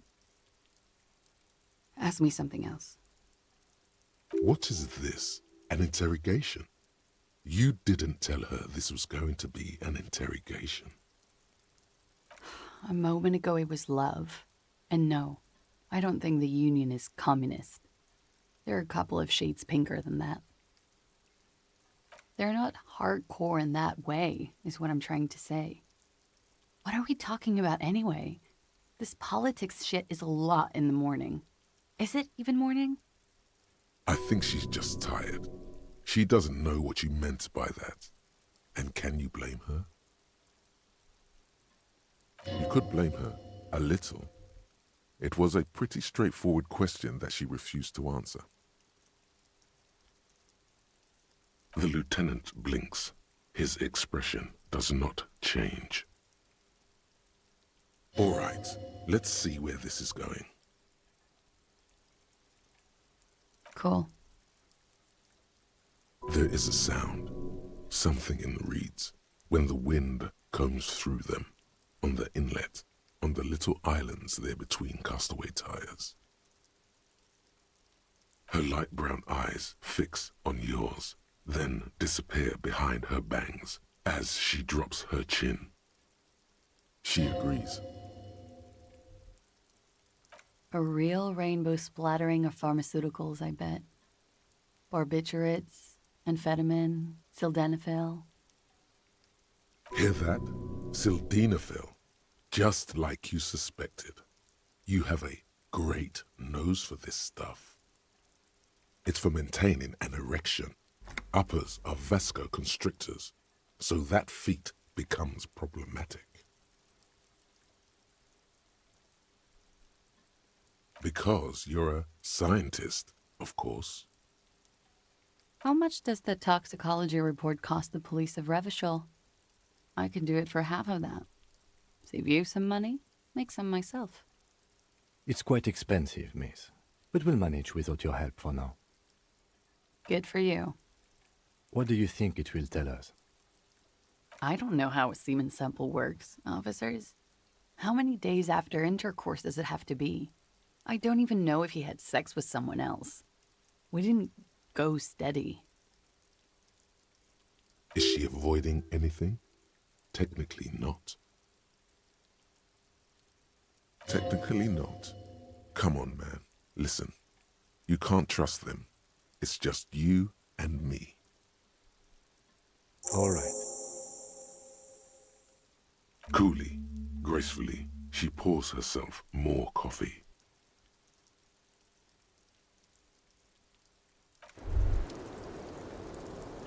Wait, stop. That man, bloated beyond all recognition, was 42? Below the damage, the weeks of decomposition, all the swollen indignity of mortality, he was 42 years old? How old are you?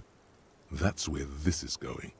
45,000 liters of raw alcohol has left its disfigurements. What lies beneath, you wonder? You could ask either one of them. Huh? How old? 58. He was deceased. He had been decomposing for a week. On the bright side, you've been getting a lot of exercise lately. There's silence. Then a little more. Here it comes. Mercy. Sure, you're 42. Let's go? Wait. This requires scientific measurements. To the laboratorium. I was just thinking, what a nice evening it is for taking part in a murder investigation. Yeah? Thank you. I've put a lot of time and effort into it. Technically, possession of narcotics is legal in Revachol, but you should still reprimand her. No, don't listen to the stiff. Be cool. What did you say?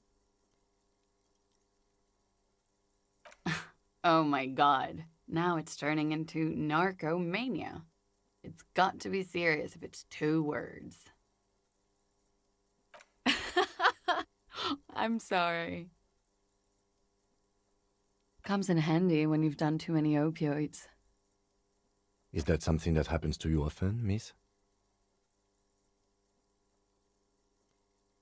Better safe than sorry.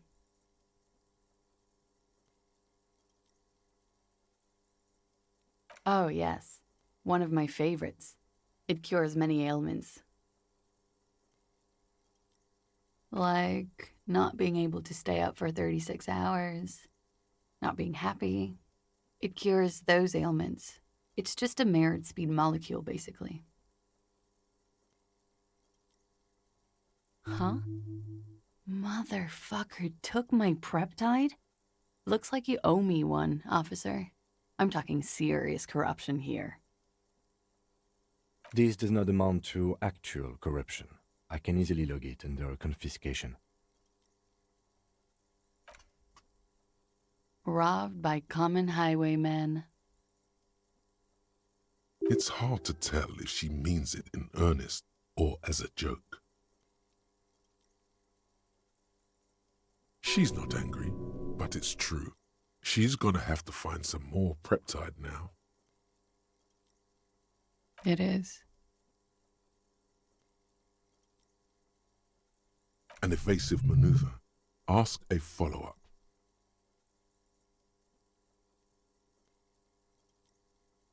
Yeah. I'm trying not to lie to you here. Stop making it hard. The truth is, I'm a horrible girl. Windows break around me. It's not their fault. You hear the scribbling of the lieutenant's pen.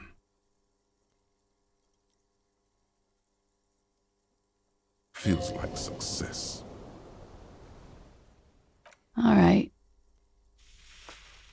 Not my favorite topic, but okay.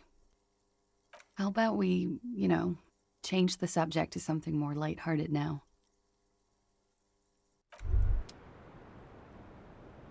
You made the right call there.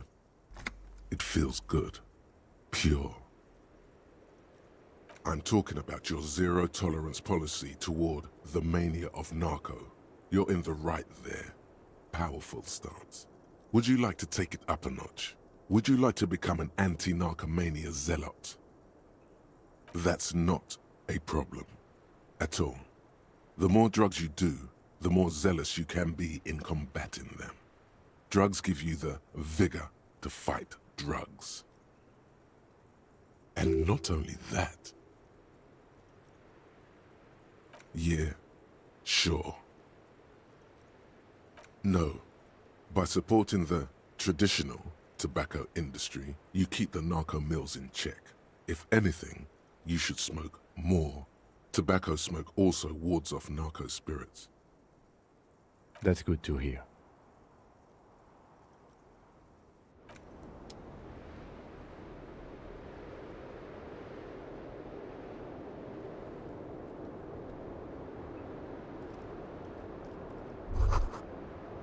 Just as you look at the flowers, a gust of wind raises them from the roof, picking them up in the air. You catch a single white flower between your fingers. The rest fly off into the wind. It's a maybell. The young woman looks at the maybell in your hand, just a glance, then takes a drag of her cigarette. The lieutenant gives you an acknowledging little nod.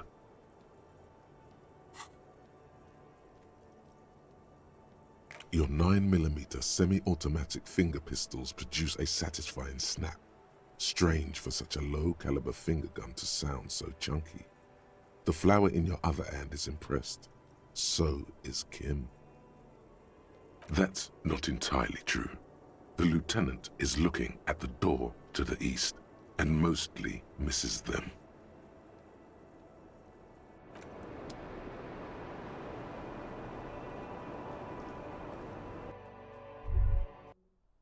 You can almost see the shape of a man and a woman writhing inside, bathed in drug sweat and dirty linens.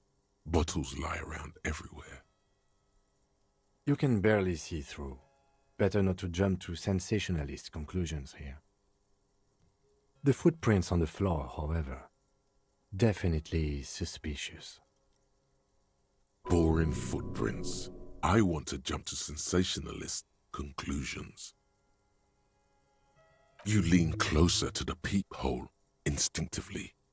I bet they're doing something quite unnatural there. Sensationally unnatural. If your mesolimbic reward pathway were to venture a guess, one of the bottles is probably being put somewhere it doesn't belong.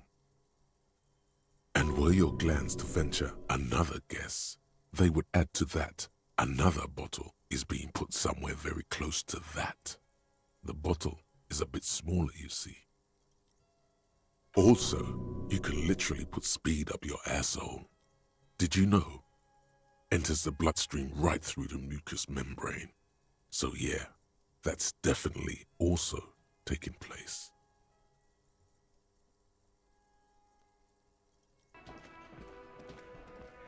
The clowns are still hanging around. What is it now?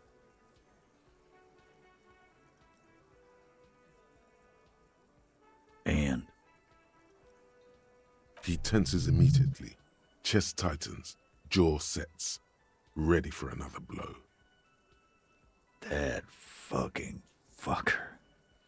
You're the worst cops in Revachol. I gave you gold on that tape. That fucker wasn't aimed at you. It was at her. You smell weakness. He's getting tired of the game he's been playing. You caught him off balance. Push, and he will give way. Fucking fuckity fucker. And what did she say then? That it's fine? People are supposed to be like that? Sounds like he wanted it to change her mind about the hanged man. This is definitely personal. Yes. In fact, I think she thought it was a little funny. Funny? No good goddamn psycho whore. Seems like they wanted to give Klaasje a second chance to play along. She still didn't. Alright. All fucking righty then. I guess it's good then. That fucking... Please try to control yourself in the presence of visitors, Titus. This is just perfect. Just fucking perfect. Any thoughts on this, lawmen? Women are crazy. Irrational. That's what you're thinking, right? Also, your fists are itching for a bump. No, they're not. And you're not itching for any bumps. Don't betray your inexplicable feminist ideals for cheap macho friend points. You can say that again, copper. Right here. Here we go. Bump it hard.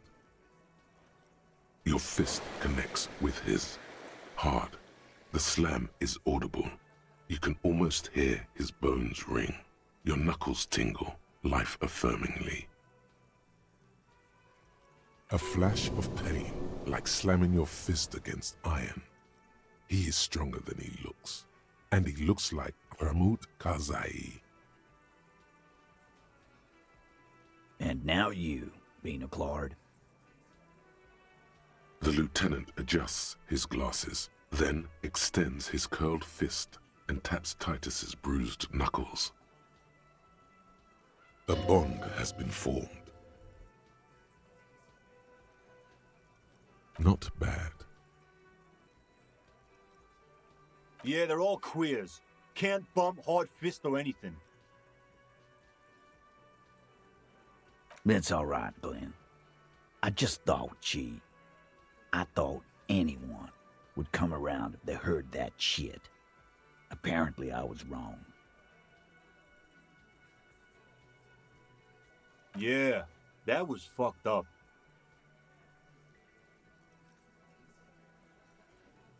He wanted her to see the man for what he was. Now that you know, you might want to lay off this topic, or else you might antagonize him. I just got too worked up. Big man lost his shit. It's cool now. I ask for your opinion, not a bedtime story. Tell it to your grandma. But she didn't. She knows she can't lie to us, unlike you. Oh no, he's definitely compromised too. It's his hubris. Sadly, not much to do about it now.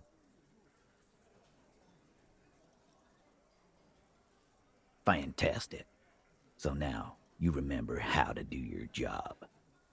I'm so sick of this piss. We should get something harder in here. Yeah, guys, we should get a party going tonight. Why? Maybe not then. Success. They admitted to unlawful collaboration to derail the investigation.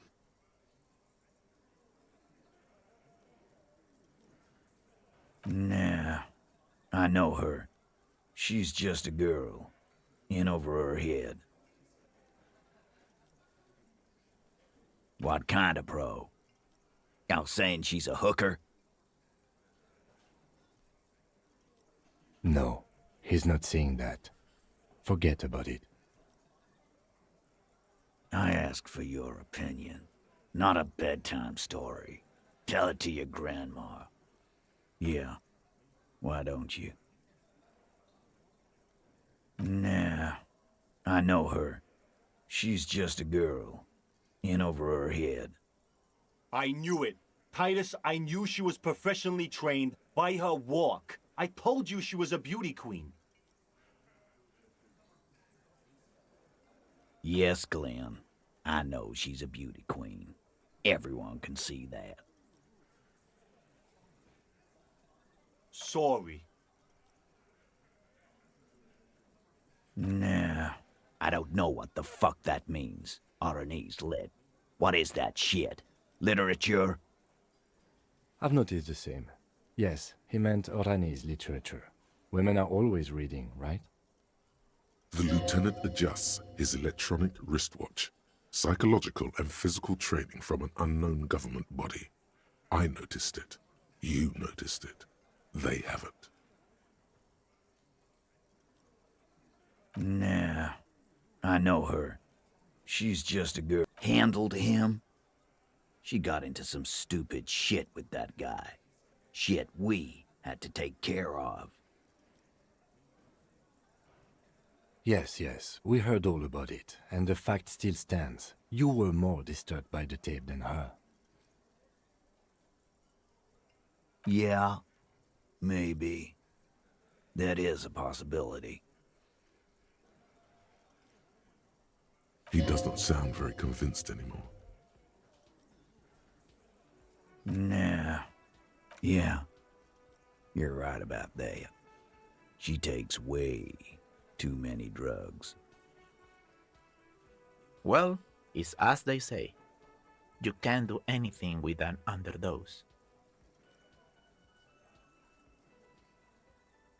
With an overdose, you can at least try to come off it. Take a bath, do breathing exercises, get medical attention as necessary. With an underdose, you're just you. Yeah, underdose isn't an actual word.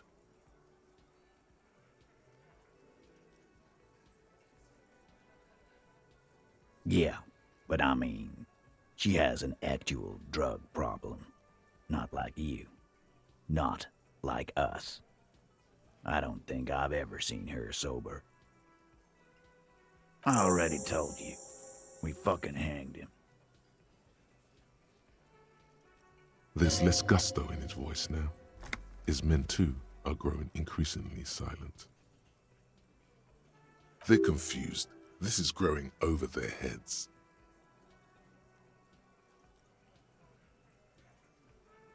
Come on, Titus. We know you didn't hang him. He was shot.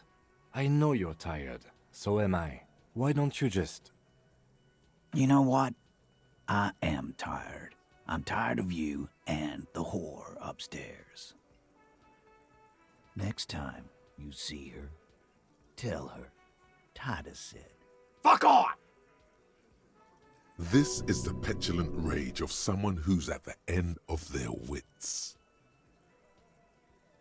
That lying, scamming. We're done. This is over. You understand?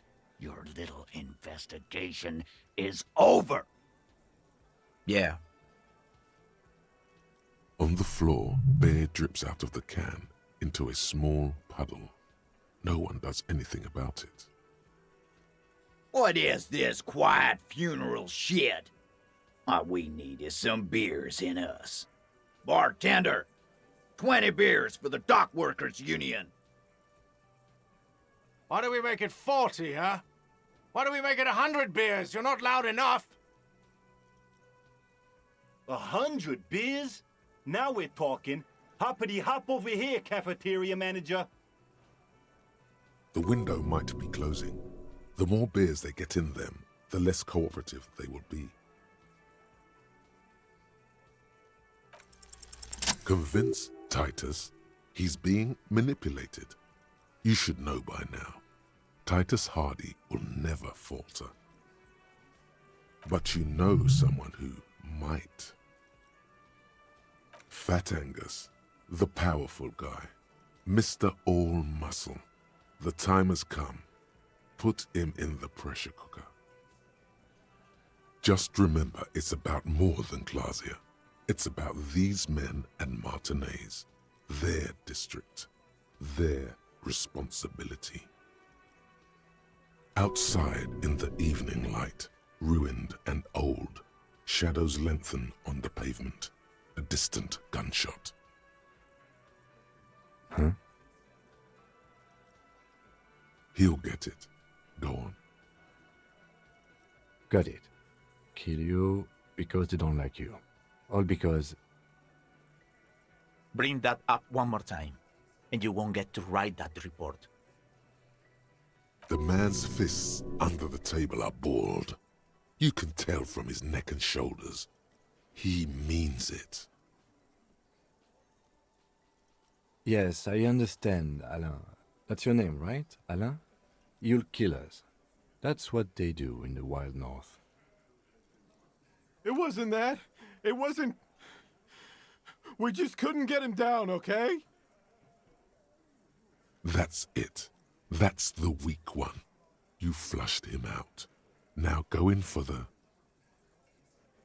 Officer, you will be next if you don't shut up. Firearm. A Glass 08 or a 38 caliber pistol. Either is small enough for you to have missed. He's onto you. He knows what you're trying to do. Steel yourself. Push on. Just ignore Theo. We didn't kill him. We didn't even hang him. He was dead when... Shut up, Angus! Fatty! Say one more thing to the cops and I'll... Dennis, stand down, or I'll beat your head in. Theo, take your hand off the belt. This isn't 31. I've got this under control. Does he? His closed fist is shaking. It's you who's in control. Let them have their moment. Angie, where's your goddamn inhaler? You sound like you're dying. I left it home. I can't get it. I'm too fucked. I'm sorry. Why are you so fucking fat, Angus? Now it's all pointless. Because of you. You wasted my time. I told you, Titus. I told you just give her up. Lizzie, your help is no longer needed here. Go tell Everard. Fine. I'll tell him. After a long walk along the coast. What just happened between these two? You're in. He's all yours. Questions? Me too. The lieutenant gives a smile only you can see. He nods. You hanged the corpse to cover up the real cause of death, the bullet in his head. Another nod. 'Cause the girls asked us to. They were in some shit. Girls plural? There's another girl? 2 of them? Take note of this. They'll probably say more about her later. Did she kill him? Cop, I have no idea. The girl says she didn't. He doesn't think she did. Or at least he hopes she didn't. Klaasje came down. She seemed really out of it. Drugged up, even more than usual. Bug-eyed and gurning, you know? Not in a fun way. It looked like she'd redosed after something went down. I've seen that look before. She was scared. I knew someone had died. I've done this job for 10 years. I've seen it before. It's the politician in the motel room with the dead hooker scenario. Only in reverse. Good analogy, boss. You don't get to talk yet, Shanky. You're still on the bench. And you keep taking it easy too, Angus. That's okay with the fat man, still wheezing there.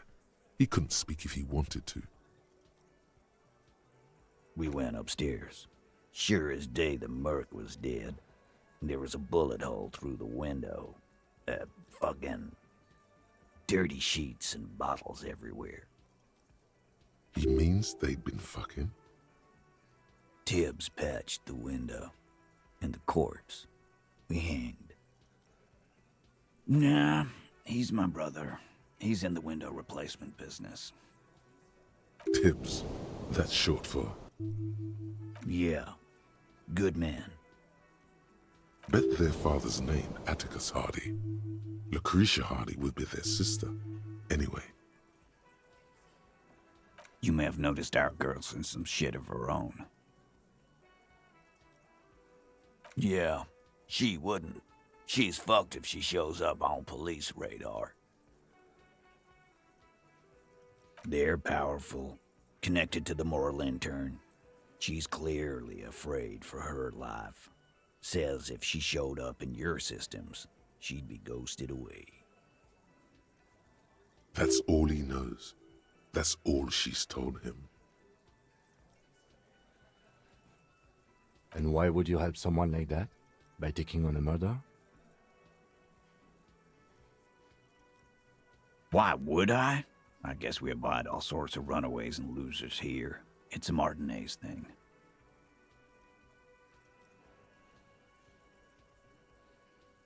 Not yet.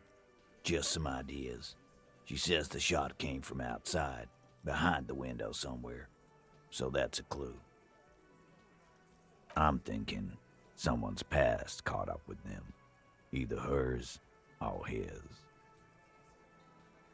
Hers, you mean? I mean the people after Klaasje.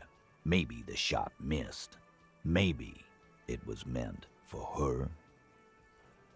I like that. Been thinking the same thing myself.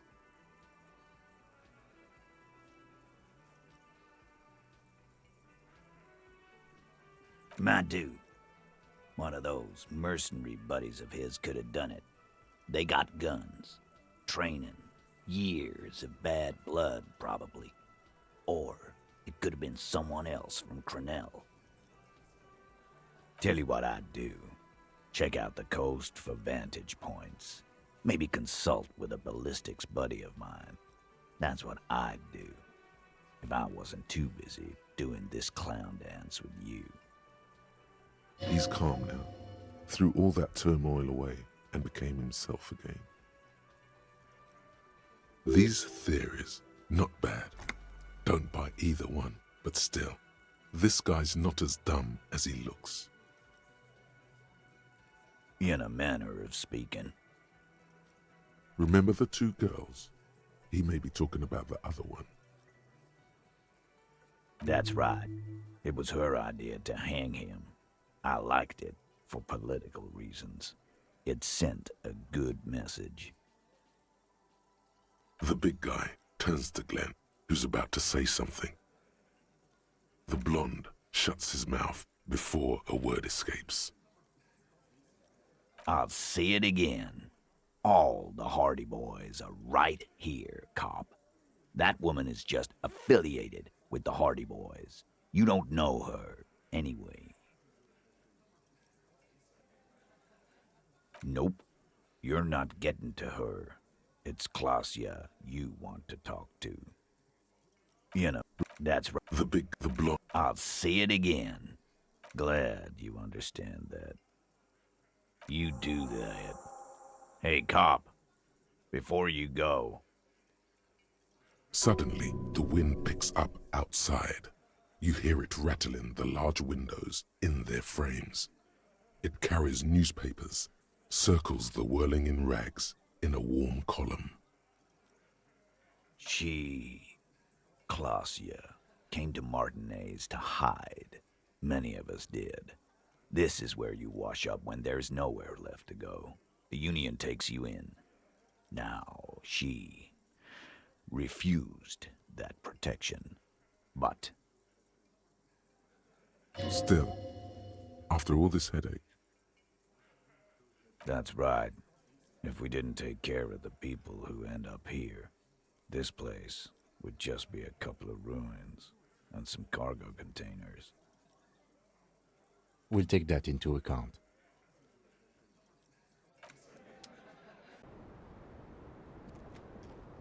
It's always good to see you.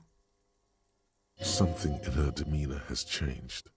She's tired, consigned to her fate, to being here with you and what's to come. She looks at the dried petals in your palm, then lightly touches one with her fingernail. Chipped white polish covers the nail. It's long and sharp, like a mini dagger. The petal crumbles on contact. Pretty. Looks like a dried maybell. Is that the one you caught? Sambo style? Why was there a flower on the roof? I don't know, officer. Because of the wind? Or an admirer? Admirers? I'm too old to be a debutante. And this place is no fashionable society. Question avoided. Let's conclude that she has admirers. Plenty of them. I understand. Just like that. No resistance. Her shoulders are slouched. her feet long and straight. I know. For what it's worth, I'm sorry. For all of this, for wasting your time. This is good. Clear the air first, between you two, then move on to questions. No, it's not good. It's the opposite of that. This will let her dictate the terms of your... Shush, I can't hear what she's saying. Let the miss speak. She's tall and thin and tired. A twig trying so hard not to break. Why did you waste our time then? Because of the Hardies. I couldn't just dispense with them. They were only trying to help me. Out of the shit I'd gotten into. Is she implying the Hardy Boys are the law? I know that. But the people around here, they don't see it that way. And if I am to stay here, I need to get along with them. You're right. There's more. You answer to the coalition government, and by extension, the moral intern. Briefly glancing over her shoulder to the sea, as she's done time and time again. A grand expanse of water reaches over the bay and to the horizon, wine dark in the evening light. The Pearl, the Muindi Isola, the Occident, and then Oranje, the old world. The conference centers, the people who are angry at her past. You share a database with them. You send people to their courts. It is. They're after me. And they have friends in the moral intern. Some are moral intern. If I show up in your records, officer, they will find me. They will. What happens if they do? They will kill me, sir. If you file my name, take me in for questioning, enter me into the moral intern mill.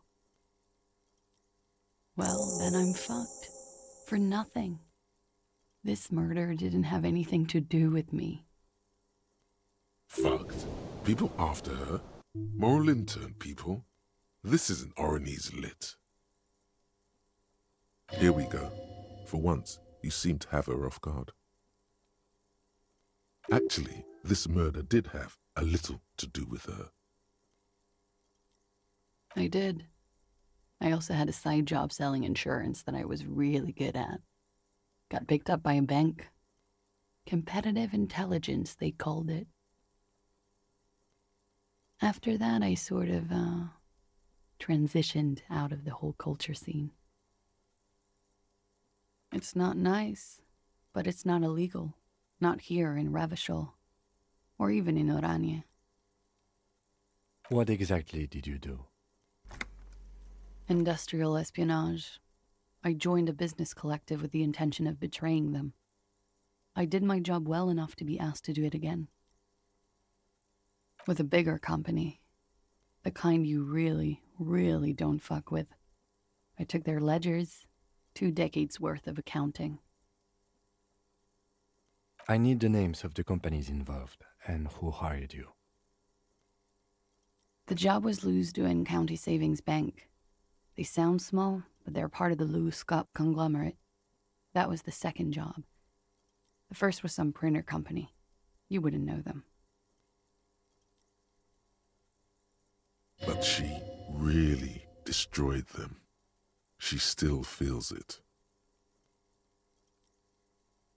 As to who hired me for the job, I don't know.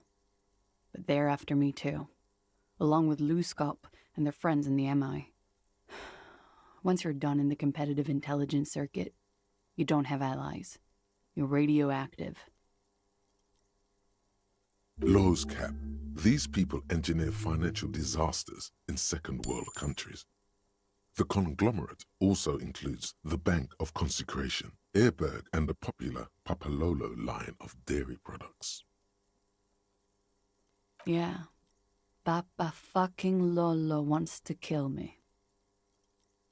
I am a destroyer.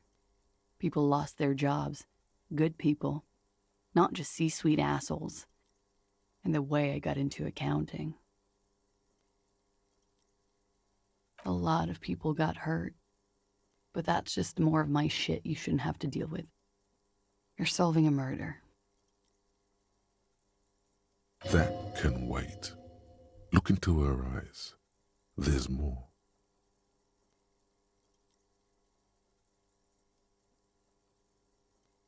One of them killed themselves because of me.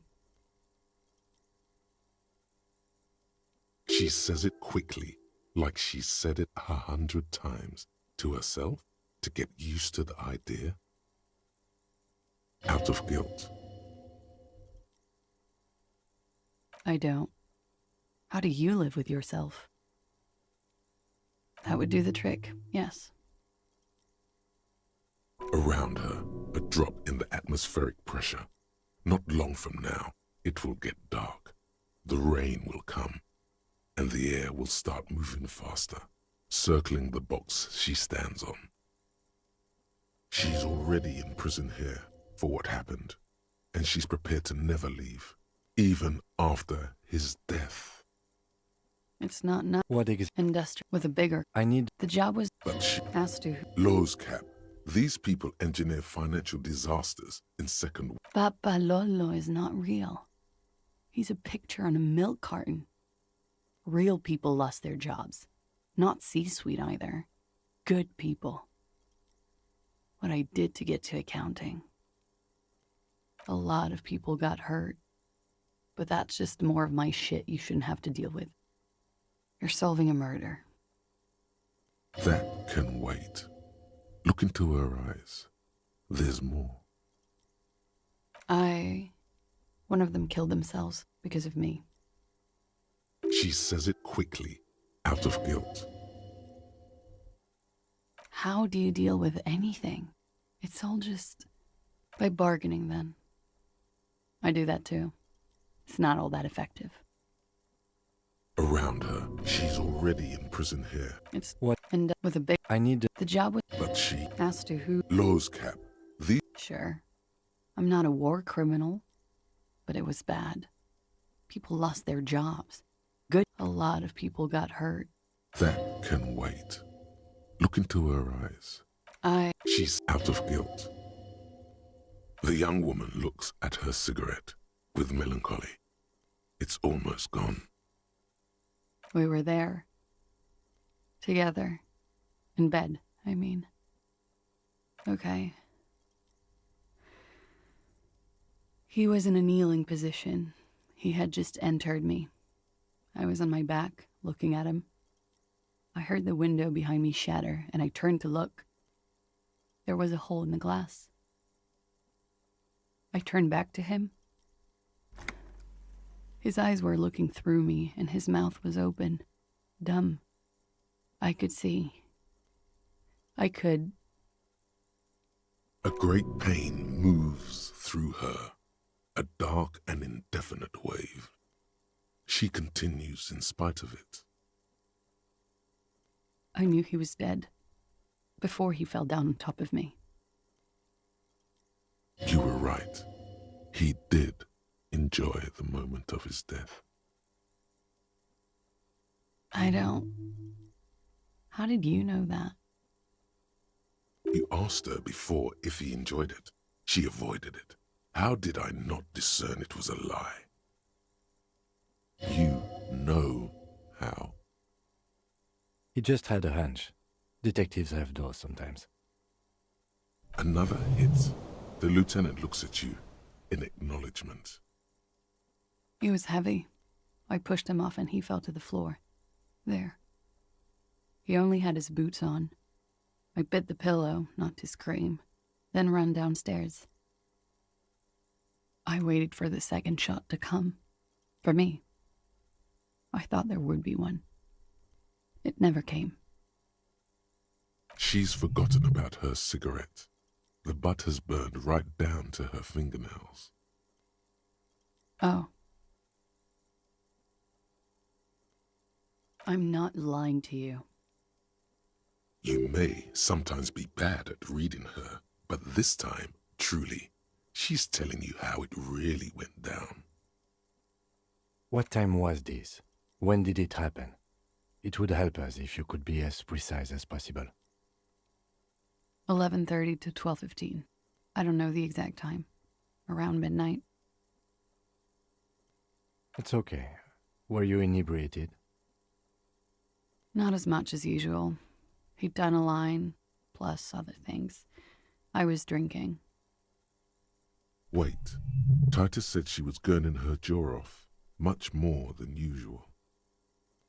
Oh, yeah. I did one of his lines, just to clear my head.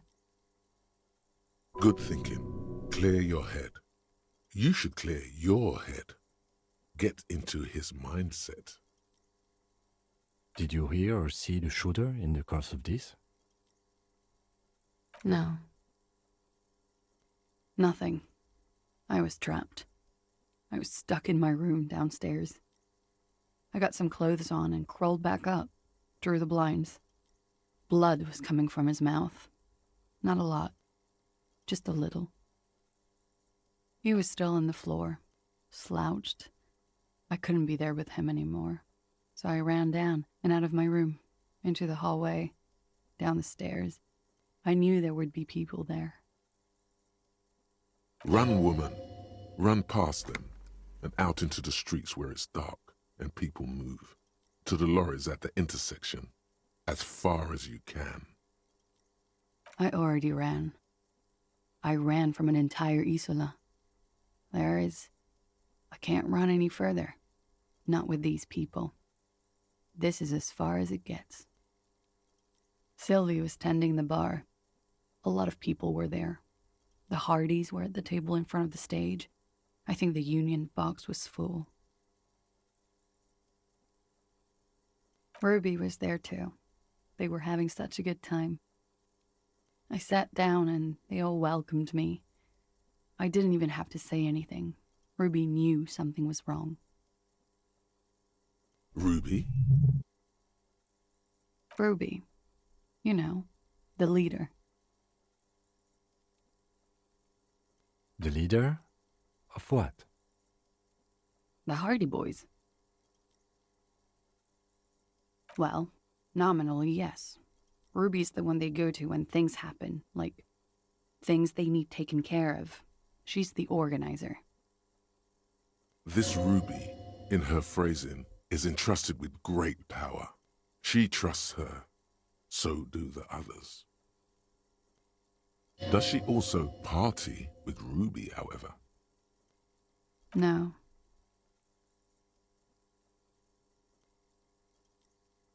Still, there is something there. She won't tell you now. Well, Ruby said let's talk upstairs. I showed her the room. I've known these people since December. They know my situation, that I can't leave a paper trail. Ruby was the first one I told. She said she'd take care of this. It's what she does, you know, take care of things. I helped her get the body to the bathroom. We used a belt to pull him up under the shower, to keep him upright. To mislead you, they were tampering with the body. To produce lividity, matching a hanging? Yes.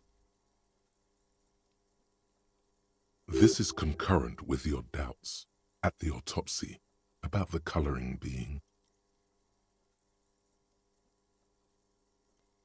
About half an hour had passed since the moment of death. She nods. You were late. The marks would be faint by that time. In honor of another precise forensic observation.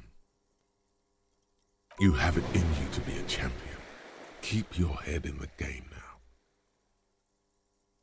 Ruby went outside to talk to Titus and the boys. I was just looking at Lely in the bathroom. I had to put his clothes back on. His armor, too. It was tough, but I've seen him take it off and put it on many times. It took Ruby maybe half an hour to come back with Titus. I'd gotten him ready by then. They carried him out. I knew what they were going to do. Make it look like a hanging. Ruby said they would. Ruby said to wait here. She also said I wouldn't see her for a while. That we should lay low or something. So I did. I don't know. I haven't seen her since. We will need to take this question to the Hardy boys. Interesting. Why did this Ruby go through so much trouble to hide something someone else did? Look into this later. What are you doing? Coming up with a theory. She said Ruby knew something was wrong before she said anything. How come? It was loud downstairs. She couldn't have heard the shot. It is ominous. You already coming up with theories that put the blame on someone other than Klaasje. When he was shot? I may have. I don't know. I couldn't hear anything over the glass exploding. The gunshot wasn't that loud. This is something to keep in mind when assessing the distance of the shot. What? Why would I put myself through this? Insanity. Get myself cornered like this. He wouldn't have died if it weren't for me. I know that. But I would never hurt him. Rage? Who knows the dark currents where lovers go? All kinds of crazy things happen when drugs are involved. Sweet, sweet drugs. It could have been a desire murder. Maybe an act of jealousy. He was a serviceman. He must have had a gun lying around, close to her hand, a military weapon using jacketed ammunition. Now you guys suddenly have theories pouring out, when they're obviously just stabs in the dark. I'm sad to hear that. They must have said it in some fit of frustration or under pressure. They couldn't have meant it. I've talked to them after it happened. No one has implicated me. She's getting scared now of you, the downstairs people, all of it. I did not kill him to defend myself from rape. I told you before. That wasn't what happened. True, sire. 'Tis true. What? Fucking themselves over for no reason? This is not what happened, officer. She simply shakes her head. She has the training for it. You've known it since she first greeted you here on this roof. The work I did, they don't just send you in with no training. Corporate security is a thing, but I'm not a trained sambal fighter. I've never needed it outside the gym. She's fought outside that gym of hers. That much is clear. Moreover, she would like to do it now. Hit you. It's in her shoulders. Yes. Because I'm under stress. Because life is hell, officer. We'll try to make it less stressful, miss. But these are questions we need to ask. What does that mean? Do drugs make you aggressive? No. People don't take drugs to kill each other. They take them to feel okay with each other. I thought Ravachol would be more enlightened about this. Especially since you've taken them yourself. The lieutenant gives you a sideways glance. It's not one of respect. You may want to add a clever retort to this one. She looks at you, confused. The lieutenant shares her confusion. Respond with something professional, now.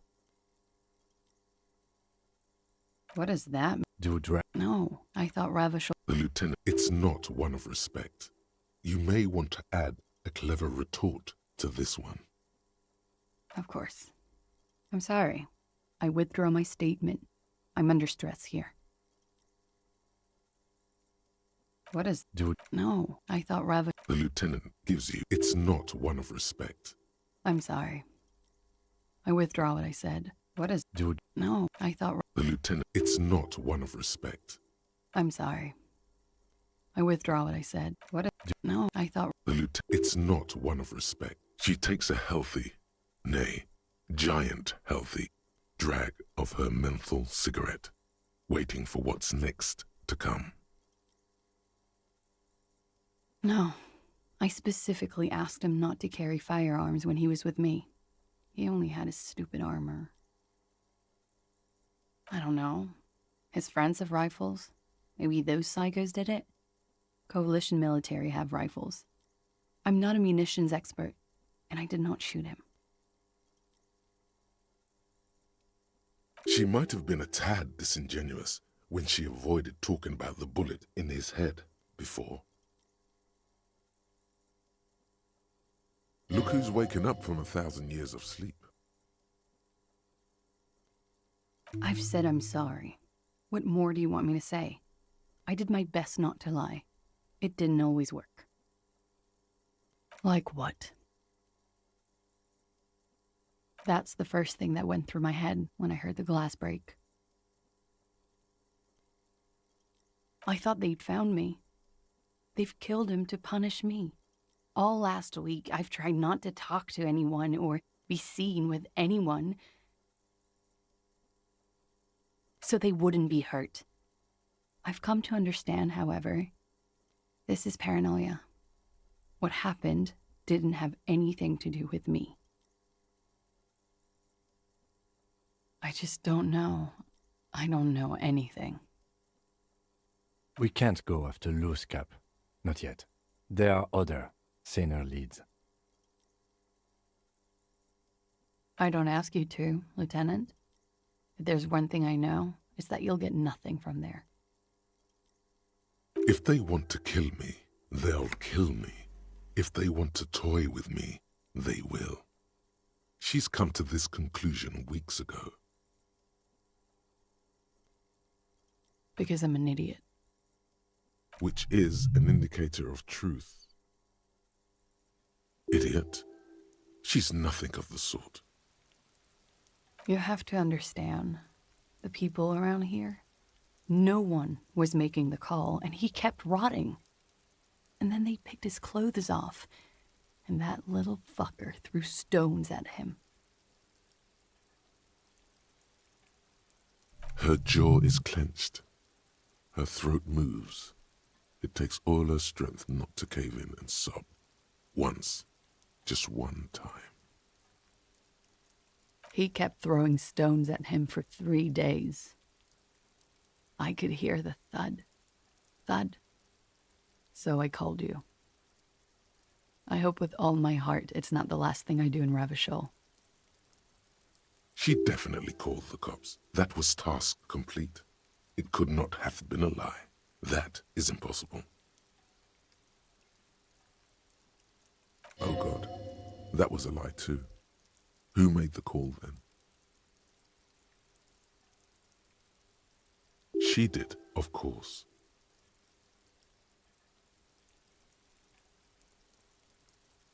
Don't be paranoid, man. It's unbecoming of a police officer, and it makes you sweat.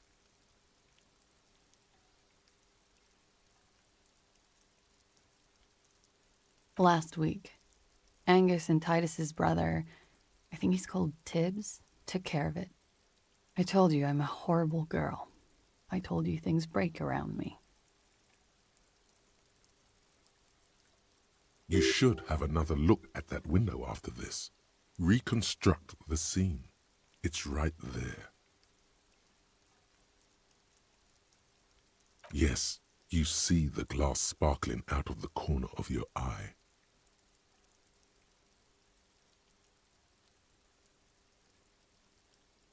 She nods, silently. She doesn't even smoke. Just picks up the cold coffee and holds it in her hands.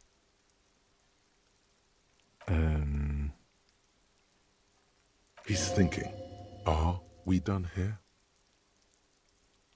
Or should we arrest her? She's a flight risk and she lied to you. She should be taken into custody.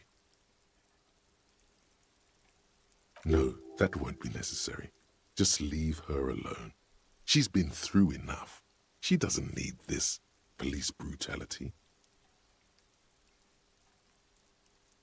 This guy won't budge. You have to wake Multiface up, forcefully, if you want to continue pushing her. Who? What? Dear God, you've been lied to. She could have killed her lover and lied to everyone. She's not candid at all. She's smoke and mirrors and will-o-wisps. She probably didn't give you her real name either. Why would she? Arrest her immediately before she further entangles you in her web of lies. Take it easy. Don't overcompensate with this course correction.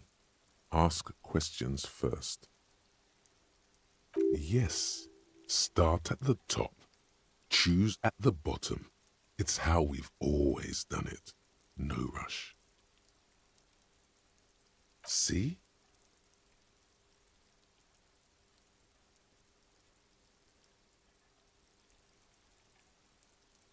There may be grounds here, at least for an extended detention.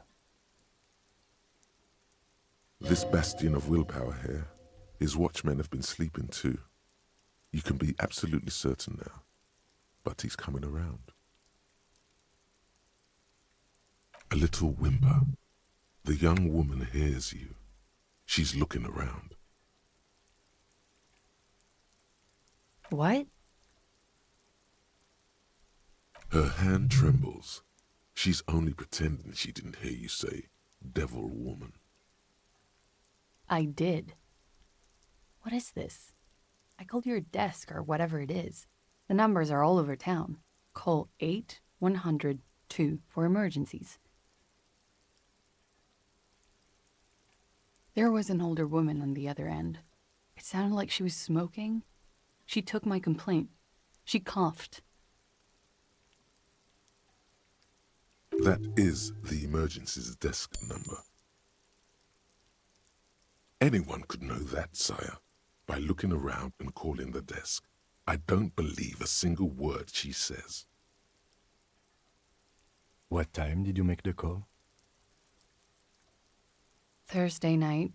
It was late, sometime after 12. It checks out. But I know the time of the call, too. I know I have not been 100% truthful with you, officers, but I am now. She sounds like a 6th grader, apologizing. You sense a little hesitation there, or maybe even fear. The stress was on the wrong syllable. Welcome to the wake-up club, brother. I agree. You wouldn't give us your real name, not when people are after you. Okay. Tighten it. You've got her. Okay. Yes. It's not my name. You log your work every week. It's all transmitted to Common, sir. I couldn't just beg you not to enter my name. So I lied. Like I lied before. Like I did at LCSB. I have to lie all the time. I'm so tired of it. She's not lying now. She really is very tired. Her metabolism is failing her. The afterglow of whatever narcotics she's been taking is wearing off.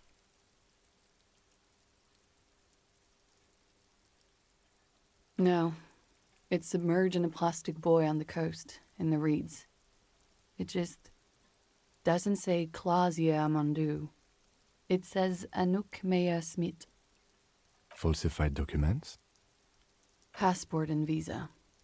Given to me by my employer. I can't even use them. My employer probably leaked the name, Mea Smit, to hurt me. Why would they do that? I didn't show up to a rendezvous. They don't take that lightly. I didn't show up because I was afraid they'd do something to me. The job was finished. I'm just a liability now. She fears an arrest right here and now. This has been an awful turn of events for her. West of the boardwalk, in the reeds, on the coast there. I put it there when I first arrived. Haven't been there since. I'm not sure I could even find it now. It's useless. The wind rises, so do the hairs on your back. Somewhere west, small bubbles rise from a plastic ball floating in the water. Rusty, the color of oversteeped tea.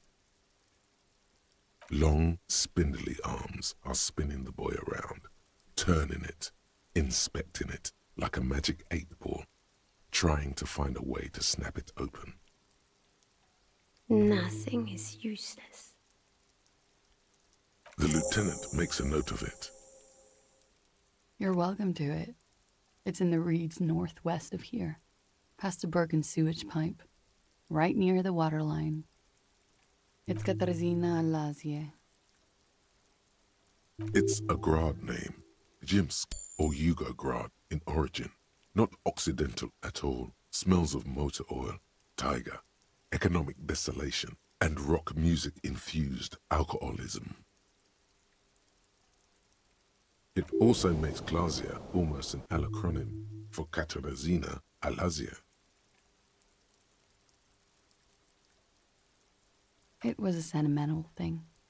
I wanted to be more me here, this time. So I used my nickname. A nickname? Who gave you this nickname, Klaasje? A teenage boy. 1,000,000 years ago. My parents were Zhimsk immigrants, but I'm nationalized Oranese. All I remember is Oranje. Lazie is my father's name. Of course, she doesn't look like an Oranese woman at all. She's... I've always had that going for me. Oranese women do not win beauty pageants at 14. She nods. Her round eyes meet yours. They seem moist from the wind on the roof. I am. They can never take my sash and my scepter from me. Yes, they can, for lying. She nods, her back straight, ready for whatever is next. Ready for the damage. She knows you're grilling her. But I haven't done anything. Anything illegal. Failure to aid a police investigation. She purposefully misrepresented information crucial to the case. Fucking mind games. Enough. That's right, gang. Stern and merciless now. Stern and merciless as we reel her in. The lieutenant produces a pair of handcuffs. Please no.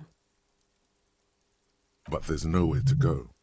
A 2-story drop to the Plaza Mosaic. If she could, she would have run before. Fragile, unshielded. Her voice is thin and tired. I think I know who did it. Who shot Lely. I can tell you. I can help you. She knows something.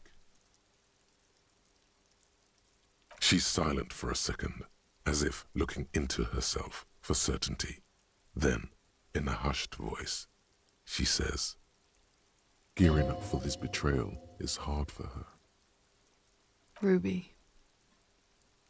She has this thing for me. Ever since I met her and the boys downstairs. She's been pretty frank about what she wants. What she's saying is... sex. And more. I made the mistake of confiding in her. I told her I was on the run. She started protecting me. It became an unhealthy relationship.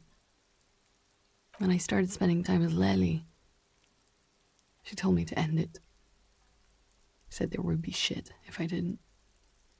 It was not a good meeting. We stopped talking after that, but... Wait. Everyone, just wait. What is this? Derail this whole thing immediately and investigate. Yes. Women like women too, officer. Try not to fixate on this. Let's move on. Well, I'll be damned. That's one more thing we know about the world. Don't. What, in your relationship, made you think she's romantically interested in you?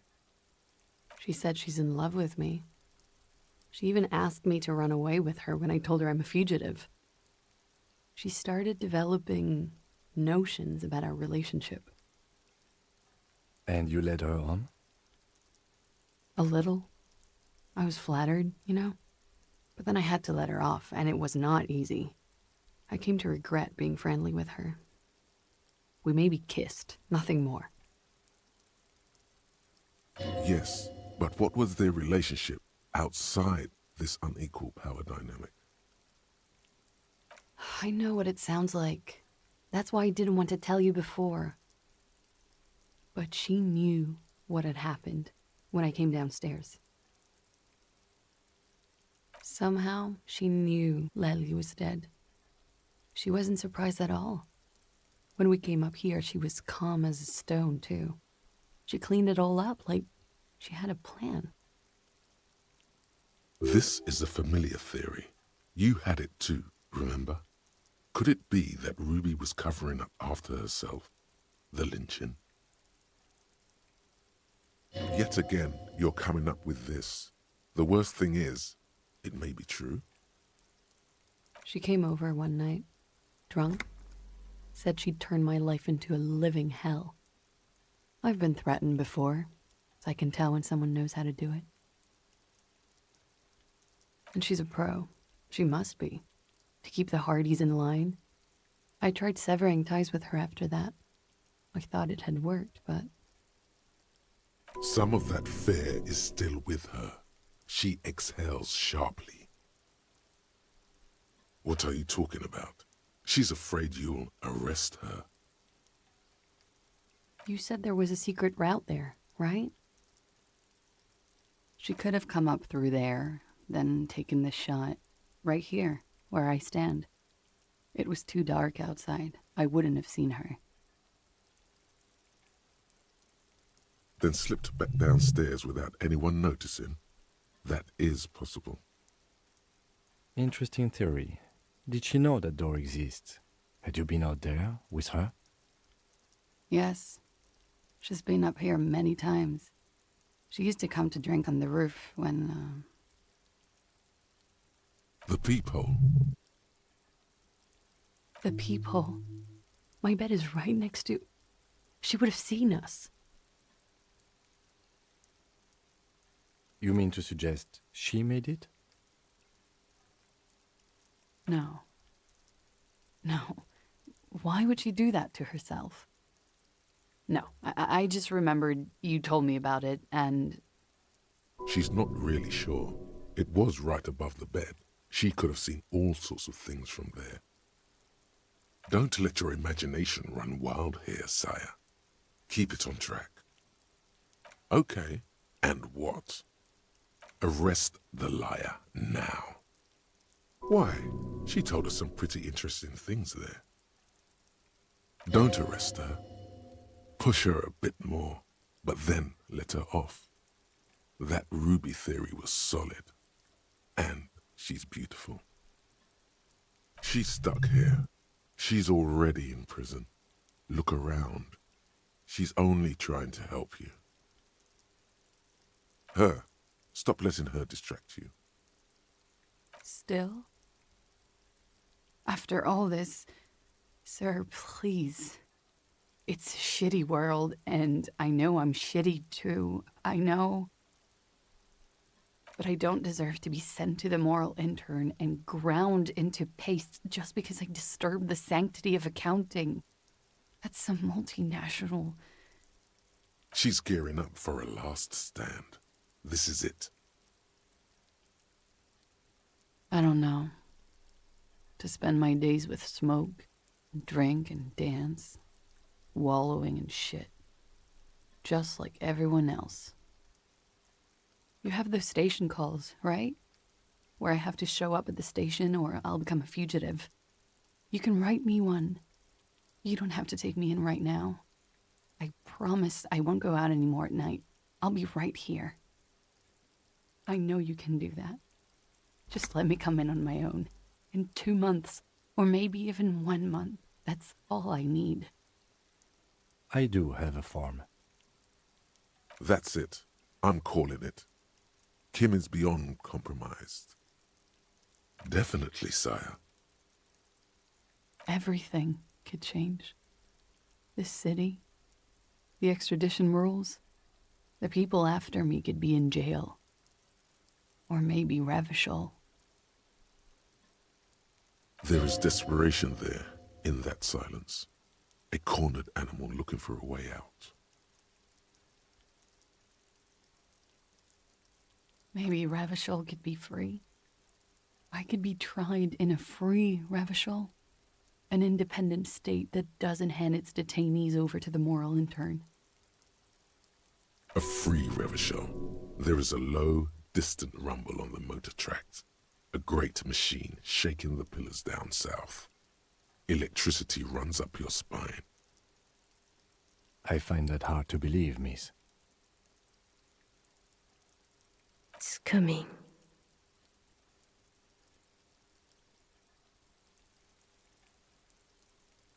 The world can change.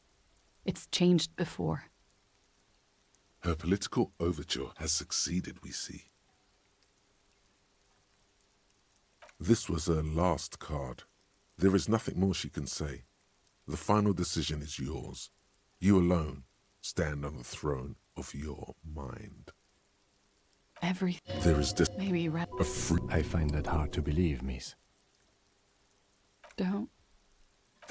This was her last card. There is nothing more. Everything. There is maybe a free. I find that hard to believe, miss. Okay. The political gambit has failed. This was her last. Everything. Maybe a free. I find that hard to believe, miss. I know, but the political gambit has failed.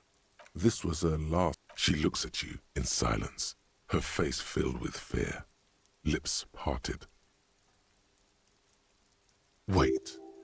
If you arrest her, Kim will have to transport her. You'd be without your partner for the rest of the day. Shut up. He's making a decision, and it's his to make. I won't.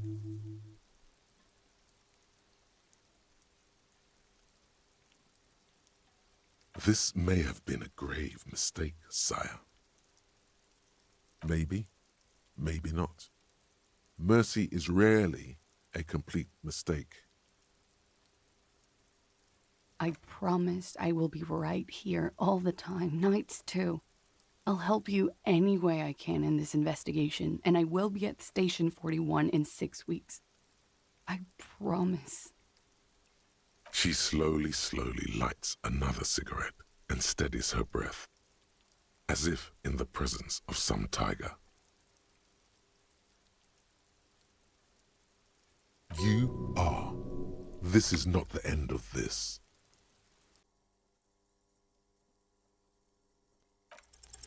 A warm column of air rises around you, encircling the building you stand on.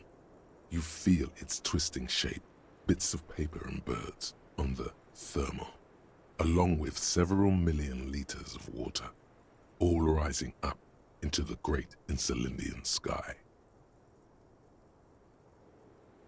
Because it's warm, from the gathering spring, from the oceanic current flowing into the bay, the people on the streets, and the machines that hum in the harbor.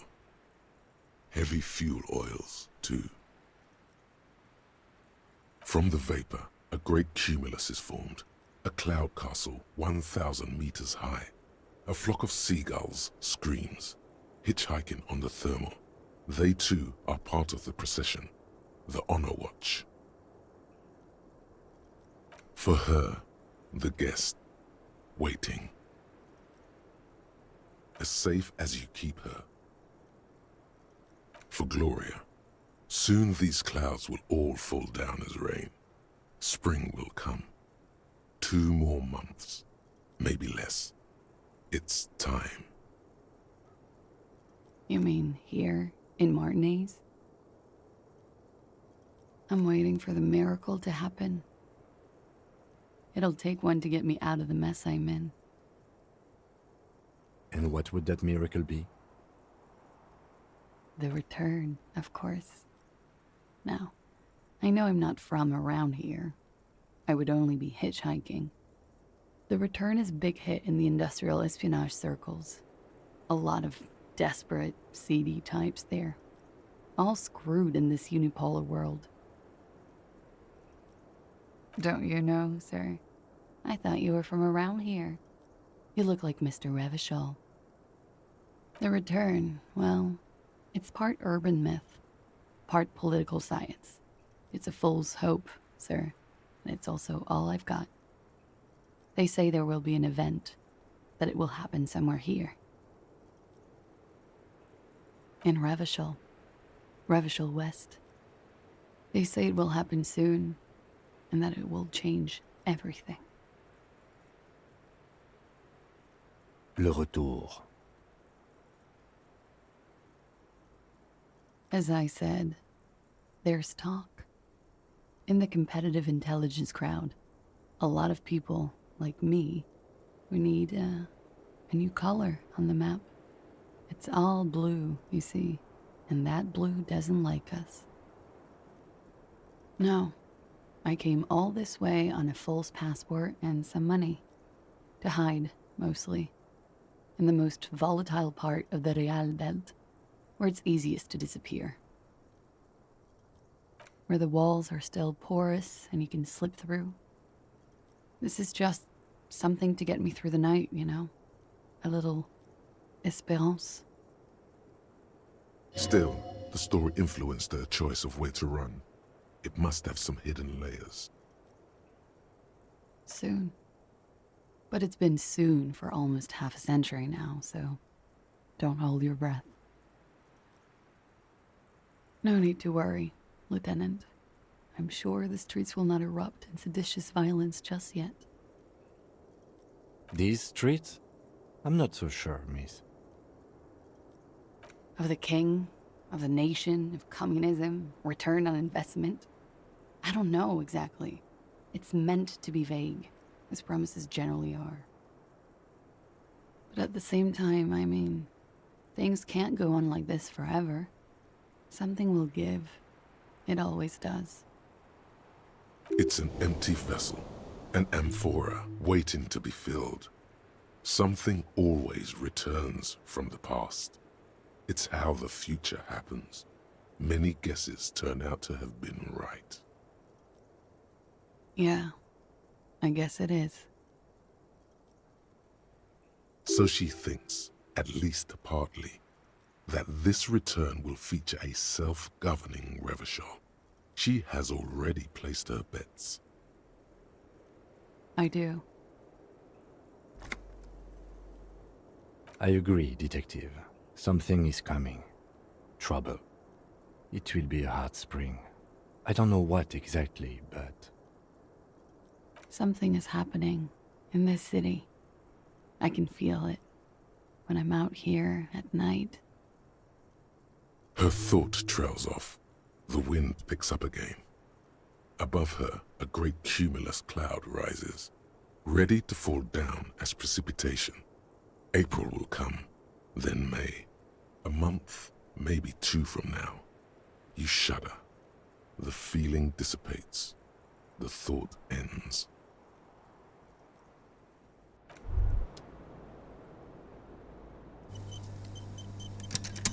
As you look back, you think, so love did do him in, after all. If it weren't for her, he would not have been there. The shot would not have connected with his soft palate. No, communism killed him. Remember? Love made it possible. You know this much. You do not know. A wind of needles.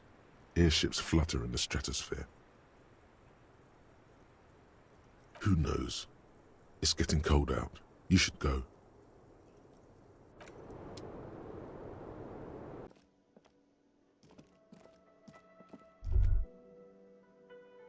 That sugary black rum stain on the counter makes you teary-eyed with joy. It's almost touching how syrupy and sticky it is. How long have you been up already? Sweet Lord, a whole hour. And you haven't thought about rum and lemonade in all that time? You've truly extinguished all trace of yourself.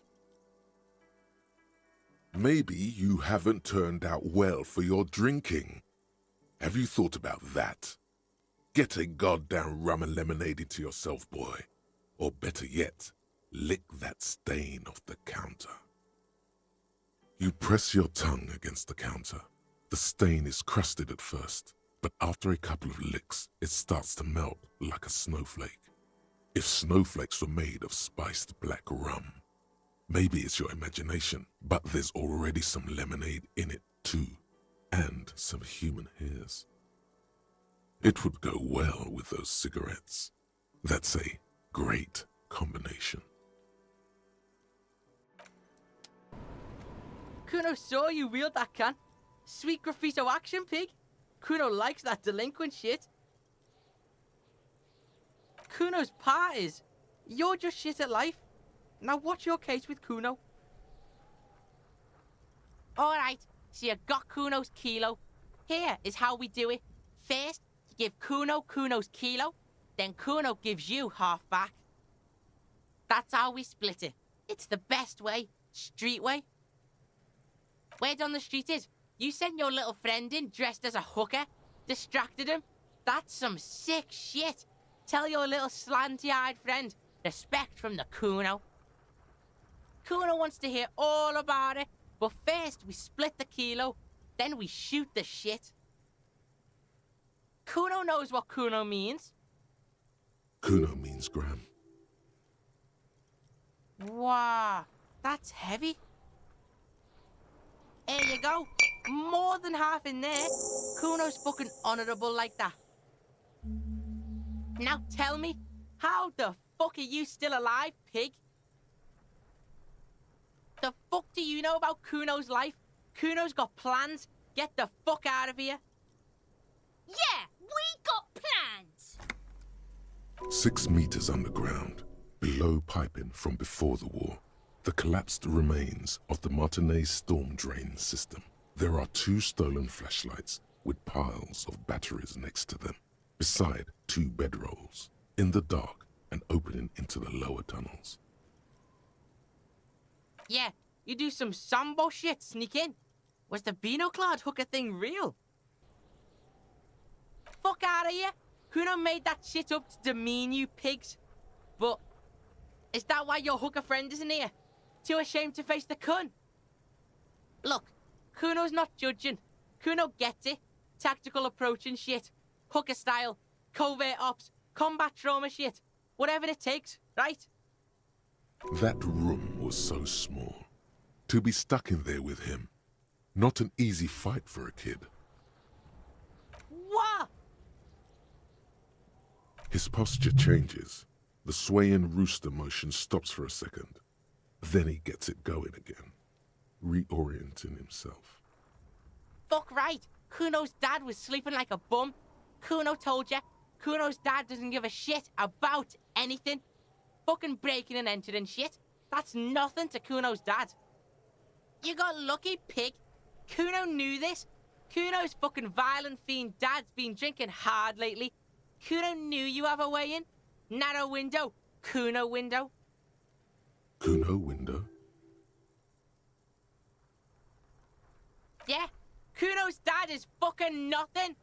Fucking coma shit, stroke shit. Kuno's dad is so fucking violent.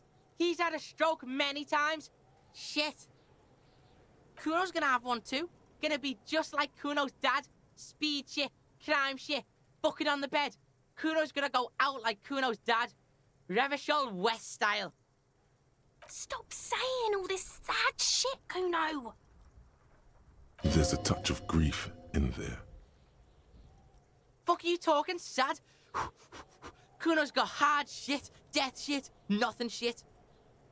Get your fucking nun ass out of here before Kuno fucks it dead.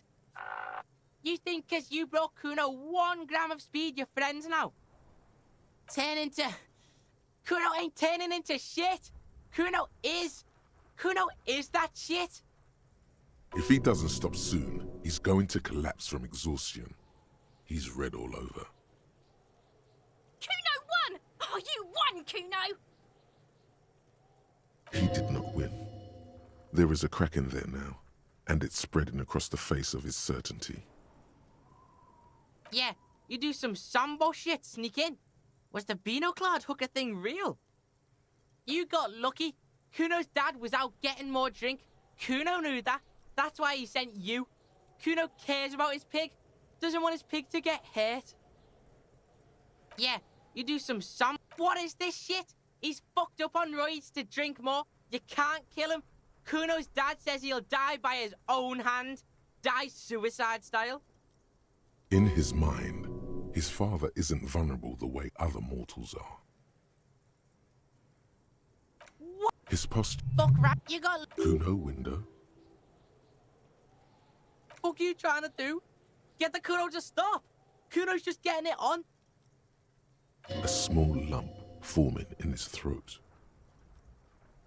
Keep your ass together, Kuno! Kuno's not fucking trying to be tough. This shit is real. Kuno's fucking violent dad's gonna be a vegetable. Kuno knows that shit. Stroke shit. Stomach fucked up and... Kuno's gonna go out like that too. Gonna be just like Kuno's violent dad. Speed shit, crime shit, fucking on the bed. Go out West Revachol style. Stop saying all this sad shit, Kuno! There's a touch of grief in there. Fuck you talking sad? Kuno's got hard shit, death shit, nothing shit. Fuck right I am. Now get your nun ass out of here before Kuno fucks it dead. Turn into... Kuno... If he doesn't stop soon, he's going to collapse from exhaustion. He's red all over. Kuno won! Oh, you won, Kuno! He did not win. There is a crack in there now, and it's spreading across the face of his certainty. Yeah, so fucking what? Fuck are you talking to Kuno about that kiddie shit? He's trying to fuck you again. Fuck out of here. Kuno knows it's fucking lame. That's why Kuno changed it. Kuno can change his name into anything. Gonna change my name into... Don't change your name into that, Kuno. Yeah, so fucking what? That's right. Fucking nothing. Yeah, fuck are you talking to Kuno about that kiddie shit? Kuno knows it's fucking lame. That's why Kuno changed it. You can't fuck with Kuno. Fuck right there were. Fucking 3 years or some shit. You can guess. Yeah, that's right. Kuno's dad doesn't give a shit about that electricity and light shit. Just wants to pound on people and drink. That's right. It's a shithole. Kuno's gonna move underground. Leroy shit. Ancient shit. Kuno's gonna live in a fucking catacomb. Yeah, in a tomb, Kuno. Fuck right there. You can guess. Fuck that shit. Kuno's gonna move underground. Yeah, in a tomb. Fuck. You can guess. Kuno's got that shit under control. Yeah, pig. This shit is done. Now get the fuck out of Kuno's face. Kuno needs to drop the bomb. Yeah. The kid. Yeah, whatever. Kuno doesn't give a shit. The fuck about it? You're... Get lost. Kuno...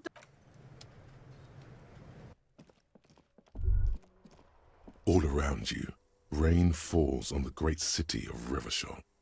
Rain drips from the eaves and floods the gutters, washing the filth away. The spring thaw must be here. The snow is melting. Looking up at the sky, cold water dripping from your hat. Grey sky like great battleships, clouds colliding with one another. Rain falls down on the world. Your shirt sticks to your chest. The shoulders of your jacket grow heavy. The cold finds its way under your skin. You shiver, and the city shivers with you. You're not dressed for this weather. You should get an overcoat or a patrol cloak. Sheets of rain over the water, a flight of stairs leading into the ocean. Wave after wave washing the coast of Martinaise, with its motorboats and gently swaying reeds. The ruins of a half-sunken sea fort crumble on an inlet beyond the Bay of Revachol. Ghosts rise into the sky. The skyscrapers of La Delta, the financial district. Faint golden light seeps from the office windows. Will you ever go there? No, you are just one of the hundreds of thousands who watch them rise across the bay from Martinaise every day. Urban coastline, rain dripping off Eternite-covered roofs, cinder blocks left over from half-finished construction, a defunct research and development building, once seized by revolutionaries. An old wooden church stands on stilts above the water. Coal City, end of all lines. Your hair is an oily mess flecked with ash from neighboring coal plants. Smokestacks rise somewhere in the distance. There's a fleet on the corner. A plastic coat is folded into a small triangle under the counter by the window. Beyond that, the strikebreakers have gathered. The great gates of the industrial harbour are locked. A chill runs down your back. You shudder like an animal trying to shake water from its hide. Behind the gates, heaps of supply crates, red and blue metal shipping containers, slick with rain. The Greater Revachol Industrial Harbour is an artificial mountain range. Immense wealth resides within, and immeasurable poverty in its shadow. La Ducienne, King Dries passenger harbour. Cruise ships flanked by dock arms, cranes watching over the mouth of the river distributary. Couronne, the lower middle class. Distributary after distributary cuts the city blocks in half. 7-story buildings trail off into the rain. A silvery curtain of rain over the houses, the class divide. You have never been there. They don't need the law east of the river. Capeside apartments. Tower blocks crowd one another. 4.46mm bullets still lodged in their war-torn stone walls. Hallways collapse from the mortar hits of a war that was lost long ago. Clotheslines go to waste in the rain. Radios play. Midnight news and reruns. A yard. Rain falls onto the roof of a woodshed. Filthy water pools around a body. Droplets of rain slip from the dead man's cold cheeks. A traffic jam. Rain thrumming on the roofs of motor vehicles. Inside, drivers watch water streaming down their windshields. The statue of a king shudders. He too is cold. The canal bridge has been raised. The road ascends. A raised motorway loops above the ghetto. Beneath its concrete columns, a sea of rooftops, woodwork, and tar stretches northward. 4-story buildings as far as the rain can fall. The snows melt in Jamrock. Have a brother in the cut. Where the wood at? To be in Martinaise, where no one goes, at the runoff point of a long-forgotten canal, in the whitest part of town, in the shadow of the day the revolution failed. Standing in the rain, looking north, where Jamrock Rock City stretches inland. In the rain-swept distance, above the rooftops of Jamrock, a repurposed silk mill stands perched above the motorway exit. Precinct 41 hunches in the rain. Your vision blurs. You wipe your face with your hand. The rain stings your eyes, making you look up and blink. Coalition aerostatics hang like apparitions under the cloud cover. Way up there, where rain forms, rotors flutter silently. Your sight clears. These spring thaw will not last. The winter will return to Revachol. The lieutenant's door is closed. No response. What are you doing?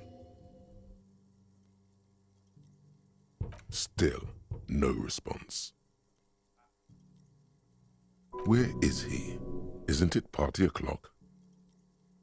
Is he not worried that you haven't found the murder weapon yet? Doesn't he want to go for a little drive? Anything to not face the hanged disco man yet. You hear the sound of a drawer closing, followed by the shuffling of feet. Is that you, Harry? What time is it? No, thou art God. Very funny. What do you want? Very funny. What do you want? Isn't it always party time with you? You're going to have to figure this one out on your own. Good night, Harry.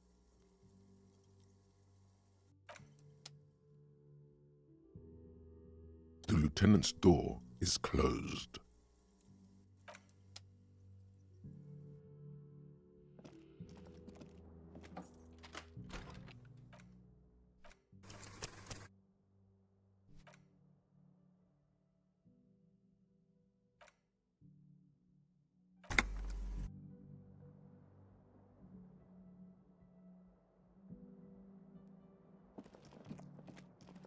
The bed is still cold from the broken window, and not too inviting, but it's yours. You've earned it. It's not easy, but your bones are so tired from what feel like weeks of work on the case. You have to try. After what feels like hours, you feel you might be sleeping.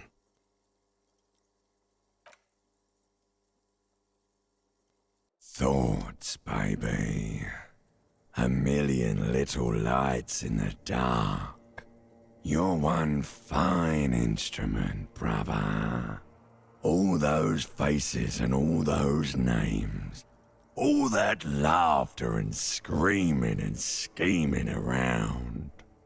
Every corner and every street. Recorded in you forever on ferrotape. On and on it goes for untold hours. At the disco where you first asked her to dance. Rising, rising above the dark curvature, the great wingspan of sleep. Studded with stars. Behold, there are millions of them down there. The first time, the last time, the smoke in her mouth, the plotted flowers, the faces turning, changing. It's the world, Harry boy, and you're made of it. Every day you're out there, you make more of yourself from it. I'm afraid you can't be unmade now. You can never forget this shit. Beautiful. beautiful. It's stuck on loop, whirling, spitting out words and images.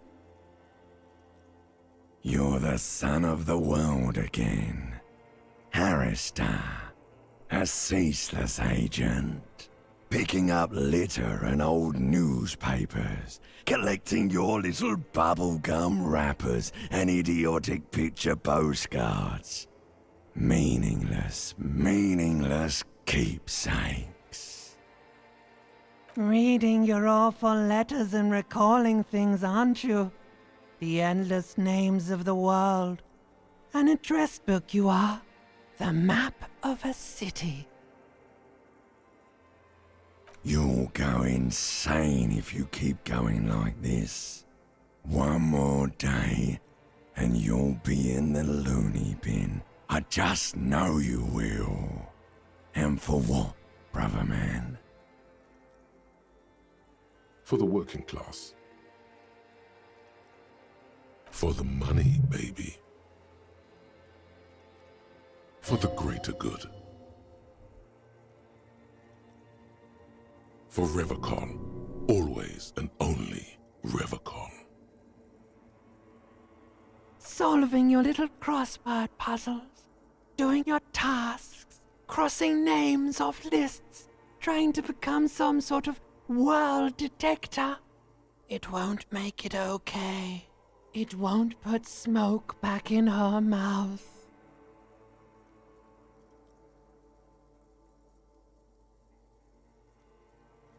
There he goes again. He's a real political animal, our Harry. He still doesn't see that it's the world changing around him. He's got no idea what he's in for. 'Cause only love can break your heart. Beep, beep, beep. The alarm is ringing, Harry. The disco circus goes on and on. You barely slept 3 hours last night. You can do it. It's nothing. Do it for the city. Go. Do it for the wind. Do it for the picture puzzle. Put it all together. Solve the world.